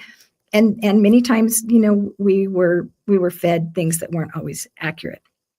And so we have to understand that our customers are smarter. They do their research, they advocate for themselves, and they just hate this icky, salesy feeling. I personally am repelled by it myself. And I think that most people that have a high emotional intelligence are detect that. And even people that don't even know what emotional intelligence is. It just doesn't feel good when you feel like somebody is pressuring you or trying to manipulate you, or you just feel that they have this agenda, you know, within them. And so it's really important that we do build that relationship of trust. And so if you are in sales, you might, and I've coached many people that were in sales that were like, you know, this is hard. This is really hard. I was scared to death to knock on doors when I was a girl. And even as an adult, I have been scared. Like I was telling you about when my husband said, you're in charge of marketing and sales. And I'm like, uh-oh. But when we change this mindset around sales about getting to giving, it makes all the difference in the world. And so one of the things that I teach my clients when they are thinking about how could they be more effective in sales, how could they possibly be? The economy's terrible, right? I mean, nobody's buying. So why would they want to buy from me? Well, that's the wrong question. The question is, what can I do to meet their needs? Let me find out, how can I serve them? And that, you know, if you came up and asked me how you could serve me, I might not know how you were able to serve me, for one thing. And second of all, I don't know if I can trust you yet. So trust is vital to moving forward in any aspect of the relationship. And then as I am building that trust, then the consistency, as we talked about, is very important. Well, we have a lot of fears. And because of these fears, most people don't last long in sales. And one of the biggest fears that we deal with is the fear of rejection. Now, I don't know, put a 1 in the chat if a fear of rejection has ever stopped you in your tracks. I know that is a massive one for most people. In fact, for most people, the fear of rejection is what prevents us from even trying, because what if nobody likes it? I had been thinking about writing a book for a long time, and I had fears about how to even do it. And then as a podcast, when I first started thinking about a podcast, I was like, well, I don't know. I don't have this big following. Who would want to listen to me? What if there's nobody that wants to listen to me? And I finally decided, well, I might have one friend that wants to listen to me. So my husband, maybe he'll listen to me. So I decided I'm just going to do it. And I'm just going to hope for that one person. And I put a picture of my best friend up by the computer. And I thought, she wants to hear what I have to say. And I talked to her. So when I talked on my podcast, I was doing solo episodes at first. I talked to her and I told her all the things that I was thinking. And then she became my avatar of my ideal client that I was talking to on my podcast. And when I asked questions of my guests, I would think of her and I would think, I wonder what she would want to know about. Well, this made it feel so easy for me because I was scared to put my voice out there. I was scared to even hear my voice. When I listened to tape recordings of my own voice, I didn't like it. And so people were like, you are doing a podcast? They couldn't believe it because I was the girl who, no, I don't want to hear my voice on a recording at all. But the more I heard it, the more I kind of liked it. And the shocking thing for me was that people wrote in and called me and texted me and told me, we love your voice. And I'm like, you do? And they said, it's so calming. And I was like, oh, I didn't know that. And every time someone says it to me, it just delights me. But I realized that fear of rejection had stopped me for too long. I took too long before I actually took the action to do that. But I acted in faith. I did it. And then I found out that it worked. Well, when I have a fear of rejection in sales, one of the things that I do, like Julianne was talking yesterday about changing our relationship with fear and reframing it and thinking about the excitement and the joy that we're going to feel. And if it's big enough to cause us fear, well, then it's exciting. There's something exciting on the other side. And one of the things that I teach my clients to do is to say the phrase, I wonder. I wonder. And I'll often tell them to say, if they're going into a networking event that they're terrified about, I wonder what new friend I'm going to make today. I wonder what great conversation we're going to have today. I wonder who I can help today. And that has made a big difference for me when I get scared when I'm going into big networking events, but I think, I wonder what new friend I'm going to make today. And that helps me feel so much safer. When my kids used to go to school and different things, and they were scared, I would say, as I exited the door, I'd say, look for someone lonely. And that is our family mantra. Look for someone lonely. Who needs a friend? And many times when I go to big events, I kind of stand back and I look around and I think, who's by themselves? Who's lonely that I can go connect with? And many times that person turns out to be an amazing, beautiful, heart-centered person that I just fall in love with. Well, it's the same thing with sales. Who can you serve? What new friend can you make? And how can you bless their life? And when you act in faith and you pray about what you're going to do, or you send up positive energy or intentions to the universe, however you word that, you will be given these divine downloads. You will be guided, and you will be given the inspiration that you need so that you can connect with these people. Because heaven only knows, if I was in a corporation and you came to me and said, who can I help? I would be like, thank you for asking. Let me tell you who needs you right now. Well, I think the same thing is going on with the universe. And Mo said it so well earlier, that if we get that inspiration about something that we should do, we need to act on it. And if we don't, there's a void there. Well, the reason we're given that inspiration, I believe, is one, I think it connects us to the divine and it helps us remember our divine identity. And second, I think it's an opportunity. We get to decide, is that a match for us right then? Is the timing right?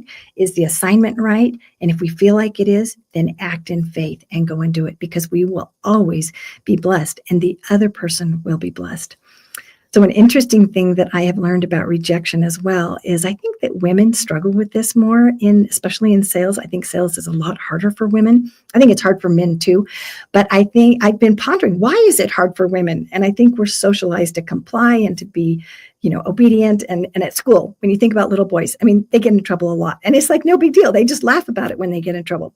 But a little girl that gets in trouble, many times it's like, I mean, we get heartbroken when we get in trouble. We don't like to be in trouble. And I think that has a lot to do with that socialization. But one of the things that I have had to reframe about rejection is that rejection is protection. And when I have been rejected, and when it has broken my heart, and I have been rejected in personal relationships, in job situations, I have been rejected many times in my life. And when I've been rejected and I felt so heartbroken, the Lord has reminded me, this is protection. Sometimes I can't see it. I just was recently talking to someone about something, and I remember thinking, this is protection, and saying it, but I didn't believe it. And I had to believe that in the future I would figure out how it was protection. And looking back, now I can see that it is protection. Many times it opens you up to new opportunities that you didn't even know were available. And so if the person says no to you when you offer them something, just remember, maybe it's not the right time for them. Maybe it's not the right match for them. But that doesn't mean there's anything wrong with you. It's nothing against you. And that you can try again later if you feel impressed to, or you can try a different way, or you can try a different person. Because it's okay if they don't like chocolate chip cookies. You can try oatmeal cookies. And if they don't like cookies at all, well, then you can try someone else that likes cookies. I love cookies. You can always bring me cookies. But I just want you to know that with emotional intelligence, you can understand these principles with so much more clarity. You can develop empathy for yourself. That self-love is so important. You can develop empathy for the other person, for your partner, like Dr. Joe Vitale said, that might be your vendor, and for your audience and your clients. And that will help you to move forward and help you to be successful, not only in marketing and in sales, but in accomplishing your mission, in giving the world the message that you feel so passionate about. And so I'm so thankful for the Los Angeles Tribune, for this opportunity that I have because of ways that I've been rejected in the past. I was blessed with the opportunity to be here. I had availability in my life, which I wouldn't have had otherwise if I hadn't been rejected. But because I had that availability and this offer was made, I was like, yes, just say yes. I'm like, yes, I'm saying yes. And I'm so happy that I did have this opportunity. And now I have the opportunity with the Women's Journal to help other people have the opportunity to share their stories in writing, to share their stories in speaking, as authors and speakers with the podcast network. Now we have the Spanish Journal and the Speakers Journal. And if any of you want to get your stories out there, if any of you want to speak, feel free to contact me, because it's a beautiful platform that we have here at the Los Angeles Tribune. Such a rich segment, or such a rich conversation between you and Misty. If you couldn't tell, the comments went wild. Wow. So much goodness there. And I cannot wait to recap that one a bit later today in my notes. But for right now, I'm just going to jump straight to the wonderful Dr. Emily that has joined us here. And she has a few guests that she will be interviewing for this segment. Hello. Welcome back, Dr. Emily. Well, thank you so much. Hi, Karen. Yes, it's my absolute honor to bring on my guests for today. They actually come from 3 different backgrounds, and they're going to share what I want them to come on and share. They each have their own business, but they leverage different platforms, different media to grow their business, build their followers, and become influencers. So first, I'd like to bring on Tina Lombard. She is a real estate, money, and Novus home mortgage, but she has her Filipino TV. I want to bring on Kenan Jones. He is, well, there's a story behind him. So I joined this women Facebook group. It's called Mom Owned Business, and it's this big, humongous group. And I found out that it is founded by a guy, right? Kenan. And so it is now grown to a small number, 128,000, I believe. Probably plus some odd numbers. So I wanted him to come on to share with us how he built that great platform. I'm waiting for one more guest, and I don't know what he is, but we're going to get started. And then when he comes on, if you can just bring him on for me, please. Admin, his name is Mr. Lan, and he runs a YouTube channel. He focused on the Vietnamese community globally, and he has 1.6 million followers on YouTube. So let's just dive right in. We'll start with you, Kenan. Tell us a little bit about yourself, and why did you decide to have this women group on Facebook? All right. Thanks for having me on.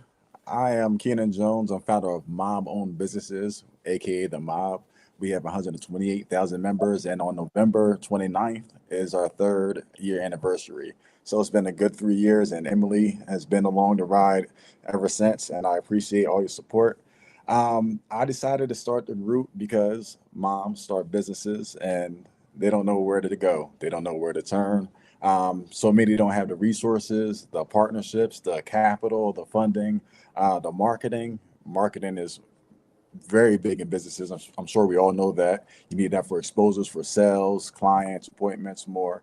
And so I decided to be that guy to build a community for moms. And I partner with people like ADP for payroll and HR. I partner with Smart Credit to help people build a credit if they were getting rejected for funding. I partner with people that provide the funding. I partner with numerous amount of entities, but it's all to help the mom-owned businesses. And I believe we've done a great job thus far. We've got to 128,000 members worldwide. franchise in 4 different countries, and now we have a cruise next year that Dr. Emily Latron hopefully will be speaking at in June. We partner with Carnival. We're going to have a one-stop shop, networking. I'm very big on Facebook. That's how I was able to do it. I've reached about 78 million people a month on Facebook, just from groups alone. People don't know the power of groups and the power of strategic marketing and community marketing, because it's not always about pushing your product. You want to build a community to push the product to first. So you have to hit them on, other stages. Maybe, when they first wake up in the morning, hit them with a quote from your business page, because guess what? If they're sharing that, your brand's still being shared in that top left-hand corner, correct? And they're seeing you. You're not just pushing something down the throat to purchase. You're building a community. And then once you have that community and you're the leader and you have these partnerships, now I love helping people out, right? But it's not for free. I had these partnerships where I get percentages when they help people at an affordable rate. And that's what affiliate marketing is about. That's what partnerships is about. And it's really just about, building the systems, building a community, and network marketing and building partnerships. That's what I'm all about. Yeah, Kinan, I'm gonna invite Tina to chime in. So Tina, I met her at the ARIA event, national event. It's the Asian Real Estate Conference event, and we started chatting, and then we share our little passion for media, because she has a Filipino TV and radio show, and she has been running for, what is it, 190 episode or something like that? You share? Yeah, tell us about that. Well, it's great. I mean, I've been doing real estate. I've been doing mortgages for years. And my friend, Violetta Strash, who's also my partner on the show, she's been doing advertising and real estate. And, we're women. We like to talk. We love to talk. We love to talk. We like to take our information and make it into a form where people can actually relate. And they can see us on the TV. They can hear our voices. They can see us. And it's been very, very profitable for us. It's been very helpful for the community. And, of course, I can do mortgages all day long. I love it. I can do it in my sleep. But when I'm on a television show, it just brings everything to life. Same with my friend Violetta. When she's on TV, it just brings everything to life. And, of course, we can do different media outlets. We can send out flyers. We can do emails. But when people actually see you eye to eye and they hear your voice, it's a whole different stratosphere. Exactly. I have so much fun when I do it. I get there, I joke, I do all different, make all types of different jokes and give off a lot of information. But when people know you, they want to do business with you. And having a social media, having yourself on camera or video, that really, it's like you're in that person's room or the living room or in their office. And it's a whole different thing than just seeing a static advertisement. So for me, it's been fun. It's been fun. I do live entertaining. I play classic piano. I sing in bands and that sort of thing. And so for me, I'm able to mesh the banking world and the entertainment world and put it into one. And I've been doing this for I've been doing this about 25 years. It's like, Oh, yeah, that's a little amount of time. So I want, the thing is, I like to jabber. I like to jabber. So it's nice. Yeah. Yeah, I want to switch over to Mr. Lund over here. And I'm very proud to say I met him 2 days ago. Or maybe it was 3 days. We were invited to a business dinner, and we were sitting there chatting, and they introduced me to him as one of the Vietnamese influencer. He has a YouTube channel with 1.6 plus million followers. And then I ran into him at another event, and I just started walking up to him, start talking, and he goes, yeah, keep on talking. We live streaming. And I go, what? I didn't know that we were live streaming. So, but I have seen his brand all over the community. I've seen it for so many years. I just didn't know that this is the founder. So could you please tell us a little bit about yourself, and why did you choose YouTube as the platform? Hi, everyone. Very honored to attend this program with Dr. Emily Lei Tran. Actually, I just met you like 3 days ago, but I actually heard about you a lot from other people in the community, all the good thing about you.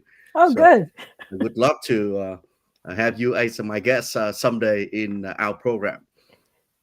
And why did you choose YouTube of all the different platforms? Why YouTube?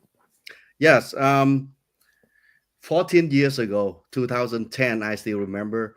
That was the first time that I broadcast the very first clip, and it wasn't live streaming. It was like pre-record and uploaded. At the time, I was involved a lot already in the Vietnamese community media, such as print or radio or TV. It's like a contributor to my friends' medias, and in the Vietnamese community, we talk a lot about different issues, especially politics and social. And one day I talked to my friend, why wouldn't we just keep our conversation archive and then broadcast for people around the world to share with us instead of talking over the coffee table and it's gone. So I started it, and I choose YouTube because it was like um, the most convenient and available at that time, comparing to traditional TV, which is very expensive for airtime to use. So that's the reason I use YouTube, and which is like economic reason. And then right away I realized not only that the economic reason, but also the power of sharing the message, not only in the Vietnamese community, but also the Vietnamese everywhere in the U.S. as well as outside the country, especially in Vietnam. That's and from there. Yeah, I hope we all realize, and I'm sure you do. There are four of us here. I'm an author, speaker. We are actually influencing a lot of people with what we choose to write about, what we choose to post about, what we choose to video about, what we choose to put on the air, like on radio. So I like to know, when you are creating content, right? You decide to share something. What's the number one thing that is a requirement for you? So I'll start first, right? If I want to write something, I say this, I want it to create impact and I want it to last for a long time, right? Which is why I go with the book.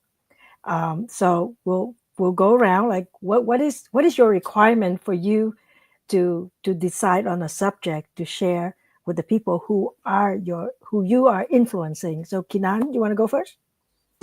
Yep. It needs to hold value and be able to make impact. Okay, that was a short answer. Do you want to expand? What kind of value? Okay, I was like, I'm going to take notes and take value.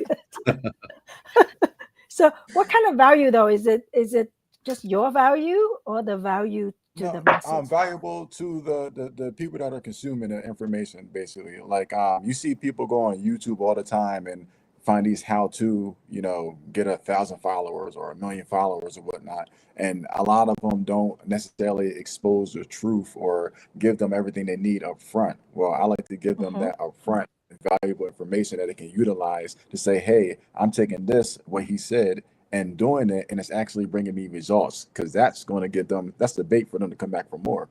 So the value for your audience, right? The value for your Mhm. audience, and for you, it sounds like it has to have immediate value, right? Close enough to it.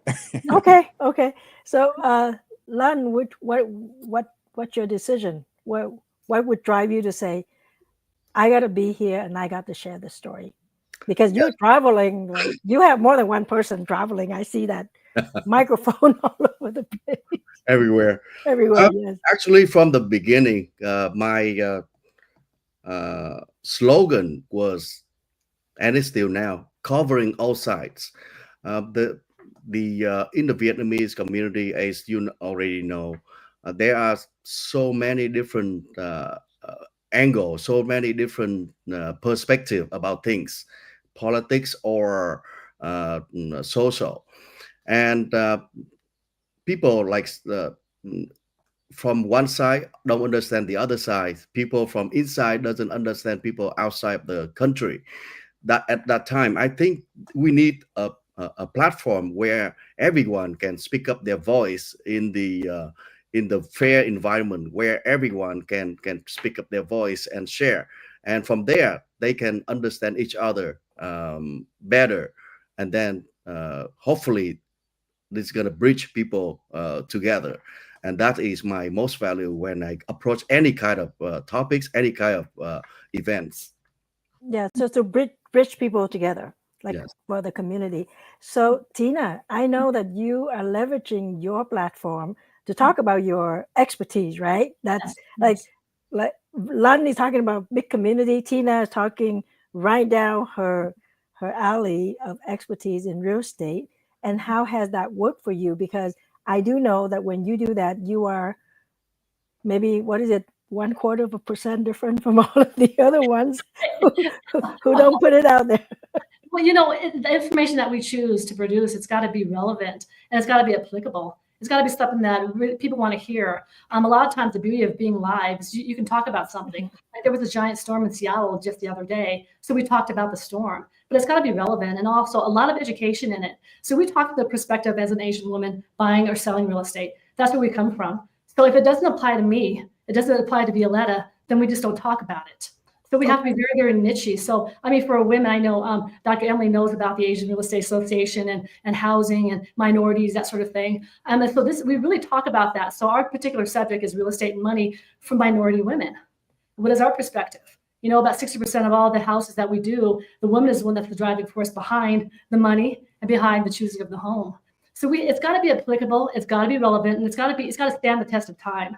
And just like Keenan was saying and Len was saying, it's got to be truthful. It's got to be something that's factual and based on facts and something that can really educate somebody. When somebody watches our show, we want to make sure that when they leave, they're a better person and they've got some piece of knowledge that they did not obtain before they watched the show. Yeah. And now I have something to confess, right? So I'm one of those people that I get bored very easily.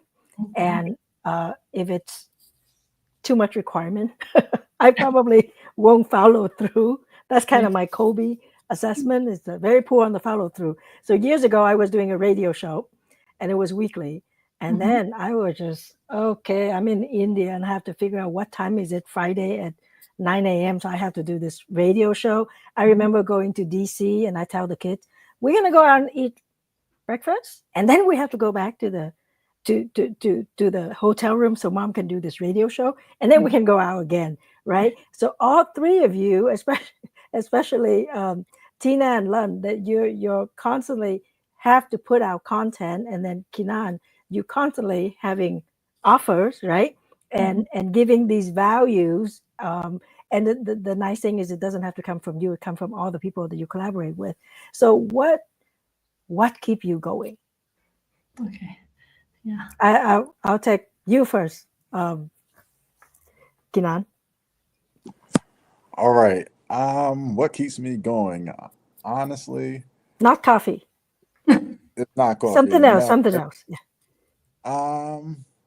It's really the ability to make a difference that on a level that very few can have the ability to do. You know, and it's that comes with a sense of responsibility, and it comes with its downfalls, but it also comes with its rewards too. And being able to, like I said, have a whole cruise with Carnival, partner with Carnival, have a cruise where I can bring my mob own businesses, their members to the cruise and network, grow their business, meet people like Dr. Emily Latron, meet people like Tiffany Michelle, meet people like Dr. Angela Chambers, and it give them that exposure and the ability to network. And I love making an impact. That's what I like doing. I love the ability to make the impact and hopefully change lives, help create income, help improve income, and things of the such. Awesome. What about you, Anla? Yes. People usually surprised why I keep just going everywhere around the town and everywhere else. Yes, but I think that the passion for the news, passion for meeting people, passion to deliver the interesting stories that keep me going. And the more challenging, the more I love it. Like, let's say it's like some example, like trying to get the story that people haven't got a chance to to think about or to reach out to, or trying to get the interview with some people that hard to get a hand to, something like that. And for that, it's gonna make people thinking, my audience thinking, and it impact them into some way. And also the response from the audience also make it very interesting to keep us going, to find more new thing to bring to them. That's what I think that keep me going around that AUC. Awesome. Yeah. Tina. Well, first of all, I want to go on a cruise. Ken, I want to go on a cruise too. Okay. I want to go on a cruise. Okay. First of all, okay. He wants to buy a house. You want, no, after I buy my house, but what keeps me going, my daughter keeps me going. I want to take care of her, make sure she's got everything in life that I didn't have. And then also, I was born a Filipino mom, Creole father. My mother was just like, you got to do, whether it's in church or the community, you've got to keep going. And I've been very blessed to have a television show, and I can actually speak my mind. I'm an advocate for people who are buying homes, for people who were told no, or they were denied credit, whether they were African American, Filipino, Hispanic. There's still a fight. Dr. Emily, you know about this. And the best way, the biggest weapon I have is public announcements and being on TV. And it gets me going. So sometimes, in my business, I see some injustices, people who don't get houses because of the color of their skin or their economic status. I see people who get declined for loans or just not helped at all. And the only way I can fight back, that I know how to fight back, is through the social media, through my TV show. And that's what keeps me going. Whenever I see an injustice, I'm just like, where's my microphone? Where's my microphone? We're gonna put this on the air right now. Let's go. But it's my voice. And I want to say I'm a warrior, but we have to be in one way or another. We have to be a warrior. So that's basically what keeps me going. I was looking for the word ambition actually, and none of you guys say that. Because for me, it's always a little bit of an ambition, but the ambition come from I want to get heard, because if God put me in sort of a representing position, Yes. let's say I'm representing the Asian dentist or the women dentist or the like a couple of the things that you mentioned, I have that ambition that I need to represent them a particular way just because I already given this position, right? These Right. opportunities. So does ambition enter your mind at all, Mr. Lung? 1.6 million subscribers later? Yes, absolutely. Ambition is a very great, the great keyword for that. Yes, trying to achieve things. As I said, for the audience, they always want to see the new thing, always want to see the thing that they haven't got a chance to. Let's say as one of the media in the Vietnamese community here in Orange County, it's hard. It's not easy to access the news back in Vietnam, and one of the very few media can do that is Formosa TV now. That's is something also keep me going. If you said that is like an ambition. An ambition. Yes. Yes. And I think all three of you chose the media that are global, right? It's not limited to a certain place. So for Formosa TV, it wasn't my intention from the beginning. If you know the name Pho mean is like on a street. On the street, yeah.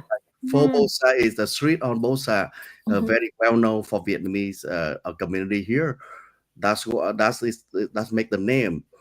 But when just only a few months after I launched it in July 2010, people all everywhere, even in Vietnam, they comment on the video clip, and they say, when I watch your video clip, it's just like I am in a rural area of Vietnam and watching through the window, and I already see the life over there. That is that's make it globally very quickly. Yeah. Well, I want to be very respectful of the time, so I like to go around and ask each one of you how people can reach out to you? How do they get on the cruise? That kind of thing. So please tell people how they can find you and how they can connect with you, and how I think what's really important is how they can support you. Okay. So we'll start with you, Keenan.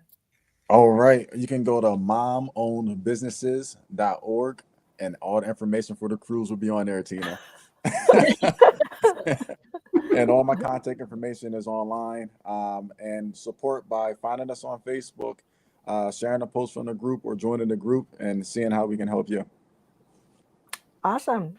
Tina? Yes, actually, you can find me at novishomemortgage.com/Tina Lombard. If you have any questions about real estate or mortgages, I'm in all 50 states. I'd love to help you with your questions. Awesome. And then you also have a new loan program for new grad.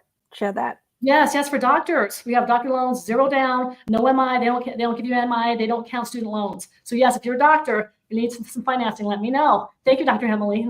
Oh yeah, awesome. And then online. Yes. Very easy to find Fobosa TV. Go on YouTube or any other just like search on the website Fobosa TV with or without space in the middle. You can find it quickly. And the best way to support us is click on the subscribe button. Make it like 1.6 million become 2.0 billion after this program. Yes. Awesome. Yeah. That's an ambitious goal, right? Yes. Well, it's absolutely my honor to host this panel for the Los Angeles Tribune. I'm always looking for the voices that may not have been heard. I know you all have your voices in your own community, but I want to bring it on a global level, a mainstream level, which is what the Los Angeles Tribune is. And hopefully we can collaborate more. In the future, we'll meet each other either on the street in Bosa or on the cruise. Absolutely. And we can, we can all connect. Somebody wrote something about no deposit. Yeah.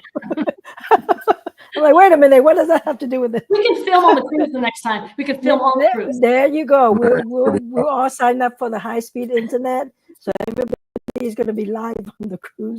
And I really, really appreciate you coming on. I know everybody's busy and the time zone is different. And I was doing this very last minute, but that's kind of who I am.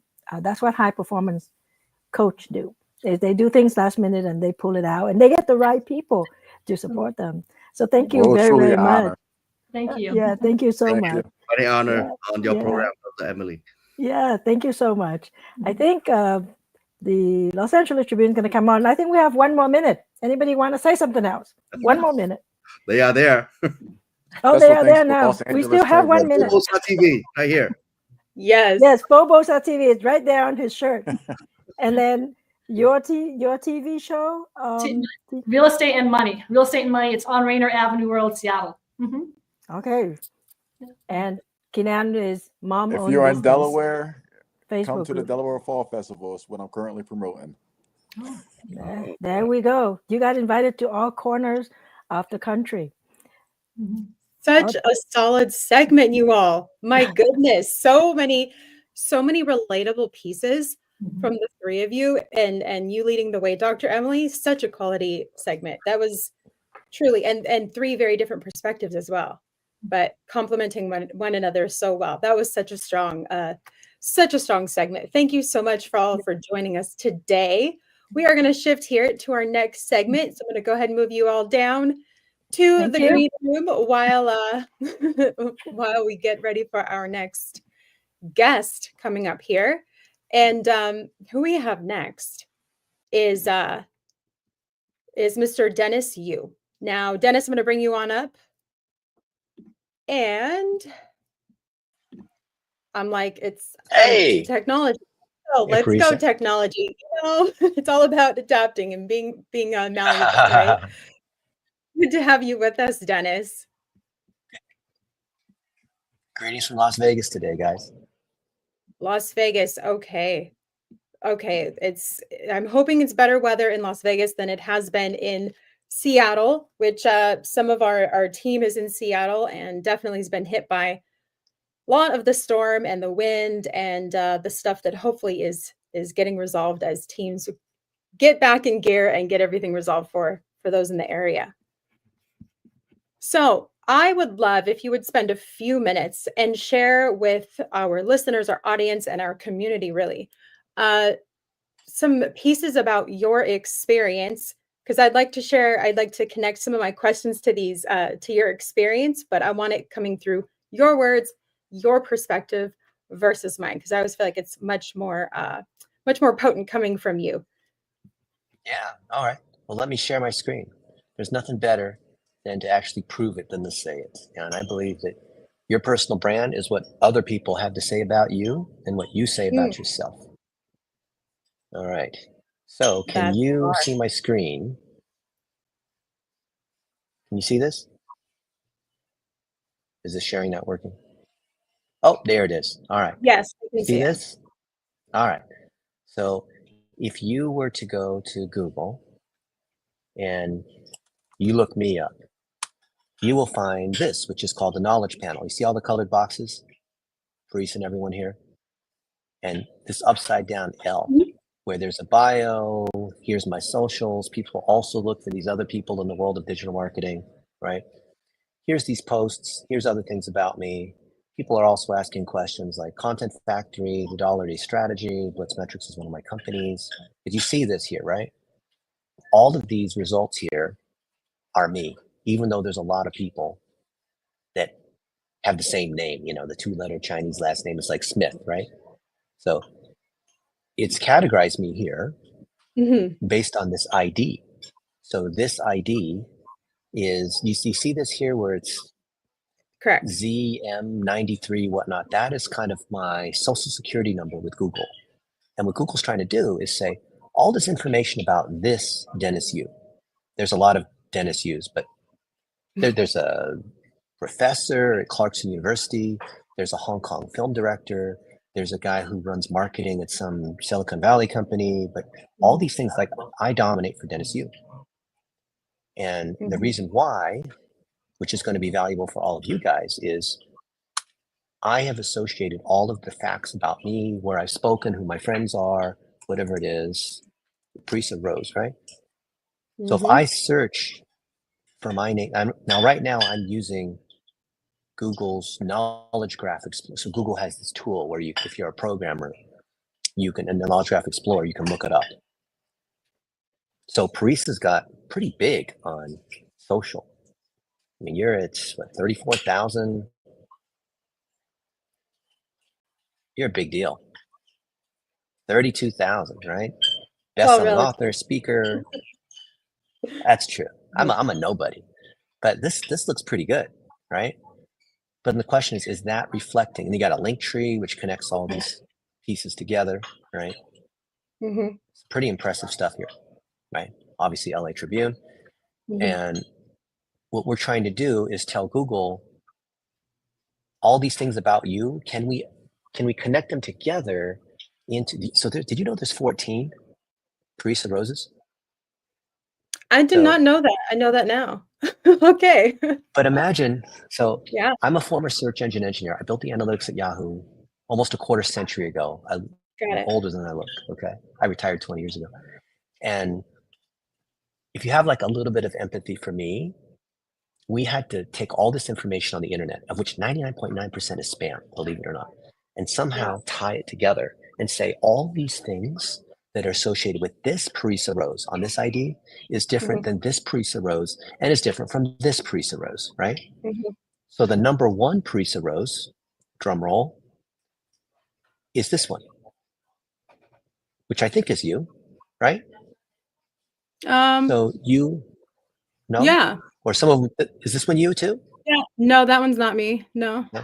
Okay. So well, most Google's of them a little bit confused. Most of them are, but Google's a little bit confused on which Parisa Rose is which Parisa Rose, right? Yeah. And I think this is true for all of us here. Yeah. So how do we, instead of like trying to trick a search engine or trying to like get more fake followers or get more PR or have a best-selling book, those are all great things, right?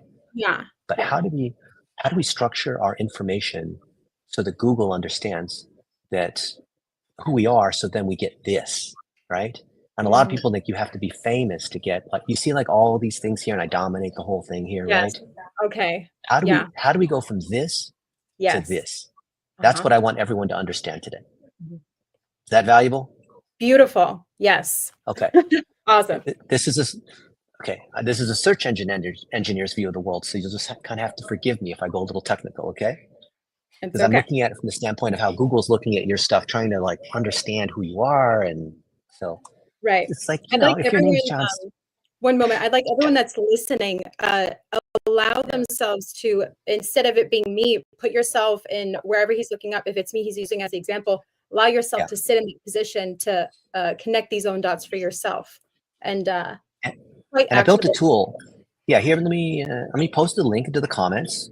So I want each of you guys to comment has failed. Why has that failed? Well, you could just Google, let me try it again. You could just Google Blitzmetrics Knowledge Graph Explorer, and this will pull up. You don't have to log in or anything like that. Just come here and type your name in, right? And hit search. And you might be surprised because this is pulling from what Google knows from sort of a technical view as opposed to just typing in Parisa Rose, right? Because we can come here and type in Parisa Rose. Oops, I misspelled it. Oh, it even corrected it for Parisa Rose. See that? Right. So most of these are you, right? All but one. All but two. Okay, so that's pretty. Okay, so that's pretty good. And most of these are you? Yeah. All but one or two. Okay. Yeah. So there's no. Yeah, just all but So, one or two. okay, so this is good. So I think I give you, if it's all but two, that's about like an 85%, right? That's pretty good. That's excellent, really. So what we want to do is try to get it to where Google's confidence level, see this confidence score? We're trying to make it so Google's like, yep, I for sure, not like 85% sure. Like if Google's not sure, they're not going to show you a full knowledge panel. And that's what we want to do is show a full knowledge panel, right? Right. So this ID, here's all the objects. I know this is geeky, just like forgive No, me, you're okay? good. So You're going simple with it. It's good. Okay. So for all the things associated with this particular object, Parisa Rose, that's what we're looking at here.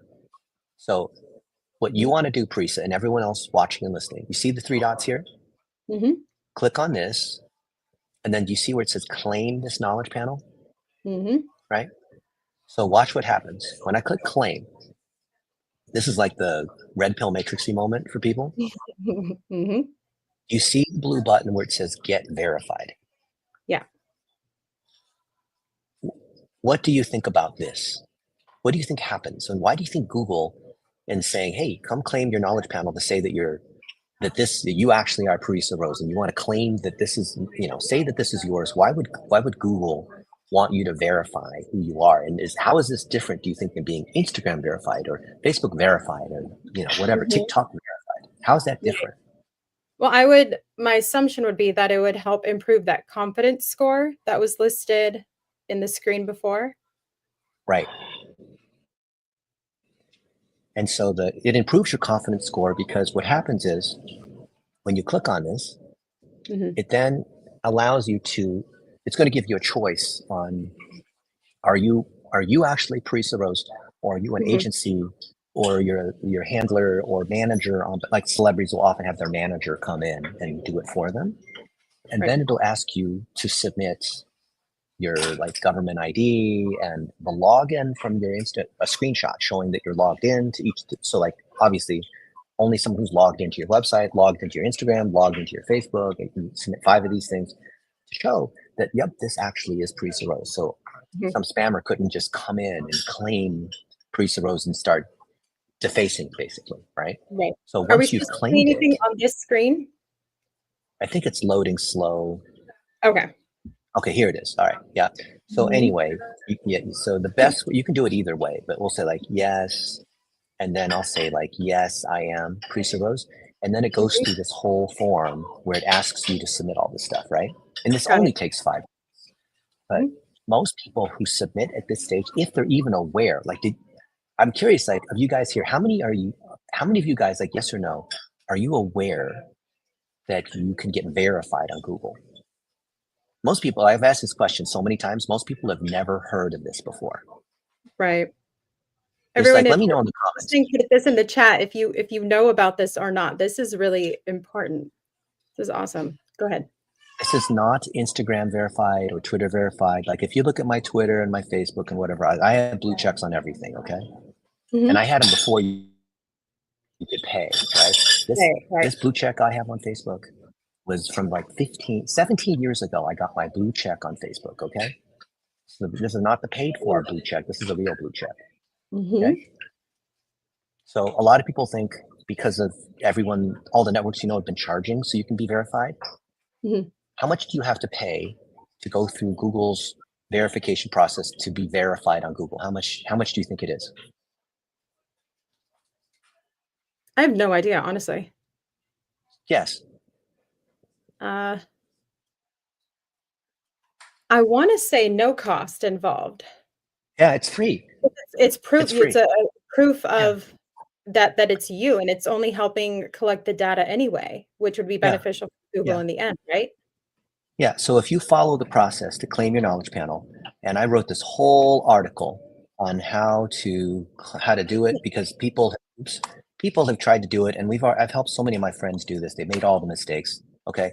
Oops, not this URL. So type in a search for knowledge panel Dennis Yu, and you'll get this whole article. It goes step by step on how to claim it and what the mistakes are, and what if someone has the same name, and what if you're just like all the stuff is here. Okay, you can go read it later if you want. But the whole point is if you're able to claim your entity, that you are Parisa Rose, or the name of your business, or the LA Tribune, or like whatever the thing, like Google's trying to associate all the facts and attributes associated with a thing. A thing could be a place, it could be a song, like any like object, you know what I mean? Like it's like this whole database of things, okay? And it's trying to associate information about these things. And you can see it's like mostly right because it's like sort of is able to, it does a pretty good job for you. But most people, it's kind of all over the place, right? If you verify who you are, that you are Parisa Rose and this particular object ID that we found for you, here, watch this. So when I click on this to go to this Parisa Rose, notice how this view is different when I come in and click search Parisa Rose here, right? Yeah. The difference is this is showing the ID. You see here the URL? It says the ID is 11S86. That's your social security number, Parisa, with Google, right? The only way to get to this is using Google's tool to find out what it is. So then if I come here, claim this knowledge panel, I go through the whole process. Once I claim it and follow the steps that I mentioned in that article so you don't get rejected, because most people get rejected because they don't realize you have to when they come here and ask you like, why are you claiming this knowledge panel, right? What do most people say? Oh, well, I'm Parisa Rose and I'm, I run the LA Tribune and I'm in Seattle and I'm a best-selling author and I'm on this top 10 women thing and I should, you should verify me. Rejected. Right. What do they want to hear? What they want to hear is that they're looking for elements of notability. Like if you were to try to get your Wikipedia or things that are factually true about you. Okay. So if you say like, I am the best at this, well, that's not something factually true. Right. Think about what's in a knowledge. If you think what's in a knowledge panel, like, look, so many people mess this stage up. It just drives me nuts. So let me just try to like say it in the clearest way without like venting it because I get frustrated when people don't do this right. So here, it's factually true that I'm an author, right? It's factually true that I'm 50 years old and I turned, October 6th, I turned 50. It's factually true. I published this best-selling book, which you can see on Amazon. It actually made it to bestseller in social media. These are all factually true, right? People are also asking, who's the CEO of Blitzmetrics? It's factually true that is me, right? It's factually true that I've been on these other people's podcasts. It's true that I've spent lots of money on ads. It's true that I'm on these social networks. It's true that I've spoken at these conferences. It's true that I've been on these other people's podcasts, right? These are all factually true. These are all facts that be associated with me, right? You see how they're like trying to tie facts to me. Right. So when you come in and apply, the machine, you understand, as long as you understand what the machine wants, you say, Right. hey, I'm associated with this. I'm a founder of that. I wrote this book. I've been on this podcast. Factually true, right? Not like I'm the best or I'm really good at this. Like that's not a fact. That's an opinion. Then you also say, and because of that, there's other people that have the same name that confuses my audience. And there's other people that may also try to leverage my goodwill because I have 32,000 followers on Instagram. And, you know, there's a lot of fake people trying to create fake profiles. And it's important for my business that it's properly represented. And therefore, I need to be able to manage my knowledge panel so that the things that show up for me are the actual things that are Parisa Rose. Right. Right. And so now you've given the machine, we're trying to give the machine what it wants. Do you see what I'm saying? No, I am so grateful you showed up with the intention to share this because as we wrap here in the next 2 minutes before our next guest comes on, I think it's really, really helpful to talk about things, to understand what the tools can be. But it's another thing to show very practical, tangible steps and showing just how simple it can be. And yes, you have the article to help provide people more of like the step-by-step process to dive into that. Yeah. And I know that like that is the quintessential key piece of this whole marketing conversation. That was so helpful. And thank you. Thank you so much for that. Welcome, Michael. You know, Hey, I know when I saw that, I'm watching Dennis, I'm going, whoa, slow down. Hold, you know, right. I'm ready to jump it. You know, Dennis, I'm going to say something, not putting you on the spot or anything, but we have a big kickoff show called Quantum Leap 2025, and it's going to be the second week of January. It's really our anchor of the whole year. I would love, we'll check your schedule. If you could spend, I'll put you on for about 45 minutes and just walk through this great knowledge, teach our worldwide audience, show them what to do, connect with you. And if you have time, I mean, the comments have been I would love to, Michael. Okay. Count me in. You said January 22nd? It's December. No, sorry. January. It's January like 9th, 10th, and 11th. I'll get the exact 9th, dates. 10th, and 11th. Those dates are open, but as of now, so let me know. Yeah, let me know. I'd love to. Can you? Yeah, I'll. You message me, and I'll get you in right away. We're going to start the schedule probably in a week. Awesome. So fantastic. This was fantastic. I hope all you guys are able to be Googleable, not because you're trying to be social media famous. Like there's all these things as a marketer that you feel like, you know, you need to like pretend to be. But I just want you to, instead of trying to trick the search engine or trick Facebook, I want you to authentically show you are, and then you're going to win. That's how you win in SEO. That's the main thing I want people to understand. It's not this magic, okay? The more content you have, the more it has to be organized, right? That's what we're trying to do is organize your stuff. You know what we might do too, and just a thought, because I like to do things really, we might have you maybe work with one of our top students or one of our influencers and make sure everything looks well, let you build the relationship with them, but almost do it live as it's happening, because then our audience will really focus and lock in on not just what you're doing, but who you are. Like a live cooking show, right? I'm Gordon Ramsay. I'm going to yell at you if you don't cook the steak right, but we're going to, every step of the way, we're going to cook the food. All the recipe. That'd be funny. That'd be great. Yeah. So Dennis, thank you. Parisa, you're awesome. Parisa, you want to stay on for the next one? You can if you want. So if you gotta go, I might have to step away for a few, but yeah, no problem. Yeah. We'll see you in about 20 minutes. All right, Dennis, awesome. Thank you so much. Guys. We're about to bring up Motoko and then Joseph McClendon, but we'll see you soon. Thank you, Dennis. Connect with me, guys, on Google. All right. Oh, we will. Awesome. All right, Parisa, see you in a minute. Like 20, something like that. Okay. All right, great. So we like to move right on. We stay right on time. I'm never late as it is. The next amazing speaker, you know, Motoko-san, Motoko Amada has been amazing. We have built this partnership with one of the Japan's most foremost media companies on the planet, but it's been a true partnership we just show up every week on a call. And we just show up to be there for each other. And we just show up and say, we don't even always know. Sometimes in life, you're not even sure where things are going, but you know it's the right thing. And you know it's the partnership you want to have. And those things just lock in. And, you know, we had Dan Kennedy today. We have Joseph McClendon coming up next. And, you know, after Motoko, I'm going to bring you up. There we go. And Hi, Joseph hello. McClendon hey there, is going to be calling. He's on stage with Deepak in Australia, but he's coming in to jump off stage and get on the call after you. So everybody give Motoko-san a big thunderous round of applause. Put a 5 in the chat. Hi, hello. You know, it's just great to have you here because we're going to do so much together, but it's really about creating the relationship. And part of that too is that piece of it's marketing and sales is behind a lot of what we do. And can you tell them a little bit about your background, and then we'll talk a little bit about that marketing piece. Okay, thank you very much for having me here. I'm Motoko Imada, the co-founder and president of TNL Mediagin. So TNL Mediagin is now the Asian Next Generation Digital and Technology Media Group. So we are delivering the Asian voice to the world. Now we have 22 media brands in Japan and Taiwan.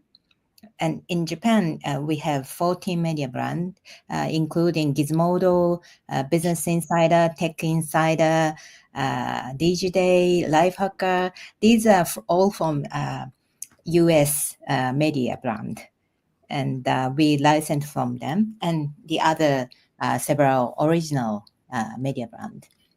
And I started this company 26 years ago, and at that time, before that, I brought Wired to Japan, and at that time there was no internet in Japan, but it just happening there. And I realized while I'm publishing Wired that all the information will be in digital. So I started this company in 1998.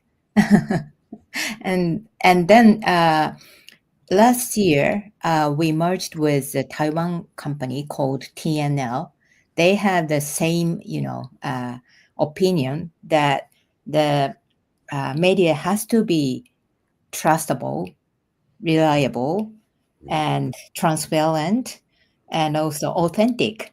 So we talk each other, and they have a lot of technology, AdTech, MarTech, and also the tech for the media, all the tech for the media. So we've been working as a digital media company.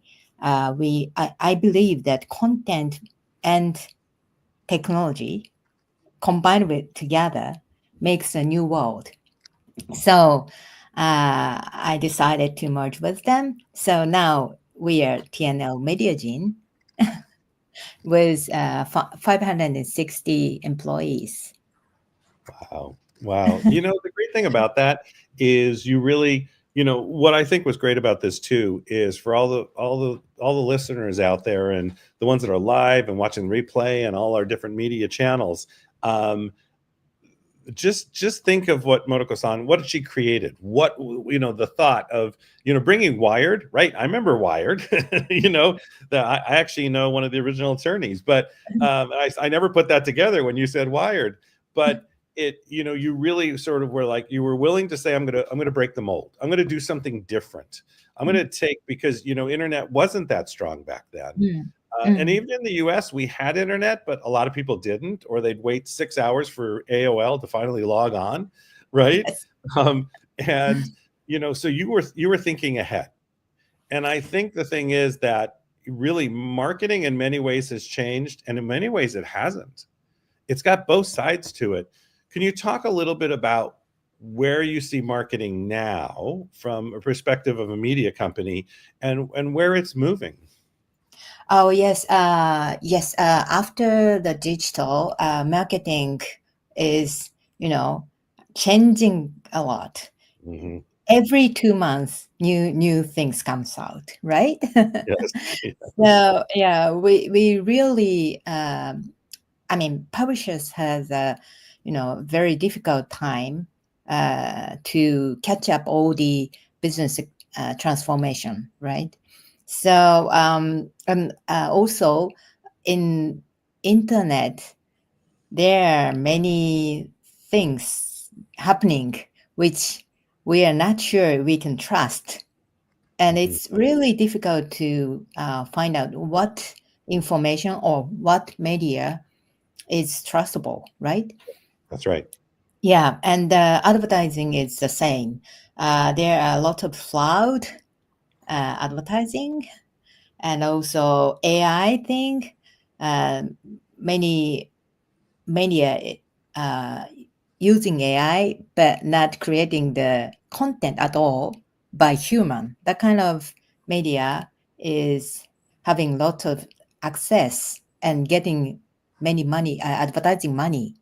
So we have to be very careful that to build the trust from the readers as well as from the sponsors.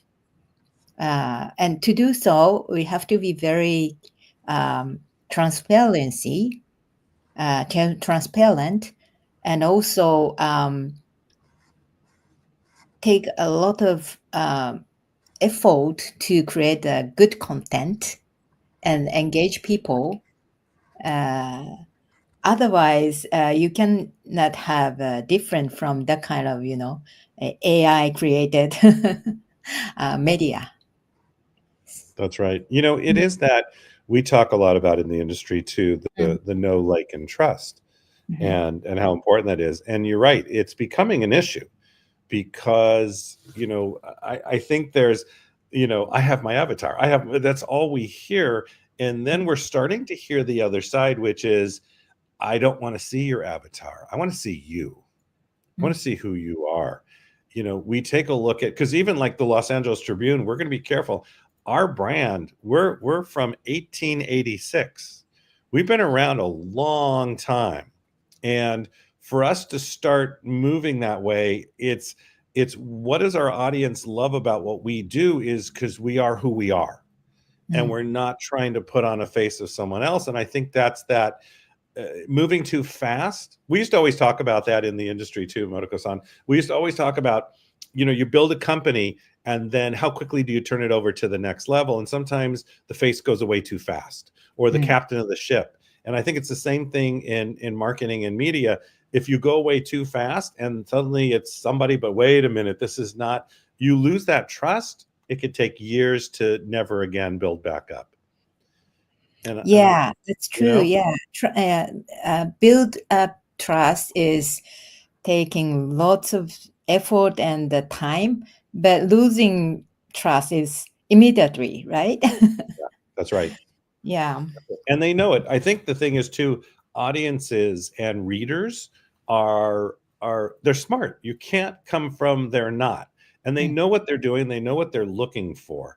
If you look at your brands and I know you have someone who reads Business Insider might be something different than somebody who reads Gizmodo, does Gizmodo and life. But there's still, you have to know, most of them realize what's going on and they know what's going on in the environment. And if you start to go, oh, here's a pretty picture. Let's do all these pretty pictures. They'll be like, I'm done with the pretty pictures. Give me what I'm here for. And I think that's where you have to be careful. And we also know because just look at Comic-Con, right? Look at when Amazon bought Twitch. There's others that want that shiny piece and they'll run with you there, but it's always honoring your audience. Yeah. And I think that's, and really looking at it where it is marketing and where it's going, and you're a forefront leader on this, but you didn't do it yourself.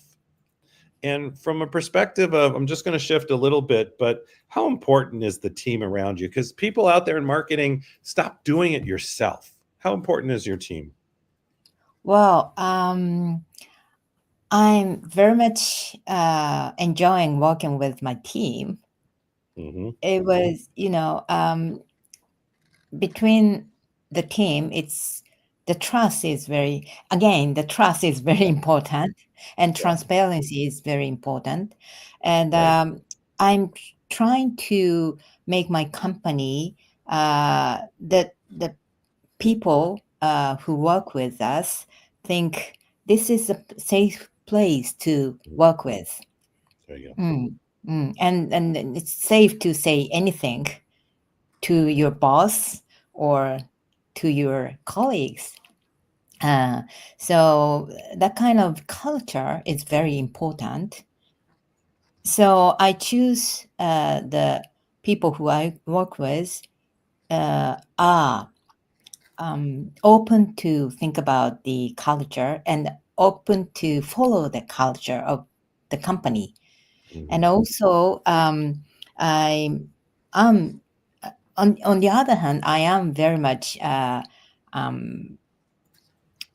think it's important to have the diversity. So gather the other opinion from many people from the other background is very important. Yeah. Yeah. That's create the innovation. Yeah. That see, I like that right away, and whether I have to jump into that because that that diversity does create the creativity. It's the, you know, it's why there are all the studies, and everybody loved working from home. I do too. Okay, I've worked from home for a lot of years, but we always had team meetings. We always had places we met together, and it was such a diverse group that we came from different backgrounds, different walks of life, different thought, different. And I love that you've done that. And there lots of comments are going right now. And I love that you really said you can say what you need to say. I mean, I always come from the background for, you know, because I've worked side by side with other marketing companies, and it's not quite that way. So it's just, and there's been a lot of, especially the ones in Hollywood, they're great, but there's also a lot of ego. And I think that's why you are who you are with what you've done and how long you've been, because a lot of them 3-4 years and they're gone. And I think it's that diversity you've created, and it's the openness that you've created. And everybody out there, if you're going to work with somebody and they're going to take your marketing or they're going to do, make sure that you can say what you need to say to them. The one thing I always say is a sort of an add to that is come from a solution-based environment. Because I think that always, because if you come as a complaint, well, we can all complain or whine all day, but if you come with what's working, what's not, what are we going to do next time, then you're always moving forward. And I think that's really important.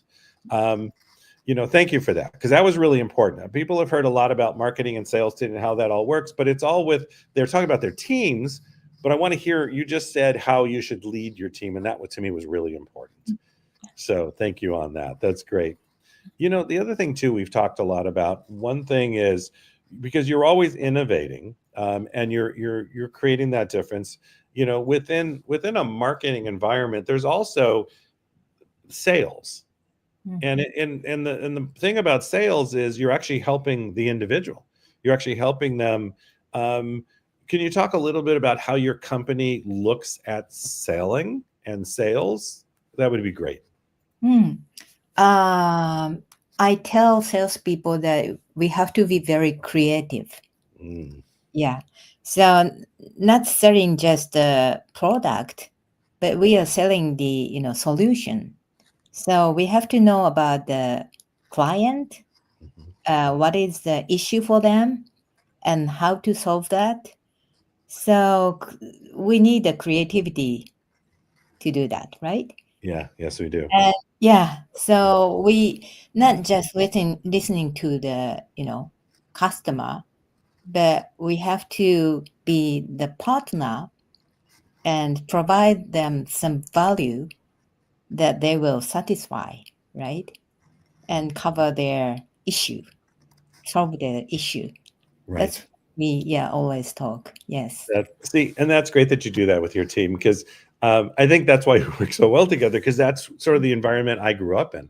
And the gentleman I'm going to bring up right after you, you know, Joseph McClendon III, he's been in front of 6 million people, and it's always about it's the solving, right, and moving them to that solution-based mindset, because we can all have problems. I mean, you've had a company for a long time. I'm sure you've had a couple problems along the way. Yes. But right? Not couple, not couple. Thousand. I know. But it's then how do we get through that, right? And then get to that solution. And how do we do it together as a team, so we're still a team at the end, that we're still respecting each other? And I think that's always that you've created an amazing. I've met several of your team now. I'm very impressed by everybody I've met because they're very much on board with the mission and they're really excited to be part of it. Is there something you could tell our audience? And I think this is always really important and when I've talked to you about it before, and we've done this, but they always want to hear, because we have a new audience today. Every time's a new audience. And actually, Dan Kennedy, thank you so much. Really, he punted this out to his whole international. So this went out to everybody. But could you just give them one thing that they could do every single day? It could be marketing. It could be just the way they wake up. It could be something that keeps you moving forward every day. Just give them one thing they could take away from this call and start doing tomorrow to keep their life moving forward. Okay. I do this to create the idea. Creating the idea is very important, and you have to, think about the new thing and change transformation is very important, moving forward and living in this world, right? Yeah. So to create the idea, you put all the information, many information into your mind, and you think about that, and then you forget about that and take a walk or watch movies, anything else. You don't think about that, and then idea will come out.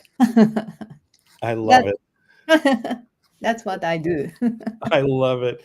I love it. And actually, how many of the studies have come out with walking and movement and what it does for the brain? There's a lot of techniques that have come out around that. We talked about neuroscience about that. So thank you so much. That fits like every call we've had this year.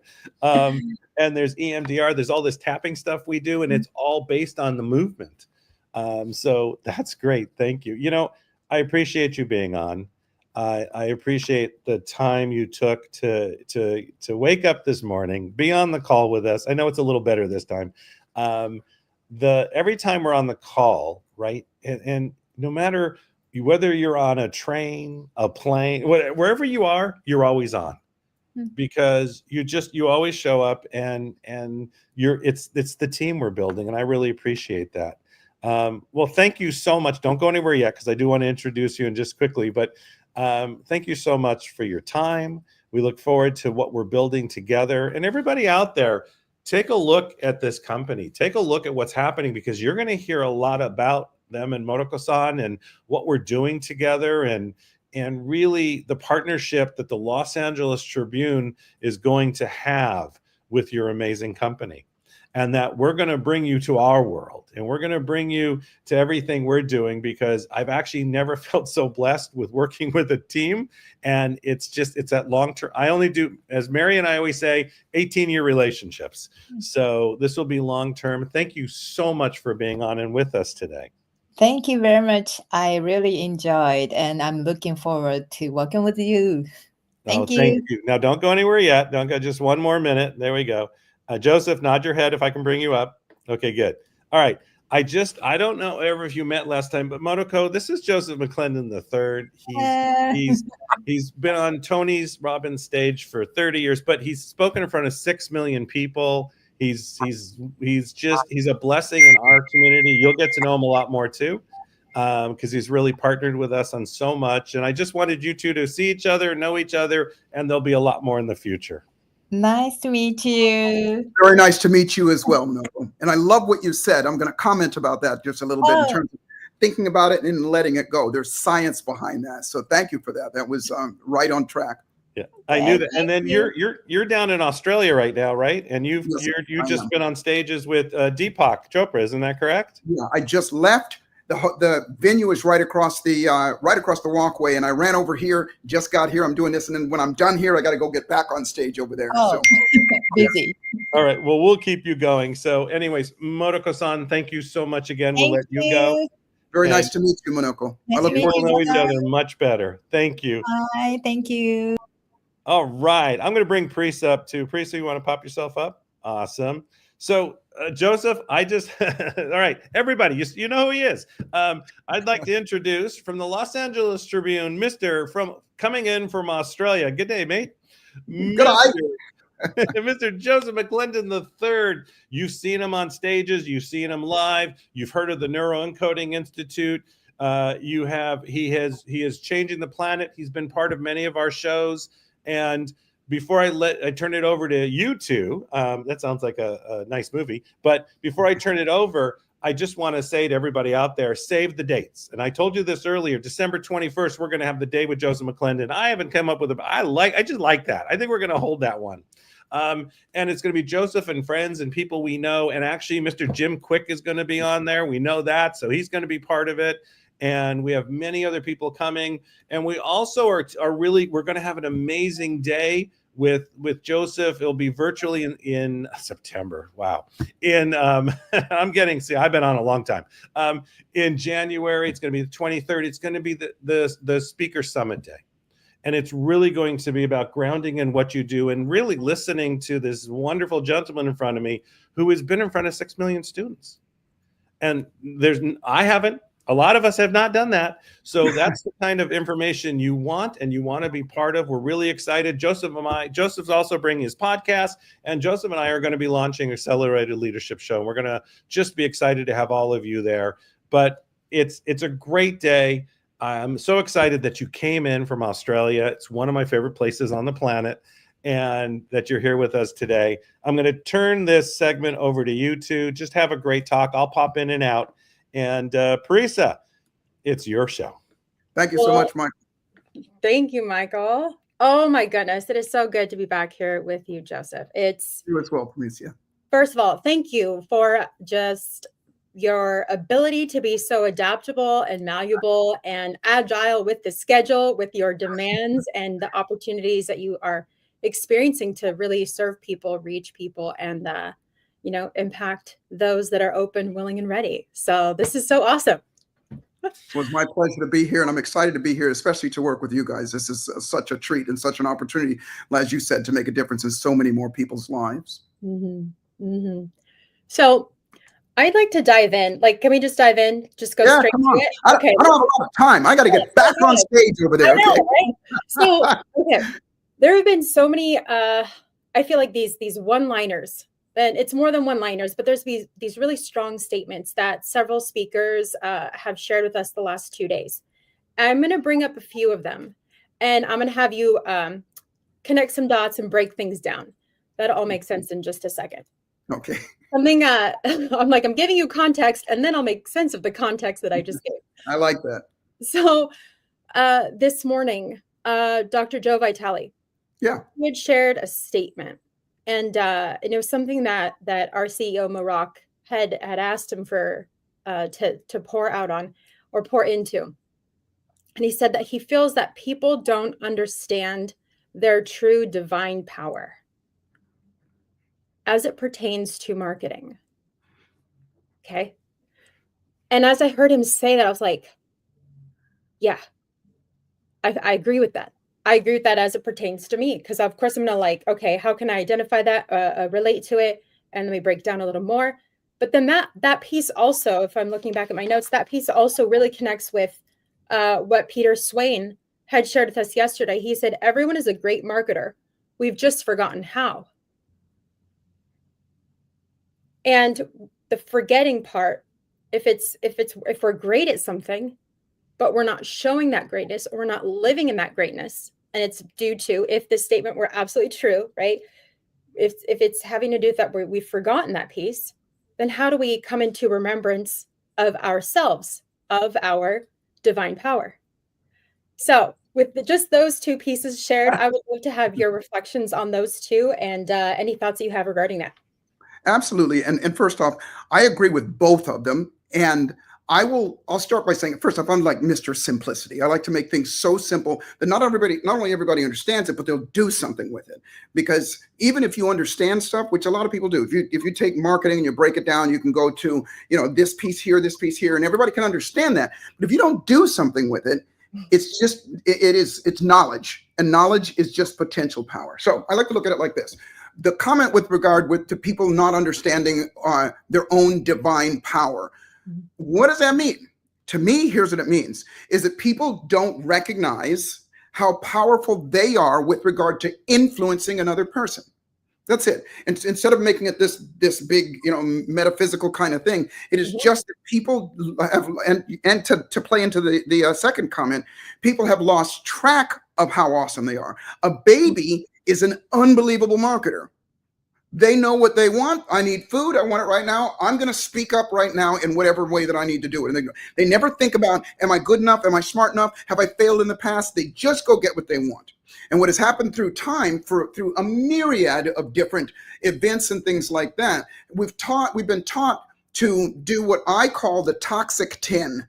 Now, you may have heard this before, but here's what they are. There's only 10 things that hold us back.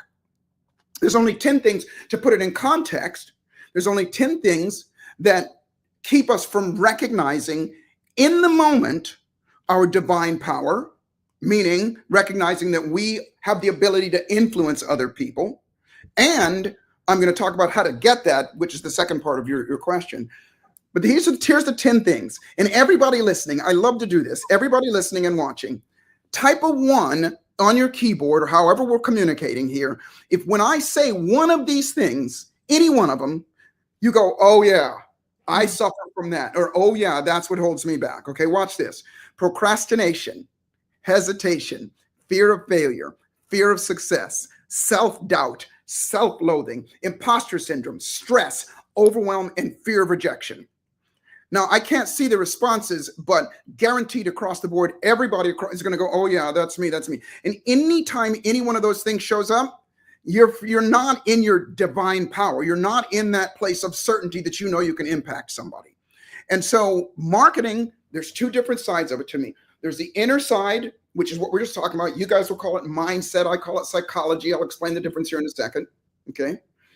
There's the inner part, meaning getting yourself to, again, to use the phrase that you just said, recognize your divine power. And then there's the outer part, which is do something with it. Because you can recognize it all day, but then do something. So there's processes. I always say it's process over knowledge, meaning there's processes to mitigate the toxic 10 and replace that toxic 10 with what I call the 3 to thrive. And that is, and again, I make these terms and things so simple everybody can do it. And here's the 3 things. Number 1 is your psychology. And your psychology is just what the thoughts and beliefs that we have about ourselves first, other people, and then the environment that we're in. If we have weak thoughts about ourselves, then guess what? It goes right down. If you have weak thoughts about yourself, which is your identity, then you're going to think that, well, maybe they won't do this, or maybe I'm not good enough for that, or whatever. The toxic 10, blah, blah, blah. If you have great thoughts, if you have certainty, if you have that kind of belief about yourself, then guess what? You're going to not only you're going to perform that way, but as we go on, you'll see you will impact people just from your energy and your certainty that you have that. The second piece of the 3 is I call it energy, but it's just your electricity, meaning the electricity that you are generating from whatever emotion that you're in or whatever belief that you're in. And so when you have or I hate to use the word vibrating, but let's just put it simply, when you have a level of certainty about yourself, and again, there's processes to create that certainty. So you default to that. It's called neuroencoding. Okay.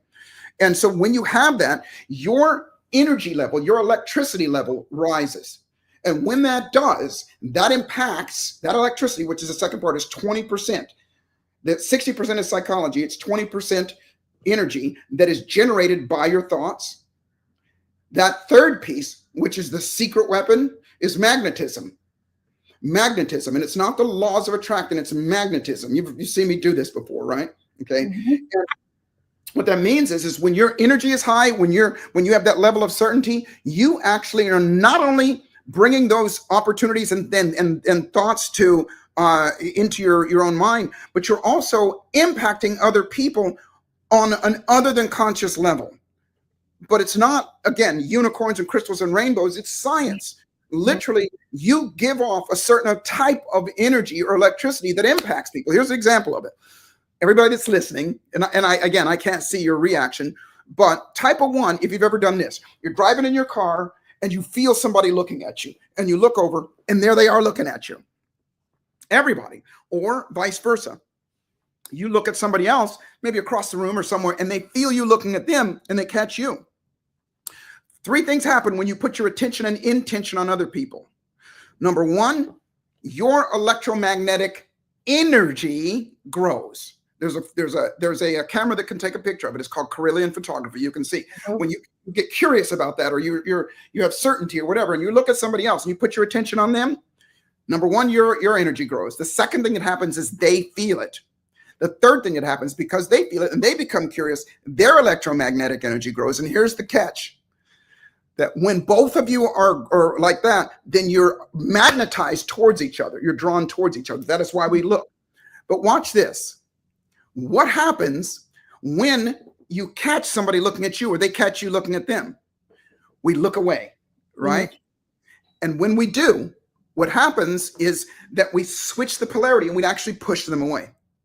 And so if we have uncertainty about ourselves, if we have negativity about ourselves, if we have that type of belief that maybe they won't like my product or any of that stuff, we're sabotaging, we're pushing that person away.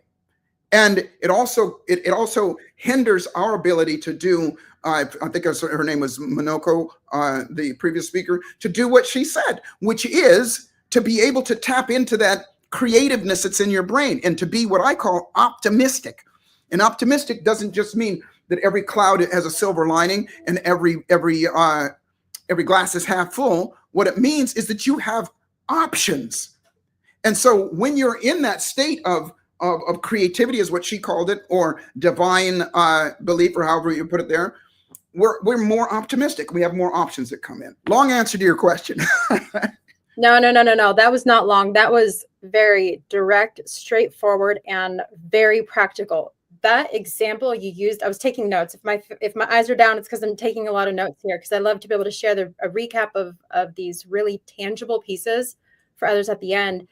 The example of, when you happen to catch someone's eye and you guys look at each other at the same time, but then it is so natural if we are living and experiencing in that uncertainty within ourselves, or if it's a product, to just look away.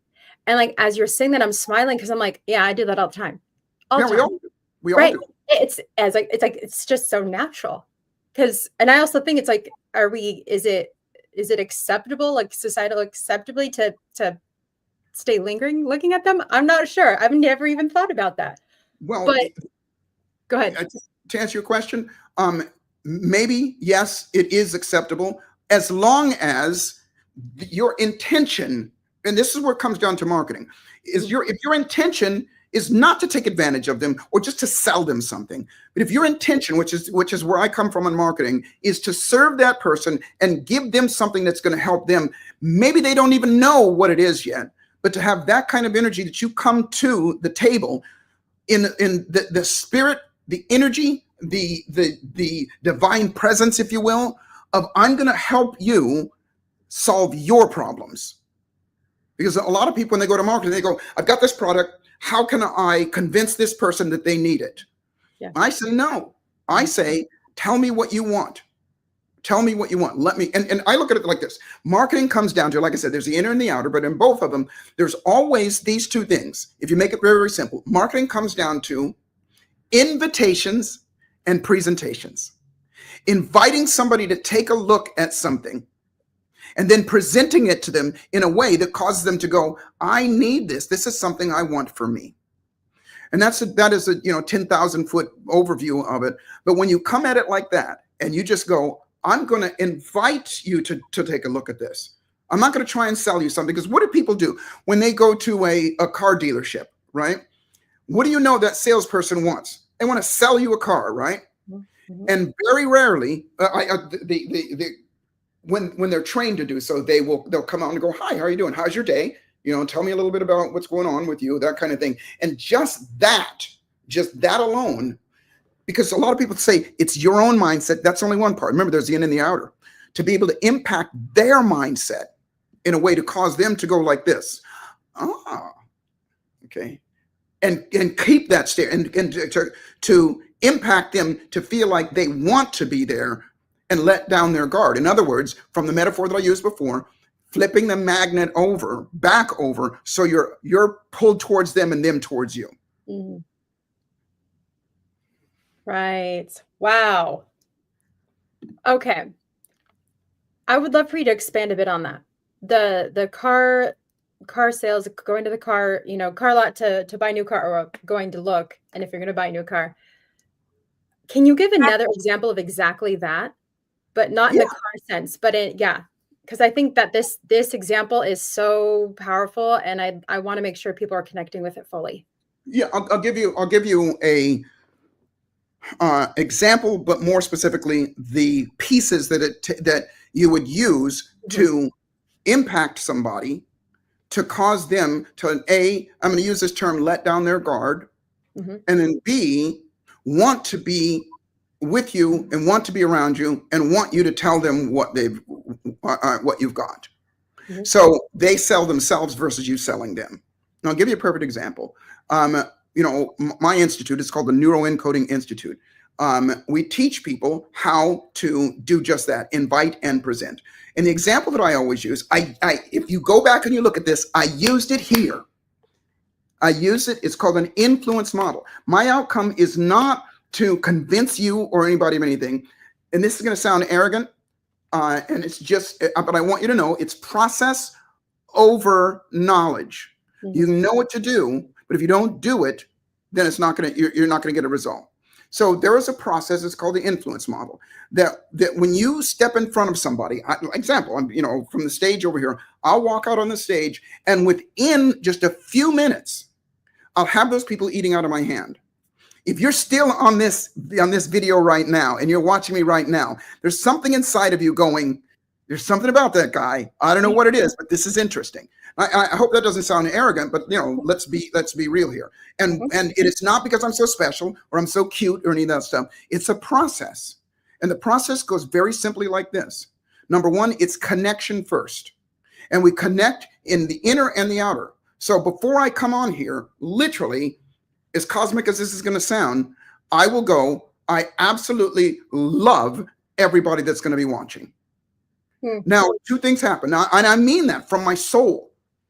I don't have to know you. I don't have to see you. But because I believe that, then guess what happens? Going back on the example that I used before, my electromagnetic energy is big. It's huge. So even before I step on, then when I step on, I'm glowing with that. Okay. And then when I step on, I'm going to do whatever it takes to connect with you. Now, Michael was so gracious in introducing me and saying who I am. But look, I can see you, and I can't see her name, but I know her because I saw her at the Alicia. Yes. Alicia. And even Michael, who knows what I'm doing. All of you are going like this. Okay. Now it sounds mechanical, but the truth of the matter is that's all I'm trying to do. Is if I tell you facts about me, you're going to go like this. And when I do, then I've connected with you. Then that we have some sort of electromagnetic connection. And when you have that, people like themselves. Yes. You become likable. You become trustable because you take the time to. And again, I'm giving the overview of this. But the second thing is you tell them what's the reality. Here's the truth. I'm going to give you an example. We're all on this call right now because we not only want to improve our lives, but we also want to improve other people's lives as well. We want to make a difference in other people's lives. And look at you freaks. All of you are going like this, okay? And the reason is because I'm telling you something that is true that you already know, right? So people like themselves. So I'm connecting with you, right? Now, here's the third piece. And I'm going through this very, very quickly. It's called the attack and confess. I attack you and I tell you, here's what you've done before. You've gone to seminars. You've done this before. You said you were going to do it and you didn't do it. And then what that does is now it pulls back. And what you want when I do that is you want the nice guy back. You want the connection back because everybody has a fear of rejection. And now I go, well, here's the solution. And I said this to you earlier. I say to everybody, I go, look, the solution is to have a way to mitigate the toxic 10 and to replace it with something that serves you. And I gave you what it was. The toxic 10 was the attack. Okay. I said to everybody, tell me what, if you did, and everybody goes, yeah. And then give them, the solution is to have the 3. And I gave you the 3. And then now, because of that process that I went through, everybody's hanging on my every word. It's not because I'm so interesting. It's because I've connected with you first. Yeah. It's because because I've connected with you, and this is only one piece of neuroencoding. What has happened is they feel like that I've got your best interest at heart. I do, because before I even come on here, I get to serve these people. I get to do something that is going to help them go further faster. And as a result, we get to make the world a better place. And that might sound like a huge goal, but Michael, that's what we're doing. We're all over the world doing this. But again, long answer to your question. I'm here for the long answers because you distill it in such a relatable way and in a way that I feel like is very honest. In that attack piece, the attack and to confess, that attacking moment is just honesty. It's truth. And you're saying that person's truth versus them having to confess that truth. When you're saying it to them, it's a lot easier to step into that truth, even if you said you're going to go to the conference and you didn't. You're saying it for me. I'm not having to say it, so my guard is down. You're absolutely. I'm understanding. I'm following what you're putting down here. This is awesome. So good. Welcome back. Thank you. The great and welcome Alicia to the stage. But the great thing, the great thing about that is, by the way, I'm going to keep it the other way. We'll just because we're focused on the man in Australia. But the great thing about that is, Joseph, when you show up, the one thing is that you always show up. And that so I know as an audience member too, the rapport, the connection, everything you've created, the magnetic flow, but you're there to be there. You're there. And there's almost always that feeling you're there for me. I don't care about them, right? But you're there for me and you're going to speak to me. And I think that's that great piece, which is why I am so excited about the things that we are going to create. But there's so much you've created already. And when you take a look at really how an audience steps into that room, I've seen you even work the room before you've got to the room. That's what you just said. You work the room before you get into the room. Show up before you show up. Show up. Remember, there's the inner and the outer. Show up for you and show up for them before you show up. There's always the before, the during, and the after. I love it. Alicia. That's so good. Talking about connecting with your audience beforehand, Joseph, how can individuals that are part of organizations, entrepreneurs, connect with their maybe future audience, community member, client before they are even showing up in the room or presenting themselves in a way that creates that fluidity to actually really connect? Yeah. Number one, describe and identify who your audience is. If you don't even have an audience, describe who the audience you want them to, the audience that you want. For example, I'm doing this event with Deepak, and before I come here, I always think about whatever event I do. I go and I'll ask the questions: who am I going to be speaking to? Who am I going to be speaking to? Now, in what you just said, Alicia, in terms of create your future clients, who describe who that person is. How, what demographic they are. Are they male? Are they female? Are they, well-educated? Are they, their mothers, fathers, they have kids, whatever. Any and everything you possibly can, because here's what happens is you build an avatar in your mind of your audience.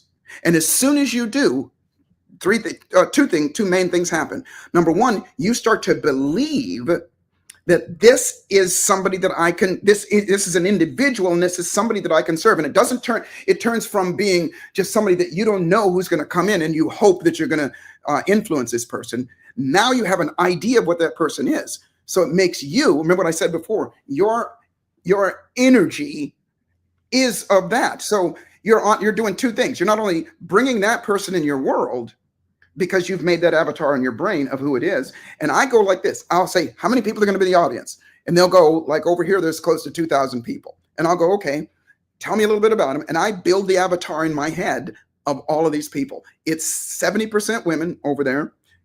And most of them are between the ages of like 25 and 45 years old. And they are already, let's just say, predisposed to metaphysics and things like that in the metaphysical world. So I build that in my world. And now once you have that avatar of that person, as corny as this is going to sound, love that person. Just pour love into them, into that avatar. Because here's what's going to happen is remember, there's the inner and the outer. You are going to have compassion, you're going to have understanding, and you're going to have connection with that person already before they walk out there. And that is, we've all had this kind of situation. You walk into a room and people go, and they notice you walking into a room. But conversely, you've walked into a room before and people could care less. They don't even notice you. The difference isn't them, it's you. The difference is how you're feeling, your psychology about yourself and your psychology about them. And so you can deliberately do that. So create your avatar, love that avatar. Create your audience in your brain first. This is neuroplasticity. In your brain first, and make it real in your brain.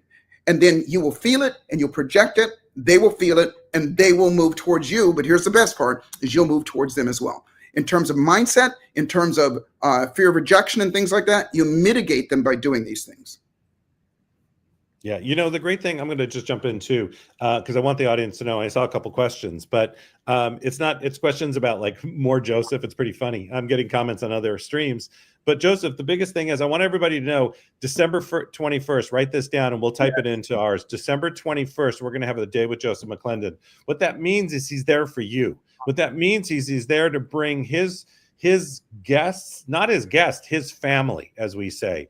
His people he's coached, people he's worked with, people that know him and respect him, like Jim Quick, to really be there for you. It's towards the end of the year, and it's really to bring that mindset in as we go into the New Year show after the year. So December 21st, they're posting it right now. Do not miss it. It will be live streamed just like this.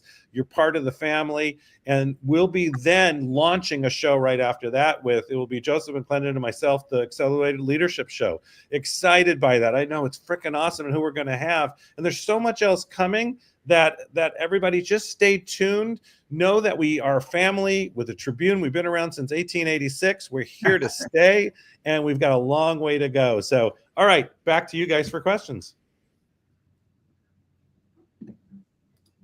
Alicia, I'll pass to you before I close us out. Joseph, would love for you to go into a little bit more process over knowledge. You mentioned it earlier, but it is so easy for people to get stuck to attend events like this to get so much information. And then it can be overwhelming. Like, I just learned so much. Where can I start? What can I do? So what can you share that people can kind of take with them today, that they can take that first step, even if it's a small one, to gain that momentum to keep kind of moving forward as they evolve? I'll actually do better than that. And that is, I checked with Michael and Mary, and I have a free gift for everybody, and it's absolutely free, no charge whatsoever. And it is going to give some mechanics about what I'm going to share with you. And that is this. Remember the toxic 10. You said it, Alicia. You said it's overwhelming, right? We get overwhelming. Well, overwhelm is one of the toxic 10. And if you don't have anything to mitigate that, then what happens is when it shows up, here's what we're going to do. Oh, look, cake, or our phones, and we doom scroll, because it's always the path of least resistance that we go to. But there's a process, several of them actually, and one of them is just a simple pattern interrupt that if you do, see, here, let me put it this way. If you don't have something to do when I'm gone, then whatever has been consuming you in the past, whatever distractions, whatever of the toxic 10, they're going to come back. And so you got to say, what should I work on? And the answer is what you should practice. And practice is, you talk to any sports person or musician or anything, they get better through practice, but they're practicing a specific thing. But for us as entrepreneurs or megapreneurs, however you want to put it, what we need to practice the most is how to flip the script, is how to interrupt the feeling that we're in and replace it with something else. And how that works is this. It's unbelievably simple. I'm going to give you the example, and then I'm going to tell you, where you can go, because it's called neuroencoding. I'm going to give you an example. How many of you have ever done something like this? Maybe you're in your house and you're thinking about something, or you're watching television, right? And something comes on the television and you go, oh, I got to go get a pad and paper and write it down, or I got to go in the kitchen and get something. And in that moment, you're very intense about it. You're locked into it. You want to do it. You want to do it. And then you stand up and you go in the kitchen, and there you are in the kitchen going, what the hell did I come in here for? We all do that. Well, understand this. I always say this to people, and this is the truth. When I had my practice in Los Angeles, if you have a fear of dogs and you come into my office, take a guess what's going to be in my office. There's going to be a dog. Why? Because I want bring up the worst possible situation for you so that I can do what I just did right there. Because when you interrupt that pattern, here, 3 things happen. Number 1, you're no longer in that pattern that you were in before. If it's fear, you're no longer there. The second thing that happens is it creates a blank spot called a scotoma in your brain. And the third thing that happens is that scotoma immediately turns into what I call a mental vacuum, meaning nature always wants to fill up a vacuum, right? So what does your brain do? Give me something, give me something. So if I can cause, and here's the process, and again, I'll tell you where to go get this. The process is feel bad on purpose. Make yourself feel frustrated, overwhelmed, scared, any of the toxic 10. Second piece is to interrupt the pattern. Why? So you can create that blank spot, that vacuum, because nature's going to fill it up. And then the second thing is feel good on purpose, because while you're going, what the hell, and you feel good, and I show you how to do that, then guess what? That goes in its place. And then the last piece is always, always, always the last piece. So anybody, when you're with me, this is always, always, not some of the time, not most of the time, but all of the time, the last piece. Celebrate. Pat yourself on the back, shake your ass, do something and celebrate, because it teaches your nervous system to go, I want some more of that. And it becomes a self-fulfilling prophecy, if you will. I keep saying this, long answer to your question. We're here for the long answers. We are here for the long answers. The celebration piece, it is not brought up, I think, often enough. I'm really grateful you touched on that. Excellent question, Alicia, because really bringing that into the celebration piece, it's really establishing, hey, I want more of this. And that communication back to ourselves for interrupting that behavior, for, feeling bad on purpose. There is a purpose in that. That was so great. Go ahead.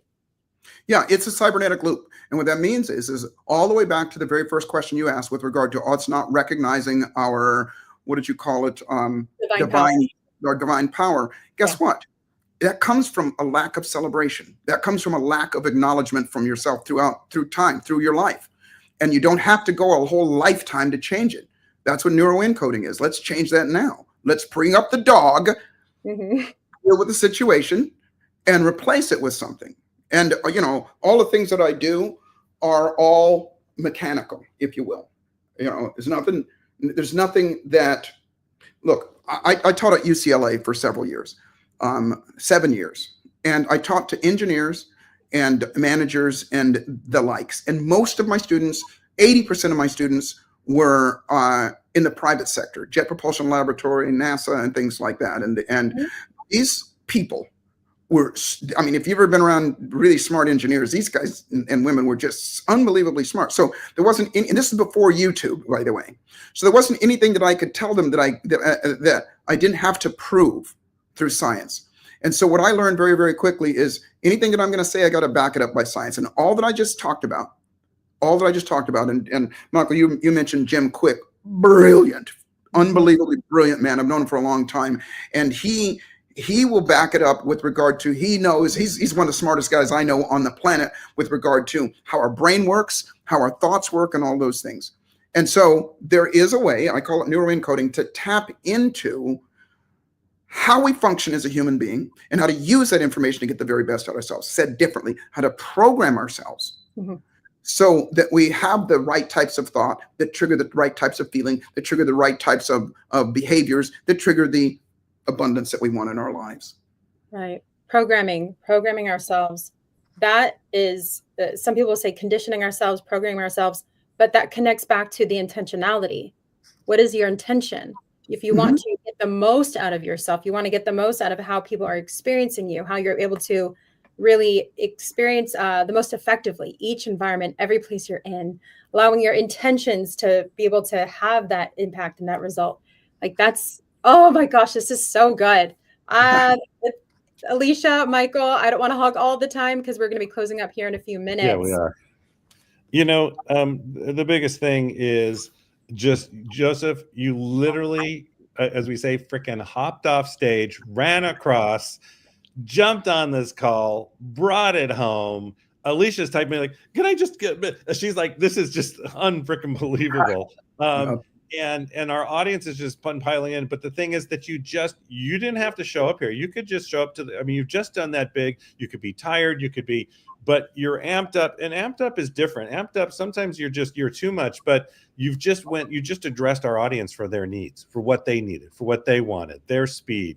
You paced it so well, and just you're spending your time with us has just been amazing. Alicia, any last comments before we let Joseph go with his last comments?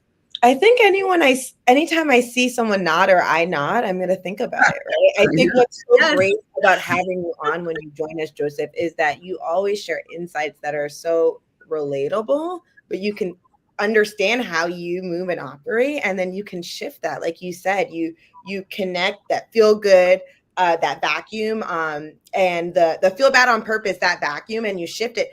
I can say, I can never look at the FedEx logo again because I always see that arrow. But once you see it, you can't unsee. And I think that's so great about how you share and how you teach. Once you hear it, you can't unhear it. And there's so many actionable tools and mindsets you've given to our audience and the community. It's a gift to have your presence here today, because people I know learn. I encourage people to rewatch this segment. There's so much that you've shared. Joseph, I'm looking forward to Paris's notes, but we appreciate you for joining us today, especially after you were on stage in Australia and sharing with our community. My pleasure. Awesome. Paris, any last thoughts? Thank you, Joseph, for the reminder to pattern interrupt.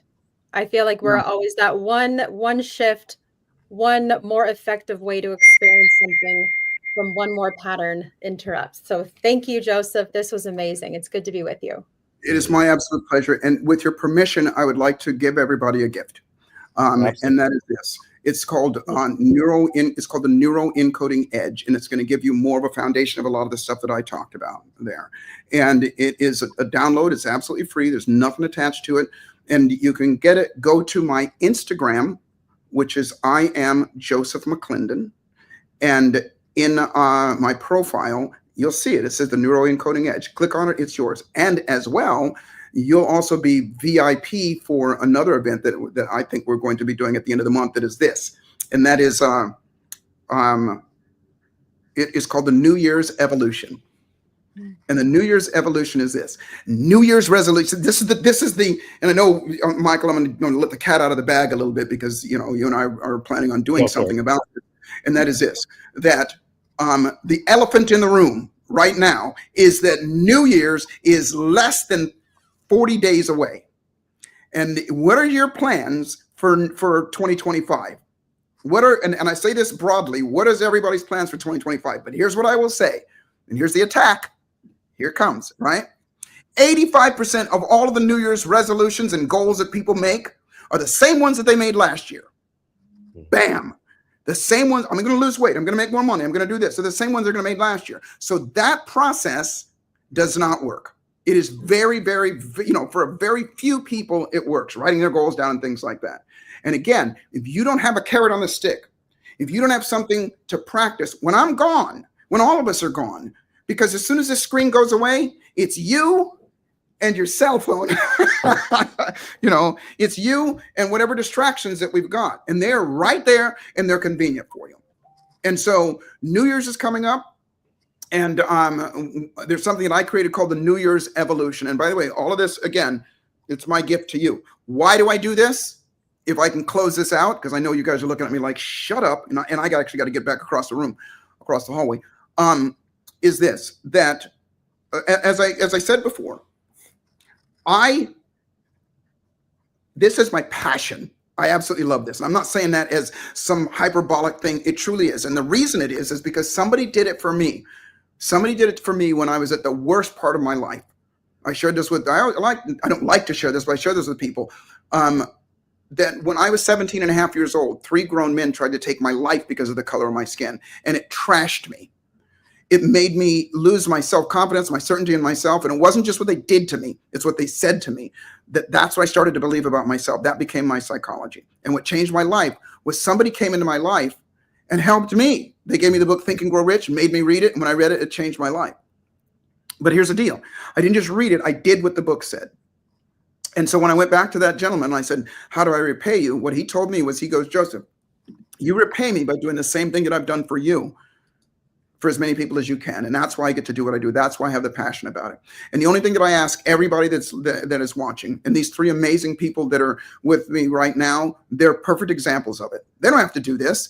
They do it because it is, what did Michael, you call it? It is legacy stuff. This is our legacy that we're building. We all need to leave something, not when you're dead and gone. I don't like to look at legacy as when I'm dead and gone. Legacy means when I walk out of this room. Legacy means when you close out of this thing right now. And so we all need to do that in a way. So that's the only thing that I ask. You don't have to do what I do. Maybe you want to. Maybe you want to speak on stage. Maybe you want to do those things. We can help you do that. At the very least, I want you to be as successful, to be as healthy, as happy, and financially abundant as you want to be and as you possibly can. We'll show you how to do that so that at the very least, you'll be a shining example for other people. And lastly, by the way, it's never lastly, but I'll say it this time, okay? I'll say this, that life is always exactly what you dare to make it. And fortune favors the bold. And so the trick to life is do what you've done here. Boldly step outside the box. Boldly be willing to learn from somebody else. Boldly be willing to do something different, because that's how to go further faster. Everybody, give Mr. Joseph McClendon a thunderous round of applause. Put a 10 in the chat. Forget the 1. You know, it's been great. Thank you so much. And I'm looking so forward to everything that we're going to build together side by side, because the great thing is I'm learning as much as you're learning, as much as everybody will learn alongside us. And I think that's the brilliance of what we're going to do. I'm getting texts that I got to be back over there. I love you guys. Thank you so much. Go to IamJosephMcClendon.com, and it's absolutely free. You're going to love it. And I'll see you guys at the top. All right, Joseph. Thank you. Go have a great time on stage. Bye-bye. Goodbye. You know, okay. It's here. I'm going to bring everybody. Come up. Everybody come up. There we go. And bring Rex up too. There we go. It's the great thing about this here is the people that we get to surround ourselves with. I mean, look at this group right here, right? But for me, I was just thinking about this the other day. I was talking to Mary. I know I say Mary, but Mary's been a big influence on my life because she created one of the probably still one of the largest organizations out there in personal development.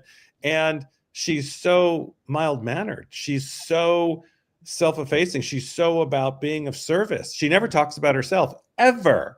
And I think those are the people to surround myself with. But in all the years I've been in this, there was us, right, at Peak Potentials, right? And then there was the other organization over at the Robbins side. And now what so excites me is we're combining that in my mind, the what happened and the shows that I'm launching with Joseph, and there's some other peaks, some people that are coming through. So it's like we're just, all of us here are bringing more greatness to the stage. We're bringing more greatness to what we do. The Los Angeles Tribune is about community and family, not this camp and that camp or who you're with and who you're there. It's one team, one family moving together. Today's call has just been off the chart. But again, dates to save, and then I'm going to turn this back over. December 21st, a day with Joseph McClendon. January 9th, 10th, and who knows how many days will go for Quantum Leap 2025. January 16th, we have Barnes & Noble. We have an evening with Sheila E., because guess what? She is going to the Grammys. And we have potentially, well, I won't let it out of the back because I don't know for sure, but potentially one of the top soul cyclist people on the planet who, like, everybody knows, and she's been on all the TV shows. Anyways, and there's so many other people that will be there, and just family. And then September 23rd, write this down, everybody. September 21st, 23rd, we're going to have the Speakers Summit. And Joseph's going to be with there all day. That man has spoken to 6 million people on stage, let alone everything else. You want to be there, and you want to be part of all of this. And then we're going to Japan and Amatoko, and then we're going to be at another huge event. I can't even tell you what that is yet, but I will. And it's got probably 10,000 people there.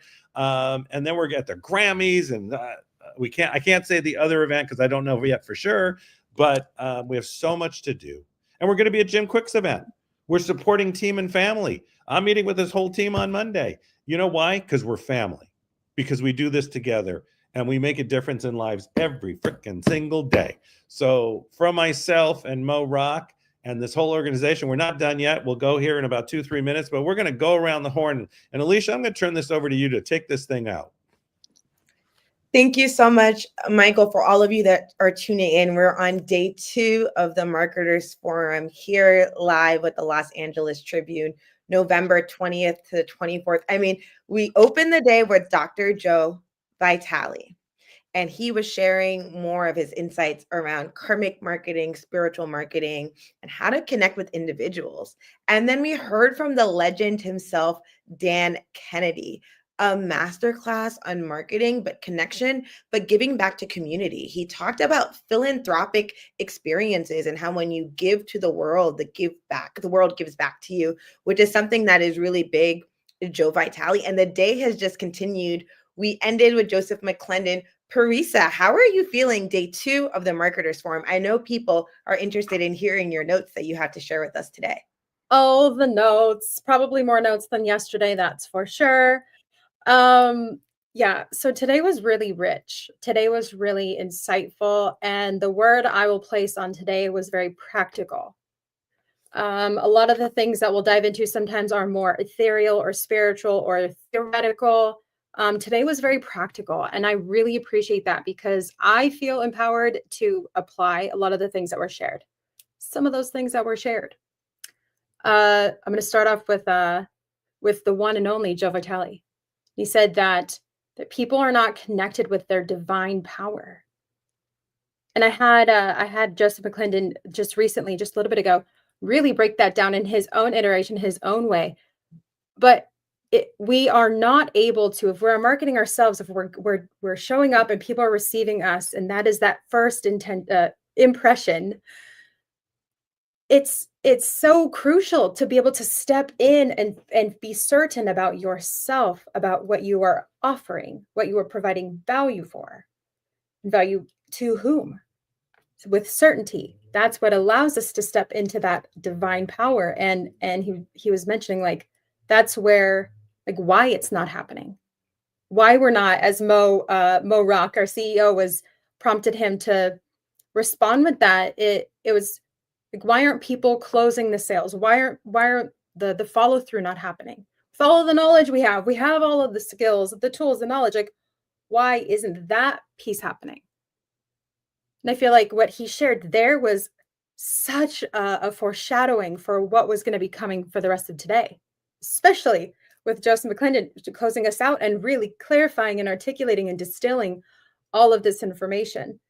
So the one thing that that Mo Rock said, it's not the best, it's the best known. And that can be taken a lot of different ways, I think. At least that's how I took it a few different ways. But I think it's also like the willingness to step into your own certainty, to be the best known of you, as you, who you are. Next piece, like I've got to flip because I literally have so many pages. With Steve Smith later on, he said the piece about authenticity is really about like being yourself, number one, yes, but really not focusing on selling, but building relationships. Allow it to be the relationships that are the key piece, the importance, the focus, and the entire directive. And that, okay, if these people were all on the screen right now, I'm like, you guys all clearly had this conversation ahead of time with one another. Even if you're on different continents, I don't care. I'm not convinced. Y'all talk to each other, because we had Motoko later on really presents the fact that relationships, building the connection, allowing trust to have the space, the time, and the energy put towards it, and the intention, the opportunity to be built, really allowing your team to communicate, to have that space. And your team is going to reflect your brand. Your team is going to reflect all of this genius machine engineering behind the scenes. It's going to reflect all of that as well, and really giving your team the place to have a voice in all of that. Again, I said they all talked to one another. Clearly, they all were in cahoots with Joseph at the end, because he pinpointed and clarified every piece without even knowing it. But with Joseph McClendon III, he mentioned that knowledge is just potential energy. Knowledge is just potential energy. If it's not simple enough, it won't be implemented. So powerful. Right? All of the pieces today, information overload, but no, take one piece, implement it. Pick the easiest piece if that's what you need. Implement it. Love and the that. last piece of Dennis Yu, literally pulling up the screen share and real time searching, real time looking. That kind of service, top notch, stellar. That was amazing. Yeah. What a wonderful day. What about for you, Karen Hall? What really stuck out? What is something that was you were like, wow, I want to implement that. It stuck with you. Yeah, so many. Parisa had said so many of the things that I was thinking of. One of the things that Dan Kennedy said was that the size of the hole that you give from is the size of the hole that you receive. And if you want to receive more, give more. And then to do that challenge, and I've done that challenge just to see what happens when you give. He's like, I don't care if you don't believe it, just do it anyway. And that tithing, but where you give part of that with no expectation, of receiving. And that's very important, because I think we don't want to give with the expectation of receiving, but we just want to give, we want to serve. And that's what is so beautiful about the Tribune, is that we're all about serving. I really liked it when he said, to position ourselves as a trusted authority. And I think so many people think about the authority part, but they forget about the trust part. And so that all of the conversations about building trust and Morocco, I just thought, for people to feel safe in her environment, to be able to talk about whatever they wanted to, that is so rare to have in a corporation. And that just shows how much people trust her and how much emotional intelligence she has to do that. And I loved hearing from Misty with our business psychologist. She is such a gift, and it is so wonderful to have her. I wish she had an hour. Just like, no, don't go. I want to hear more from you. So that was really awesome. I liked how Dr. Joe Vitale said that we have to love ourselves first. We have to love our partner, and that could be our vendor, which I thought was really interesting. I didn't think of that. And then he said, and then love our client or our audience. And Mo brought up, it's not a win-win, it's a win-win-win. and how important it is that it's not just the two of us winning, but the greater good, is winning. And another thing that I really liked was when Dr. Joe Vitale was talking about newsjacking and making the news relevant to us and timely, and taking advantage of moments that are happening and then tying into that. I mean, and if you don't have an article, well, write an article, pitch an article about you. And if you want to write an article, you can do so in the Los Angeles Tribune Women's Journal or the Spanish Journal or the Speaker's Journal or all the different journals that we have. And we have so many opportunities here to do that, in addition to speaking, in addition to writing books. And I really appreciate how much the Los Angeles Tribune offers because of the vision of Mo Rock and because of Michael Silvers and Ava and Alicia and Parisa and Rex and Julianne and Misty and so many amazing leaders who share their talents and their gifts and serve the world. Wow, so beautifully said, Karen. Rex, I know you were commenting. What insights did you get from day 2? Rex, you're on mute. I don't think the audience can hear us just yet. Yeah, I was just moving my mouse to make you think I was on mute. No, this has been a second great day. It's really, it's been delivering the goods for people. One of the things that humans are really, really, really too good at is categorizing and classifying things. And what they end up doing is they have all these distinctions and then they get overwhelmed. They don't know what to do. All of what's being presented by all of the presenters here is exceptionally basic and very, very simple. Basic doesn't mean that it's not important or that it's not good or that it's not valuable. What it means is that it's a foundational skill that you and I and anyone can learn to use and to use it. So if you got one idea out of all of the stuff that's presented and you apply it, then you're doing really well. So simplify, take a deep breath and relax into this stuff because it's really easy to apply. After all, It's talking to people. It's talking about what you do, how you do it. It's not rocket science, for goodness sake. It's the ability to connect with another human being. And some people complicate that too. So just keep it simple and realize that it is all about love. It is all about heart. It is all about, being yourself. I do disagree with this statement. It isn't that people aren't in their divine power. They are, but they may not be using it the way they could be using it. And that too is simple, So don't get overwhelmed. Stay calm, relax, and enjoy the ride because you've got so much good, so much value, and so much wisdom coming from the speakers, panelists, the hosts, the guests, and everyone. So enjoy it. Wow. Thank you so much. We're on day 2 of our 5-day Marketers Forum. If you're tuning in live or you're watching the replay, we encourage you to register at themarketersforum.com. You can get access to Parisa's lovely notes, but you can stay connected with our community. As Michael mentioned, we have so many events that are coming up in December with Joseph McClendon to kick off the new year. We want to connect with you. We appreciate you for tuning in. I'm going to hand it over to Michael Silvers, the VP of the Los Angeles Tribune, to close us out today. And we will see you back tomorrow for day 3, where Sharon Lecter will be opening up the Marketers Forum. Michael, over to you. All right. I just want to thank everybody for being on. First of all, put your hands up like this. You can see it now, and say, I am ready for day 3. So I'm ready for day 3. I'm ready for day 3. It's been a great day. Thank you all so much. For myself, Mr. Mo Rock, and everybody at the Los Angeles Tribune, the team and family. You guys have a great morning, afternoon, or evening. We look forward to seeing you down the road. Speakers Journal. Did I say that again? You'll be seeing that next year. And I'll talk to everybody very soon. It's been great. And team, you guys are amazing. Alicia, I'm going to turn it over to you because you're the one who's going to push that magic button on 3. You ready, everybody? Here we go. Give yourselves a round of applause on 1, on 2, on 3. Push that magic button, Alicia.